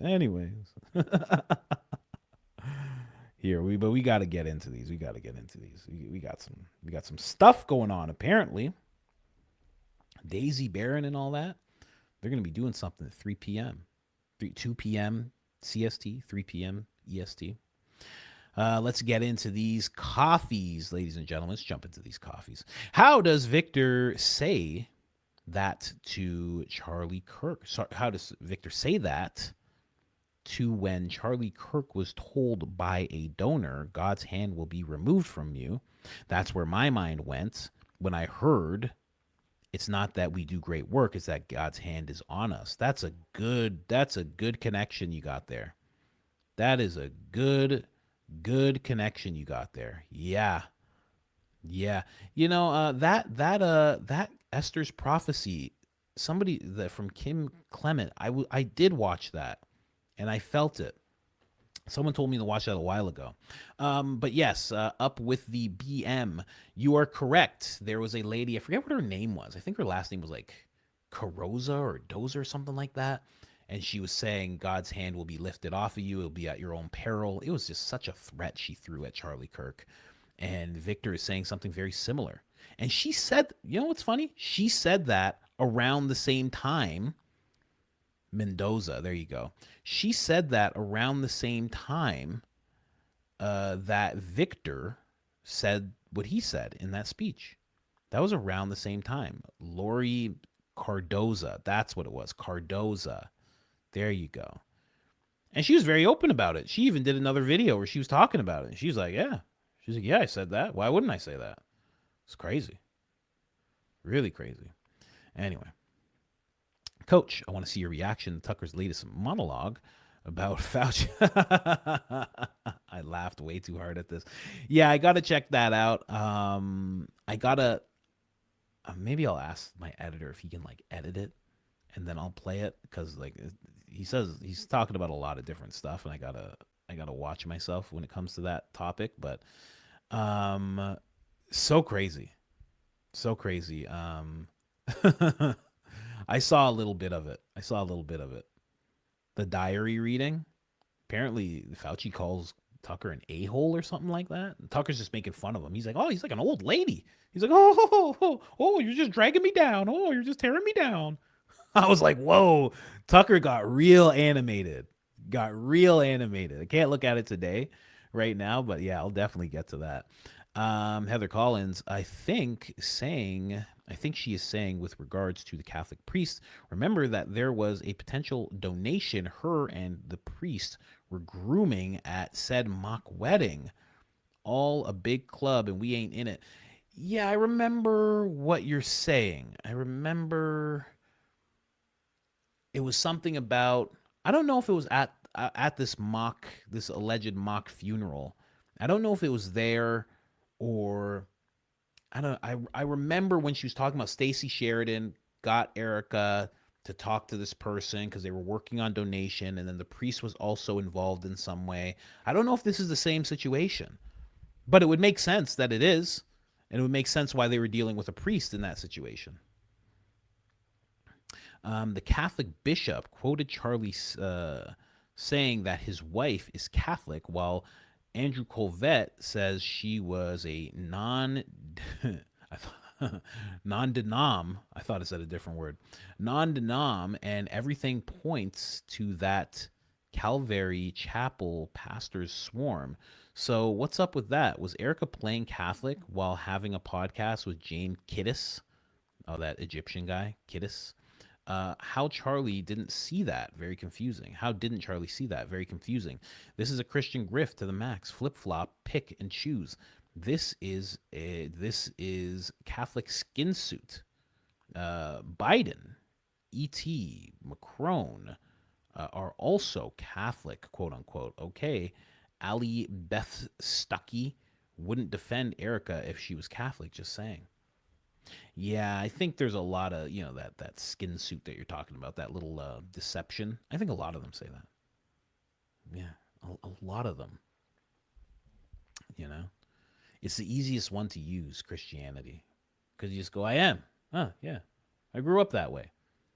Like Andrew Colvett. Oh, I grew up Catholic. It's like, did you? Did you really? You don't seem like it. You don't talk about it. But again, I've said this before. Some people grow up with it, but they don't actually feel it in their hearts. They don't actually feel that. They just kind of, it's just around kind of thing. Coach, if you see Daily Freddo video, how was this overlooked? At 22 minutes, 18 seconds, she shows the video from other angle from the preliminary hearing. How does she have the other angle? Did they show the other angle? Anyway, Plain Jane, thank you so much. Yeah, does she have the... wait, didn't I just... I think I went over this. Yes, okay. I already have the timestamp. Rosie already got me the timestamp, so I got it. Thank you so much. We're going to look into that. Internet Inception at its finest today. I enjoyed watching you watch Tatum tap dance, watching Ian, watching Officer Tatum tap dance. Oh my gosh, the Inception. Oh boy, Coach. First, I hope you and your family are doing great. Wait for your princess's first boyfriend. Holy moly. Second, gay Valhalla. It's so funny sneaking up on Ben with his forearm holding an apple. Flagged Speedos, and his wife is the watcher, egging Nate on. All right, jeez. You get real gross. But you're European, so I understand why you do that. Some Europeans are just like, and yeah, I was talking about the arm. So it was like the arm with the baby. So it's like a baby's arm with the apple, yeah? So you understand what I'm saying when I say this, right? It's like big arm, right? And I'm just saying that he does this to Ben and his wife watching in the corner, yeah? You understand what I mean. It's cooking. It's called cockhold, yeah? You've seen this, yeah? So it's like they do, yeah, they really go and go and go. We get it, man. We get it, bro.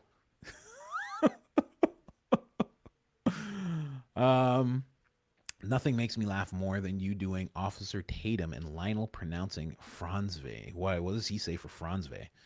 I would love to hear him say that. Coach, thank you for getting me through my work day. Question, they said it is a 20-minute video they watched in court per the timestamps on the pretrial hearing. The rest of the world was watching. Did they spend 20 minutes viewing this while we, the audience, waited for the rest of the pretrial to resume? I think it was at the end. Like at the very end, like the last day, the last 20 minutes kind of thing. Pretty sure. You guys like that European bit? You guys like that? All right. But yeah, I think it was at the end. I'm pretty sure. So yes, you kind of just waited until they came out and said, hey, we saw this and saw that. And then Brandy was like, no, we didn't. And they were like, yes, we did. And Jack was like, if it's going to be like this, it's going to be like this. And I'll start crying right now. And Brandy was like, I don't care if you cry. I know what I saw. And Officer Tatum was like, who even let this girl in here? What's going on, man? Who even let this lady in here? How you guys going to do this? Huh? Didn't stop her at the door? How come someone didn't stop her at the door? Shout out to Brandy. Brandy really changed the timeline of things. I'm telling you. You make me laugh. I was in tears the other day. I look forward to your show every day. God bless you and your family. Thank you so much. Janine, thank you so much. Donna, what up? I thought he would be accustomed to being a Stu Peterhead. Stu Peters. Alpaca. Is that what that says? Alpaca? Alpaca Renee? Is this an alpaca I'm talking to? Coach, you're such a bright spot in my days. I have been inspired by your weight loss. Wow. And started after you told us about it. I'm down 31 pounds and feel so much better physically and emotionally. Thank you so much. Keep going, Max. That's crazy. Come on. That's incredible. That is incredible. Wow. Wow. Thank you so much for telling me that. I really appreciate that. Wow. That is nuts. 31 pounds? I'm 30 down and I'm like going up and down. It's like sometimes 28. I'm like trying to break past the 30 and get into 40. But it's hard. The fact you're at 31, You're already ahead of me. I inspired you, and you're already ahead of me. Look at that. That's how that goes. That's how much power you had in you the whole time. That's incredible. Good for you. Good for you. Anyway. Let me see here. Where's this Daniel person you guys are talking about? Did I already get him? Where's this Daniel? Daniel, show yourself for a second. Because we don't got no time for you here, Daniel. Go ahead, show yourself. Show yourself real quick. Someone said, I'm down 80. That's crazy. I should be down. I'm hoping to get down 80 by like the end of the year. Dom said I lost 65 and feel brand new. It feels so good when you can really remove that weight. And what I do is when I walk now, I have a weighted vest and I put the weight back on. So I lost 30, but when I go on walks now, I put 30 pounds back on just so I can feel it, just so I can feel what I've actually lost. And I'm going to keep doing it until I'm at like 100. And then I'm not putting more than 100 pounds on my shoulders. It's too much. Yeah. But it's crazy because it's like, I guess this Daniel person's gone. Who is this Daniel person? Show me this Daniel. I wish you guys could just like tag people. I can just click and see them. You know? I wish. Anyway, let's keep going. You'll pop up eventually. Don't worry. You'll pop up eventually. I'm gonna find you. Big guy. Don't worry about it. Anyway, I think I got them already. Carry this kid. Yeah, also carrying the kid. Someone said I'm not Daniel, but I can't. No. I'm gonna ban Daniel.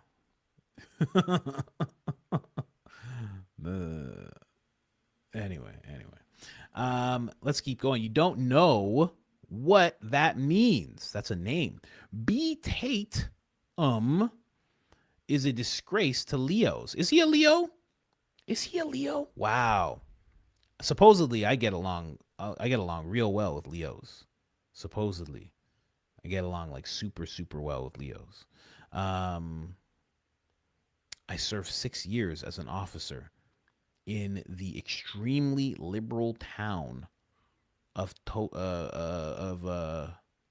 what is that? Tucson? Ain't no effing expert. He ain't no effing expert. He's a disgrace. And the Ebonics to try and portray himself as a regular black man is getting old. You think that's what it is? I think he's country as all get out. I think he's so country. It's crazy. You know, I think he's way more country. I think he's putting on a voice when he tries to be normal. When he's just like, "What's going on, y'all?" I think maybe, but you could be right. Who knows? Who knows, man? Oh, Leo, law enforcement officer. I was thinking Leo, like, like born in August. I was like, is he born in August? I was like, what? Anyway, I gotta leave that astrology stuff alone. Anyway, I still remember it all. You know. I can't. This is from Grok. Oh, this is the meaning of Stewhead. Thank you for giving us the meaning of Stewhead. We really, really appreciate that. Irene can't wait till Candace asks, "Oh, Officer Tatum, who be lying?" I can't wait until she talks about Officer Tatum. She's going to one day. Maybe that contract has to run out. I don't know, but something's going to happen. Wanted to say this for a while. Stop thinking that it's all God that got you here. Oh, come on. It's always God. Don't be crazy. You're the third eye prophet. Maybe that's why you don't like that. But it's all God.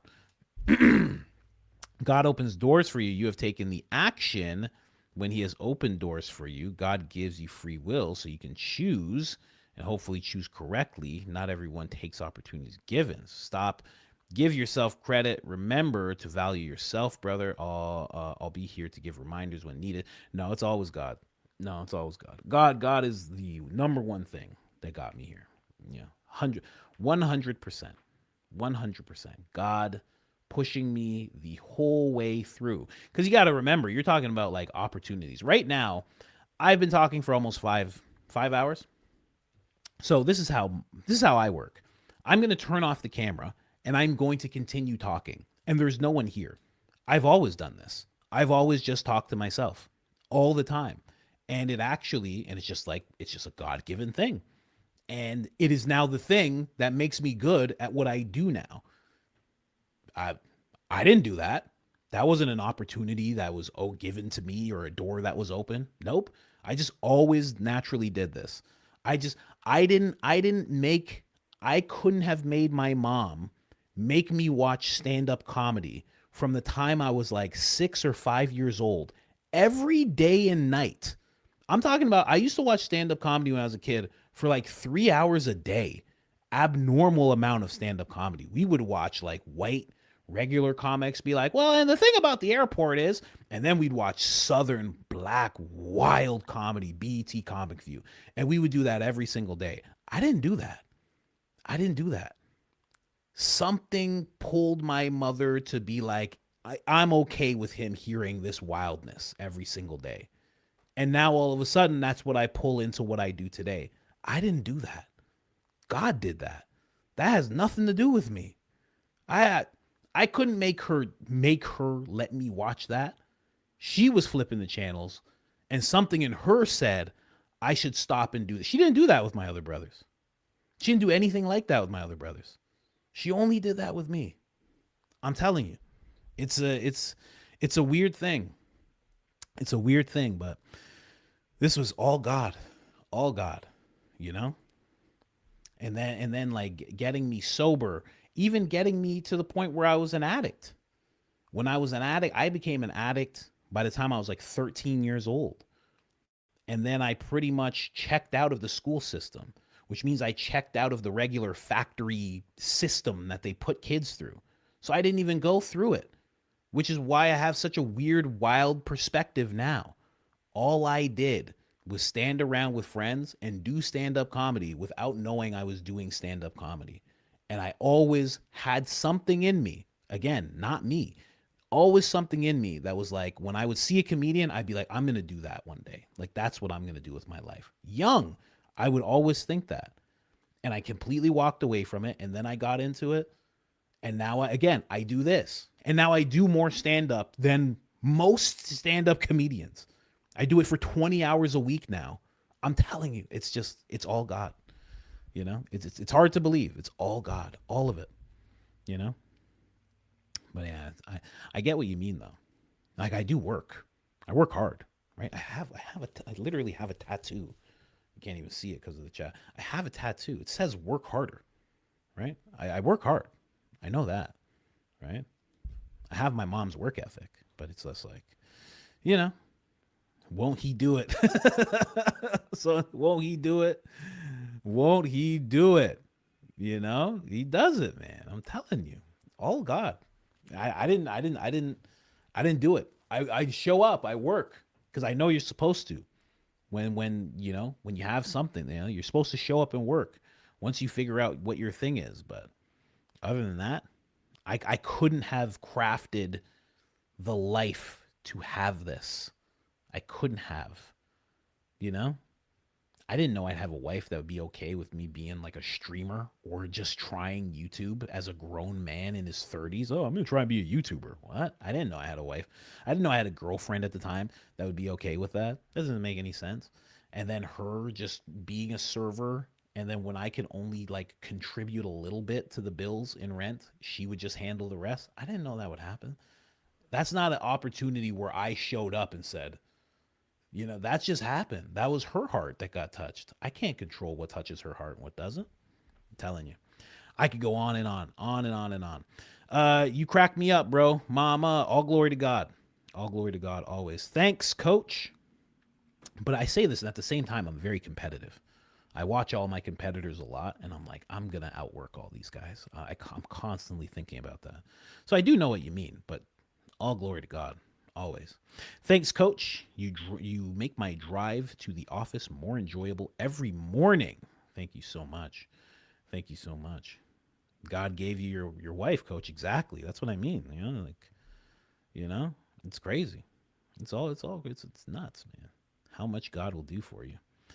That's the real door that you have to walk through. That you have the choice to walk through or not is connecting with God and moving with God. That's the real choice you have, because people can turn away from God. You can turn away from God if you want. And that's where that free choice comes in that you're talking about. But other than that, I mean, you know, luckily I went through that door. But other than that, I mean, it's just been God showing up day after day, day after day after day. Hi, Coach. I went through a tough period of time, and now your show made me excited to wake up in the morning. At a time when little to nothing brought me joy. I wanted to thank you for what you do. I'm on the other side of hard times now. Of course, still watching you daily. That's amazing. See what I mean? And that's why God brings you to like where you're supposed to be in life, you know? That like that right there, you know? I didn't plan that. I didn't plan to do that for that person. Not at all. Not at all. But I asked God to speak through me. I asked God if I could be a vessel, you know, and then stuff like that pops up. It's incredible. Incredible. And thank you so much for that message, both of you. Coach, I know you don't click links, but so watch The Mayor of Kingston. Jeremy Renner is the show. I worked on that show.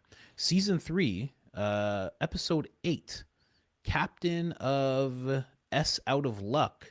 There's a scene where a sniper on a bridge uses a similar flash. I'm leaning towards this being communication. That's crazy that you say that. I'm not going to look it up right now. I could probably message the person that put that together. That's so funny you say that. I was working on a movie and we were directly beside people that were working on this show. And I even worked a couple days on that show. That's crazy. I can probably message the person who got that sniper, because like set design, like we handle stuff like that in set design. That's crazy. Unless it was a real rifle, then it's like someone else who put that together. But that's interesting. That's really interesting that you say that. Yeah, that show was wild. That show was wild. They traveled a lot for that show. They were like working in some prison. They were working in some I think they were working in some prison at some point. They were working in a big studio part at some point. Yeah, we were following that show around for a minute. I never saw it though. Most of the things I've worked on, I've never saw. I didn't want you truly want me to yeet me off of a cliff or a small hill by making it so long that you wouldn't read it. Are you still dropping pre-records? Okay. An idea. Hold on. What do you mean? An idea of maybe if you ever have time, a call-in style. A call-in show? I'm not even laughing at the pun. I'm laughing at the fact that I have thought about doing a call-in show. I have thought about that. I really, really am considering doing like a call-in show. I would love to do a call-in show. Call in, not call-in, you know. Call-in style where you possibly pre-vet some people, your wonderful team, YouTuber James Channel. My Take on Reality has call-in lives. Theo has call-in lives as well at some time. Well, I don't think he's live, but he does call-ins. I don't know what program he uses. Yeah, there's a different program you have to use because it's like online computer weirdness. But I was thinking a rare now, but late night art. Forgot his last name. Oh, you're talking about Art Bell. That's so funny you say that. Somebody said I remind them of Art Bell. Like when I'm talking about like conspiracy stuff, they said I forget who that was. It might have been my brother. Somebody said I remind them of Art Bell. And I was like, oh man, I haven't seen much of Art Bell. But I know he's like the guy. He's the guy. I hope you don't mind the suggestion, but it was evergreen content potential. Yeah, that is actually a good idea. And if you don't know Art Bell would be like a guy, somebody would call up and be like, Art, I'm a werewolf. And Art would be like, tell me about it. Let me hear about it. Well, what happens when you change into a werewolf? Like he was just open to anything. Coast to coast. Exactly. Coast to coast. He was open. And it got to a point where he was like in the middle of nowhere, big old satellite dish. And like, that's how he did his show for the longest time. Just like off of the grid, just off of society, just gone. And he's a really well-known guy. If you look at Joe Rogan's new set, if you see where the guest is sitting, if you ever see the wall, It's actually a picture of Art Bell there. Yeah. Joe Rogan said he made it when he was first on the Art Bell show. He really felt like he made it in the world. That's how I felt when I got to talk to Eddie Bravo. When I got to be on Eddie Bravo's show, I was like, this is it. This is it. But otherwise, can you run a live poll streaming using YouTube by opening widgets? Oh, let me see here. Oh, you're right. Widgets. Question. Is a top G or bottom G? Okay. Option top G for sure. Okay. And then second option, bottom G, no doubt. Oh, beautiful. Beautiful. Here you go, guys. This is your first poll. This is your first poll here. This is a very serious one. Please answer the question. Oh, start and show. Can I just start it? There we go. So there's a poll now, right? That's it? The poll's there now? Can people see it? I don't know. I hope you guys can see it. It seems like there's a poll there now. Let me see here. Okay. There's the poll. Okay, a lot of people are saying bottom G, that he's a bottom G for sure. There you go. You can't see it? No poll? How did one person answer and the rest of you can't see it? That doesn't make any sense. Right? How could you guys not see it? I can move where it is too. I can put it here. I can put it in the top corner. I can put it there. I'll put it here. There you go. Well, it's there. I know because somebody answered. How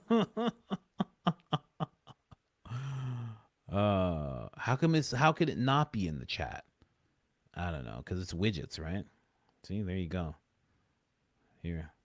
Duplicate. No. Chat. I don't know. This is a major Uncle Alert. Okay, this is gonna get Uncle Alert, guys. You guys are Uncle Alerting me for sure. It's so weird. It should be in the chat. I don't know. Anyway, how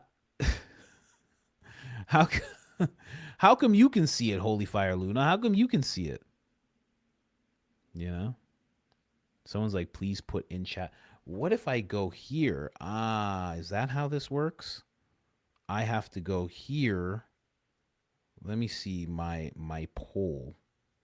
Pause, you know? Here, let me see here. So where would the poll be? So I just made the poll. Then it popped up. I can't see it. We'll figure it out though. We're ever so closer because of because of Big Goy Paloy. Thank you so much. We'll find it. We'll find it eventually. I don't know where it is. Oh, I wish. Oh, I got top messages on. I need all messages on. Just so you guys know. Just so you guys know, you need all messages on, not just top messages. Someone said it's on the screen. There you go. I don't know. Some people can see it. Some people can't.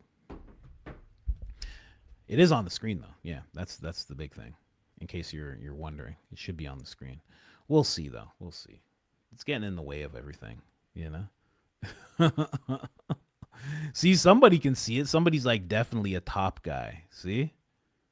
There you go. Someone said it's not clickable. Well, another damn phone call. There you go. Anyway, we gotta move on. We got our boy going soon. Let me see here.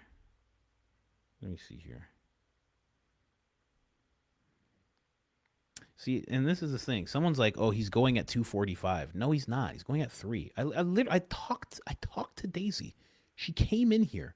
She said the time and then left. Somebody's like, it's going to be 2:45. No, it's not. And you're not seeing 2:45 anywhere. You can't see that.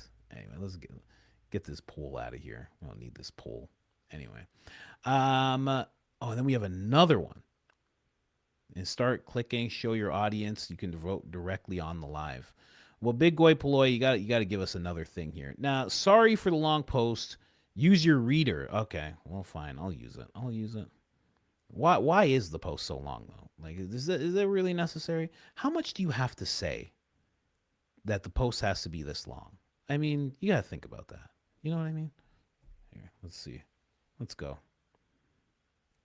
Please don't say anything terrible. Forgot to vet this post. It's not even that long.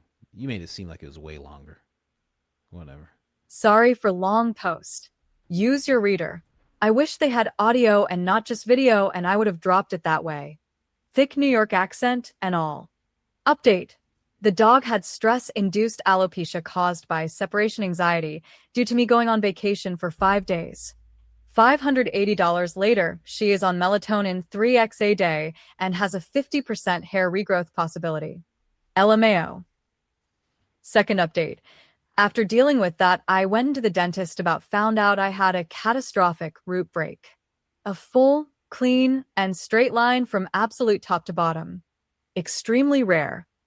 So $660 for just the bone graft and tooth pulling. I will get to tell gentlemen I have implants now. What? So fingers crossed.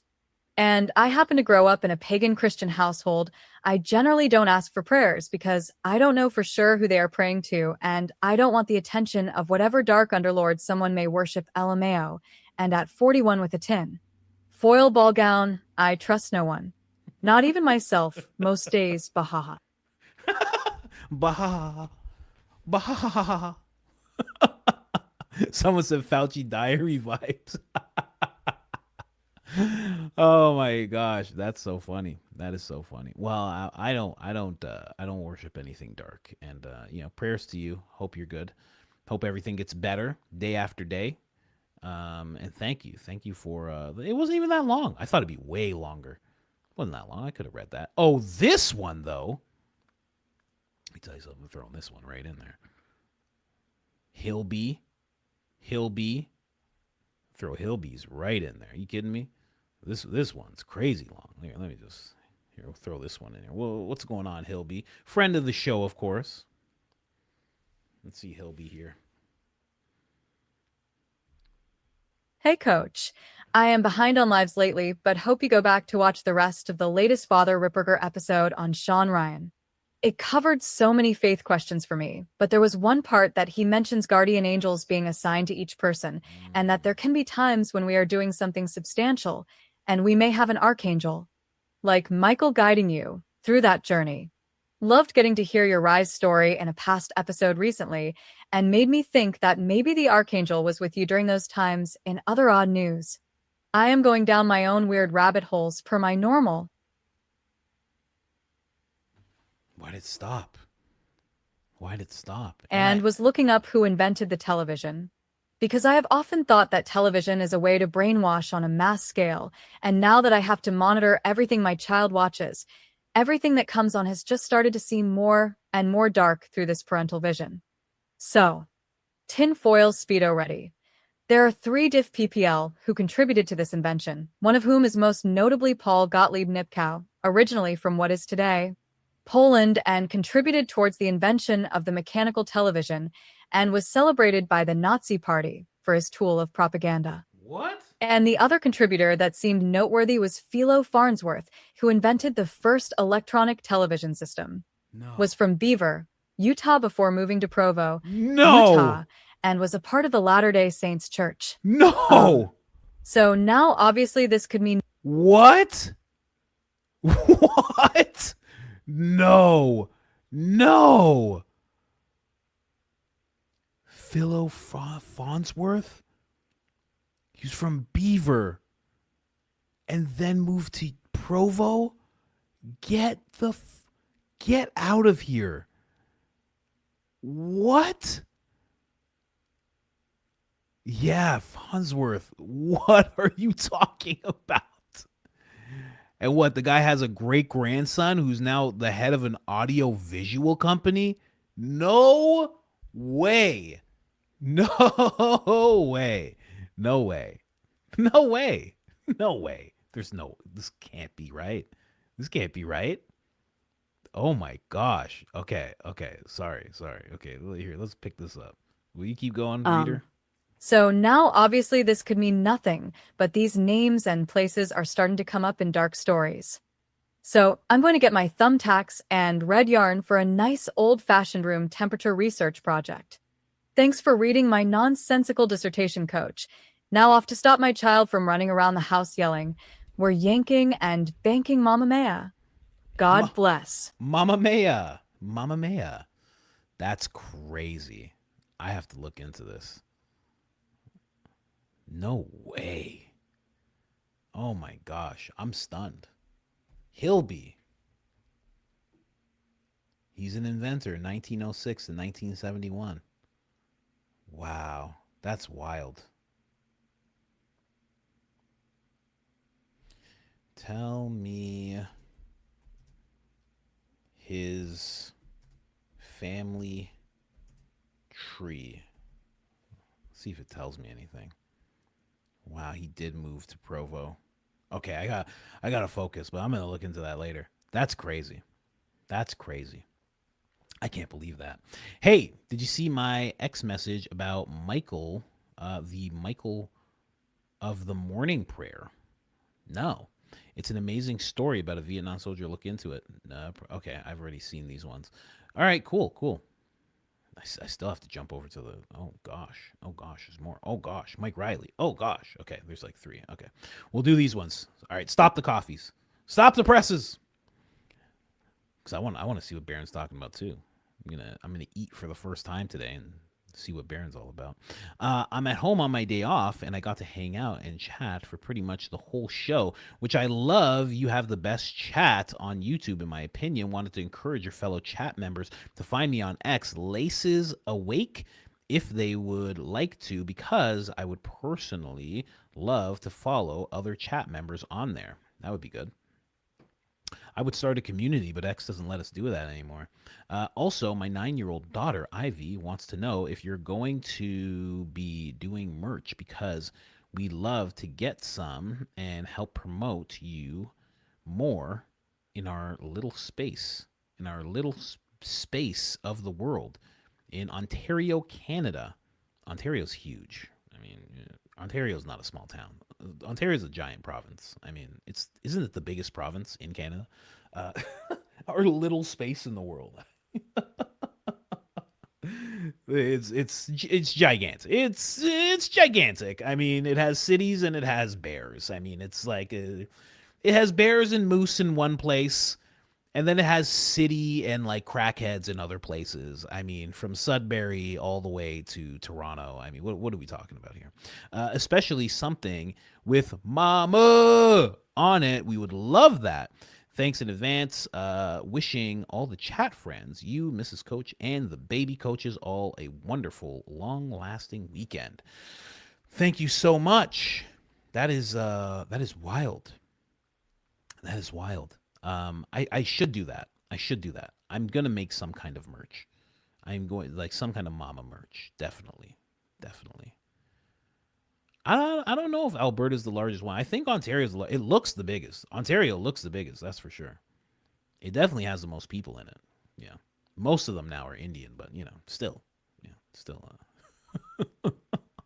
Ontario has Brampton in it. Brampton is the largest cultural enclave in the world, probably. It's crazy. We're talking about the Boulay and Masons right now, and it reminded me that the kids are going back to college. I saw a news story about these sororities and fraternities. All these big brands are paying outrageous amounts because of how big their followings are, especially in those down south schools. Just another way to recruit with the new age, this new age mockingbird. Rest in peace to Kobe Bean. I made my son's middle name Kobe. Wow, that's amazing. Lastly, look up the story of Shaq kidnapped Kenny Johnson's kid back in the day. I can only imagine the things Shaq has done over the years as a Mason. So happy Jesus pulled me away from becoming one. Can't serve two masters. I second that. Thank you so much. Thank you so much. Yeah, Ontario's the most populated. Oh, okay. That makes sense. Yeah, it's that's crazy. I feel that way too. Christ pulled me away from becoming one, you know? But here we are. Here we are now. Man, that's wild. I didn't know that about Shaq, Kenny Johnson's kid. I got to look into that. Very weird stuff, man. Yeah, people don't know about Shaq. Shaq was one of the first investors in Google. You know that? Very weird. Very weird guy. Are you familiar with the story of Jonathan and David in the Bible? Look it up. King Saul, Jonathan's father, became jealous, so jealous of David that he wanted David dead. Jonathan got wind of it and made sure David wasn't harmed and eventually became king. Jonathan died on the battlefield. So did King Saul. Charlie was Jonathan, in my opinion. Now, who is King Saul? Oh, I don't know. Charlie's father? Charlie's father's still alive? I don't know if there's a King Saul in that story. But yeah, everybody was comparing, because Charlie was talking about, be my David kind of thing. So yeah, people have been talking about that for a while. Back when the text messages first came out. Definitely. All right, let's jump over these. I gotta jump over to these supers. Luckily, I already read a lot of them. We already read a bunch of them, so let me get rid of this. Shout out to the coffee crew. Thank you guys so much for messaging the way you guys do. I do appreciate it. Even the long ones. I love the long messages. I do like to talk a lot, Someone said, pay attention to the psyops and martial law. Plenty. Yeah, that could be what's coming. A bunch of them I already read because they were specifically towards what we were talking about all the time. Many Uncle alerts here. D Music, shout out to D Music again. Thank you for that braid picture of Baron. I hope he saw it. Off his rocker, Brandon Tatum, rants to bash that podcaster. Should be careful. Pro 1618, pride goeth before destruction, and a haughty spirit before a fall. And Tyler's had lovers. Booty Tatum. Yeah, that's part of the reason why, you give glory to God. You don't want to get too prideful. You don't want to get too prideful of I am this person and I'm this investigator and I'm the person and me and I do this and I do that. It's like, just give it to God. It's okay. I've always been I've been like that with God for a long time since I came to Christ. But I've always been like that. I always noticed, I grew up in I grew up in the poorest part. And if you went down the street, there'd be like mansions. And there was always these affluent kids. And you would always watch them take their dad's businesses over or step into the same trade or business that their dad was in. And I'd always be and they would always act like they were self-made. They would always act like they did it themselves. And I'd be like, bro, your dad, about this thing because of your dad. It's cool. Who cares? I didn't have a dad around. So I was always like, I'd be so proud if my dad had a business and I stepped into it and I started working. I'd be so proud of that. And they were never proud of it. They were always they didn't want people to know. Some of them would even hide. I had a friend who was in a profession. And I was like, man, how'd you learn that profession? And then years later I learned, I'm like, oh, your dad does this. I'm like, why didn't you just say that? It was like, So God is the ultimate father, right? So it's be proud of what your dad lays out for you. Who cares, man? You have to make it about you. I'm not insecure like that. It's all good. Innocent till proven guilty. Am I right, guys? The side of the proverbial aisle that claims to love the Bill of Rights certainly hates this example. Yeah. What is this? Fetty Slop? Fetty Slop. I like that name. But yeah, you're 100% right about that. But they've become what they hate. That's what they've become. That's the sad thing about this whole thing. They've become what they hate. Coach, did you see the live of Valhalla VFT last night where he proved the angle of the roof was not the line of sight? Yes, we did. We went through that whole thing. It was wild. And I'm still leaning towards what he was saying. I don't think everything Trigger said checked out exactly. No, I shouldn't say that. Just the lip. That's my only discrepancy, is just saying that there's no lip. I think there is. I would love for either of us to be able to prove it. I don't know. Maybe the 3D map will be able to prove it. Should be Officer Tantrum. Commence the despair memes. Were you going to say diaper memes? I think you meant diaper memes. Diaper memes are funnier. Let's go with that. Why was Tatum chosen to interview the boys in Mississippi? Nancy Grace made him look idiotic on her show yesterday. Oh, I didn't know that. Can't stand when people aren't seeking the truth but are trying to spin narrative. You know, I want to look into that Nolan case more, but I called it out yesterday when somebody was like, I've been watching it every day because of his coverage. I didn't even know what he was saying about it or how he was approaching it, but I know it's always calling out the black people or this or that or always spinning it, and I knew it was just that. I just knew. And I said that, and I knew it. I knew that's what he was doing because that's all he does. I don't even think there's, it's weird. He just only does that. Like, no matter what he's covering, it's always that. Like, how do I spin it? Like, someone gets pulled over. Well, how do I spin it the other way? And I'm not saying I'm like some bleeding heart liberal where I'm like, oh, cops are the worst thing ever, or, or white people are bad or something. I'm not like that at all. Not even a little bit. But it's like, I know it's always his MO. Always. It never changes. But it's like, do what you do. Everybody has to make videos, right? My wife saw you at school orientation this morning. Really? She saw me at school orientation this morning? Really? I don't know, man. I was here. Unless she was watching me. She was watching the show or something. I've been here with you guys the whole day. I needed a good chuckle today. You were so funny. Thank you so much. Appreciate it. Just ripped. That ripped jeans pastor takes a helicopter to service that are 25 minutes apart. Also, he just raised $30 million at his church. Just Erica's type. Wow. Okay, so that's why. That's why they're hugged up. I get it now. He can dispense money. Coach says it's 2026, so at least she's straight. Yeah, that's kind of all you can hope for. Health, of course. Health first, then straight. Trey Terry, check out the image underneath the tent. The structure of the poles, it resembles a Philadelphian sign. Candace needs to see this. The structure under the tent. What's under the tent? There's nothing under the tent. There's just grass under the tent. I don't know. I'll have to look into that. I'm not sure what you're talking about. I'm convinced that sense of humor, being able to laugh and make people laugh, is from the Holy Spirit. It touches your soul in a very special way. That's interesting. Yeah, it's true. It's true. Toughest times in life have gotten me, funny people, Dave Chappelle mainly, have gotten me through. Real Christians understand we are born sinners and are forgiving. We cannot determine someone else's fate. Only God can. PSA, don't be a Karen Christian. I love the explicit with the B bandit Benny Johnson. Thank you so much. Language is made. Words are just that. Words, intent, and grace is conveyed through action. Cursing, hence the name, was actually wishing harm. Thank you so much, man. I appreciate that. You're right. You're 100% right.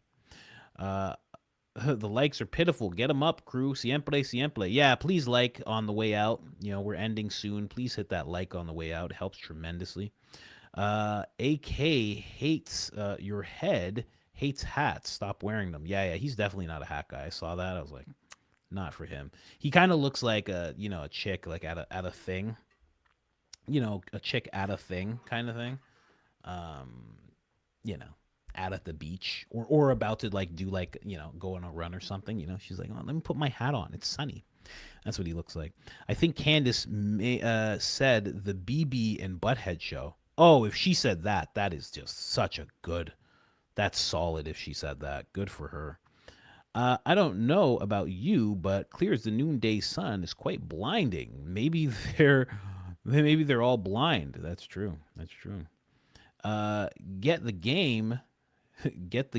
Pretty princess. Play with a Wii. A wee one. Okay. Just wanted to send support because I support the work you do. Thank you for putting a smile on my face every day.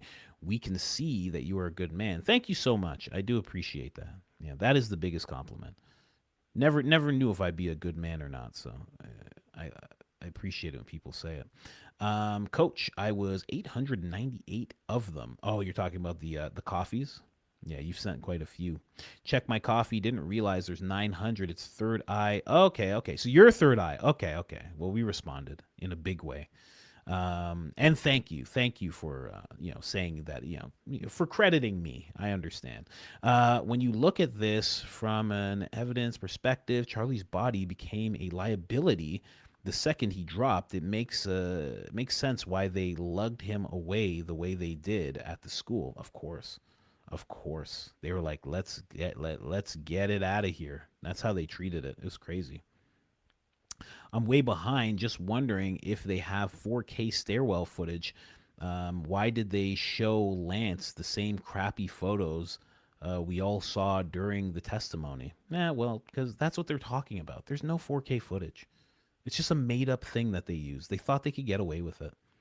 You called it, Coach. Jesse is live right now talking about the mock funeral. Yay, I knew it. I know my guy, Jesse. Keep your concept. You are great, and I love to watch your shows. You always put a big smile on my face. Stay safe. Take care. Love, Maria from Sweden. Sweden, what's going on, Maria? Thank you so much. I do appreciate that. You and Dee Dee could have a great conversation about the occult. Yeah, I want to talk to Dee Dee about the occult for sure. That is definitely something we're gonna do. It's like they didn't plan to act like they cared this long, hoping we just move on. Love you for breaking it down for us stew heads. Yeah, they really didn't think people would hold on this long to this thing. And that's where Candace comes in. That's where she's a big problem. Coach, you got to come on our show. Oh, yes. So we can talk about all this Illuminati stuff. Check your DMs. Yes, I do. This is a great podcast, guys. A lot of common sense.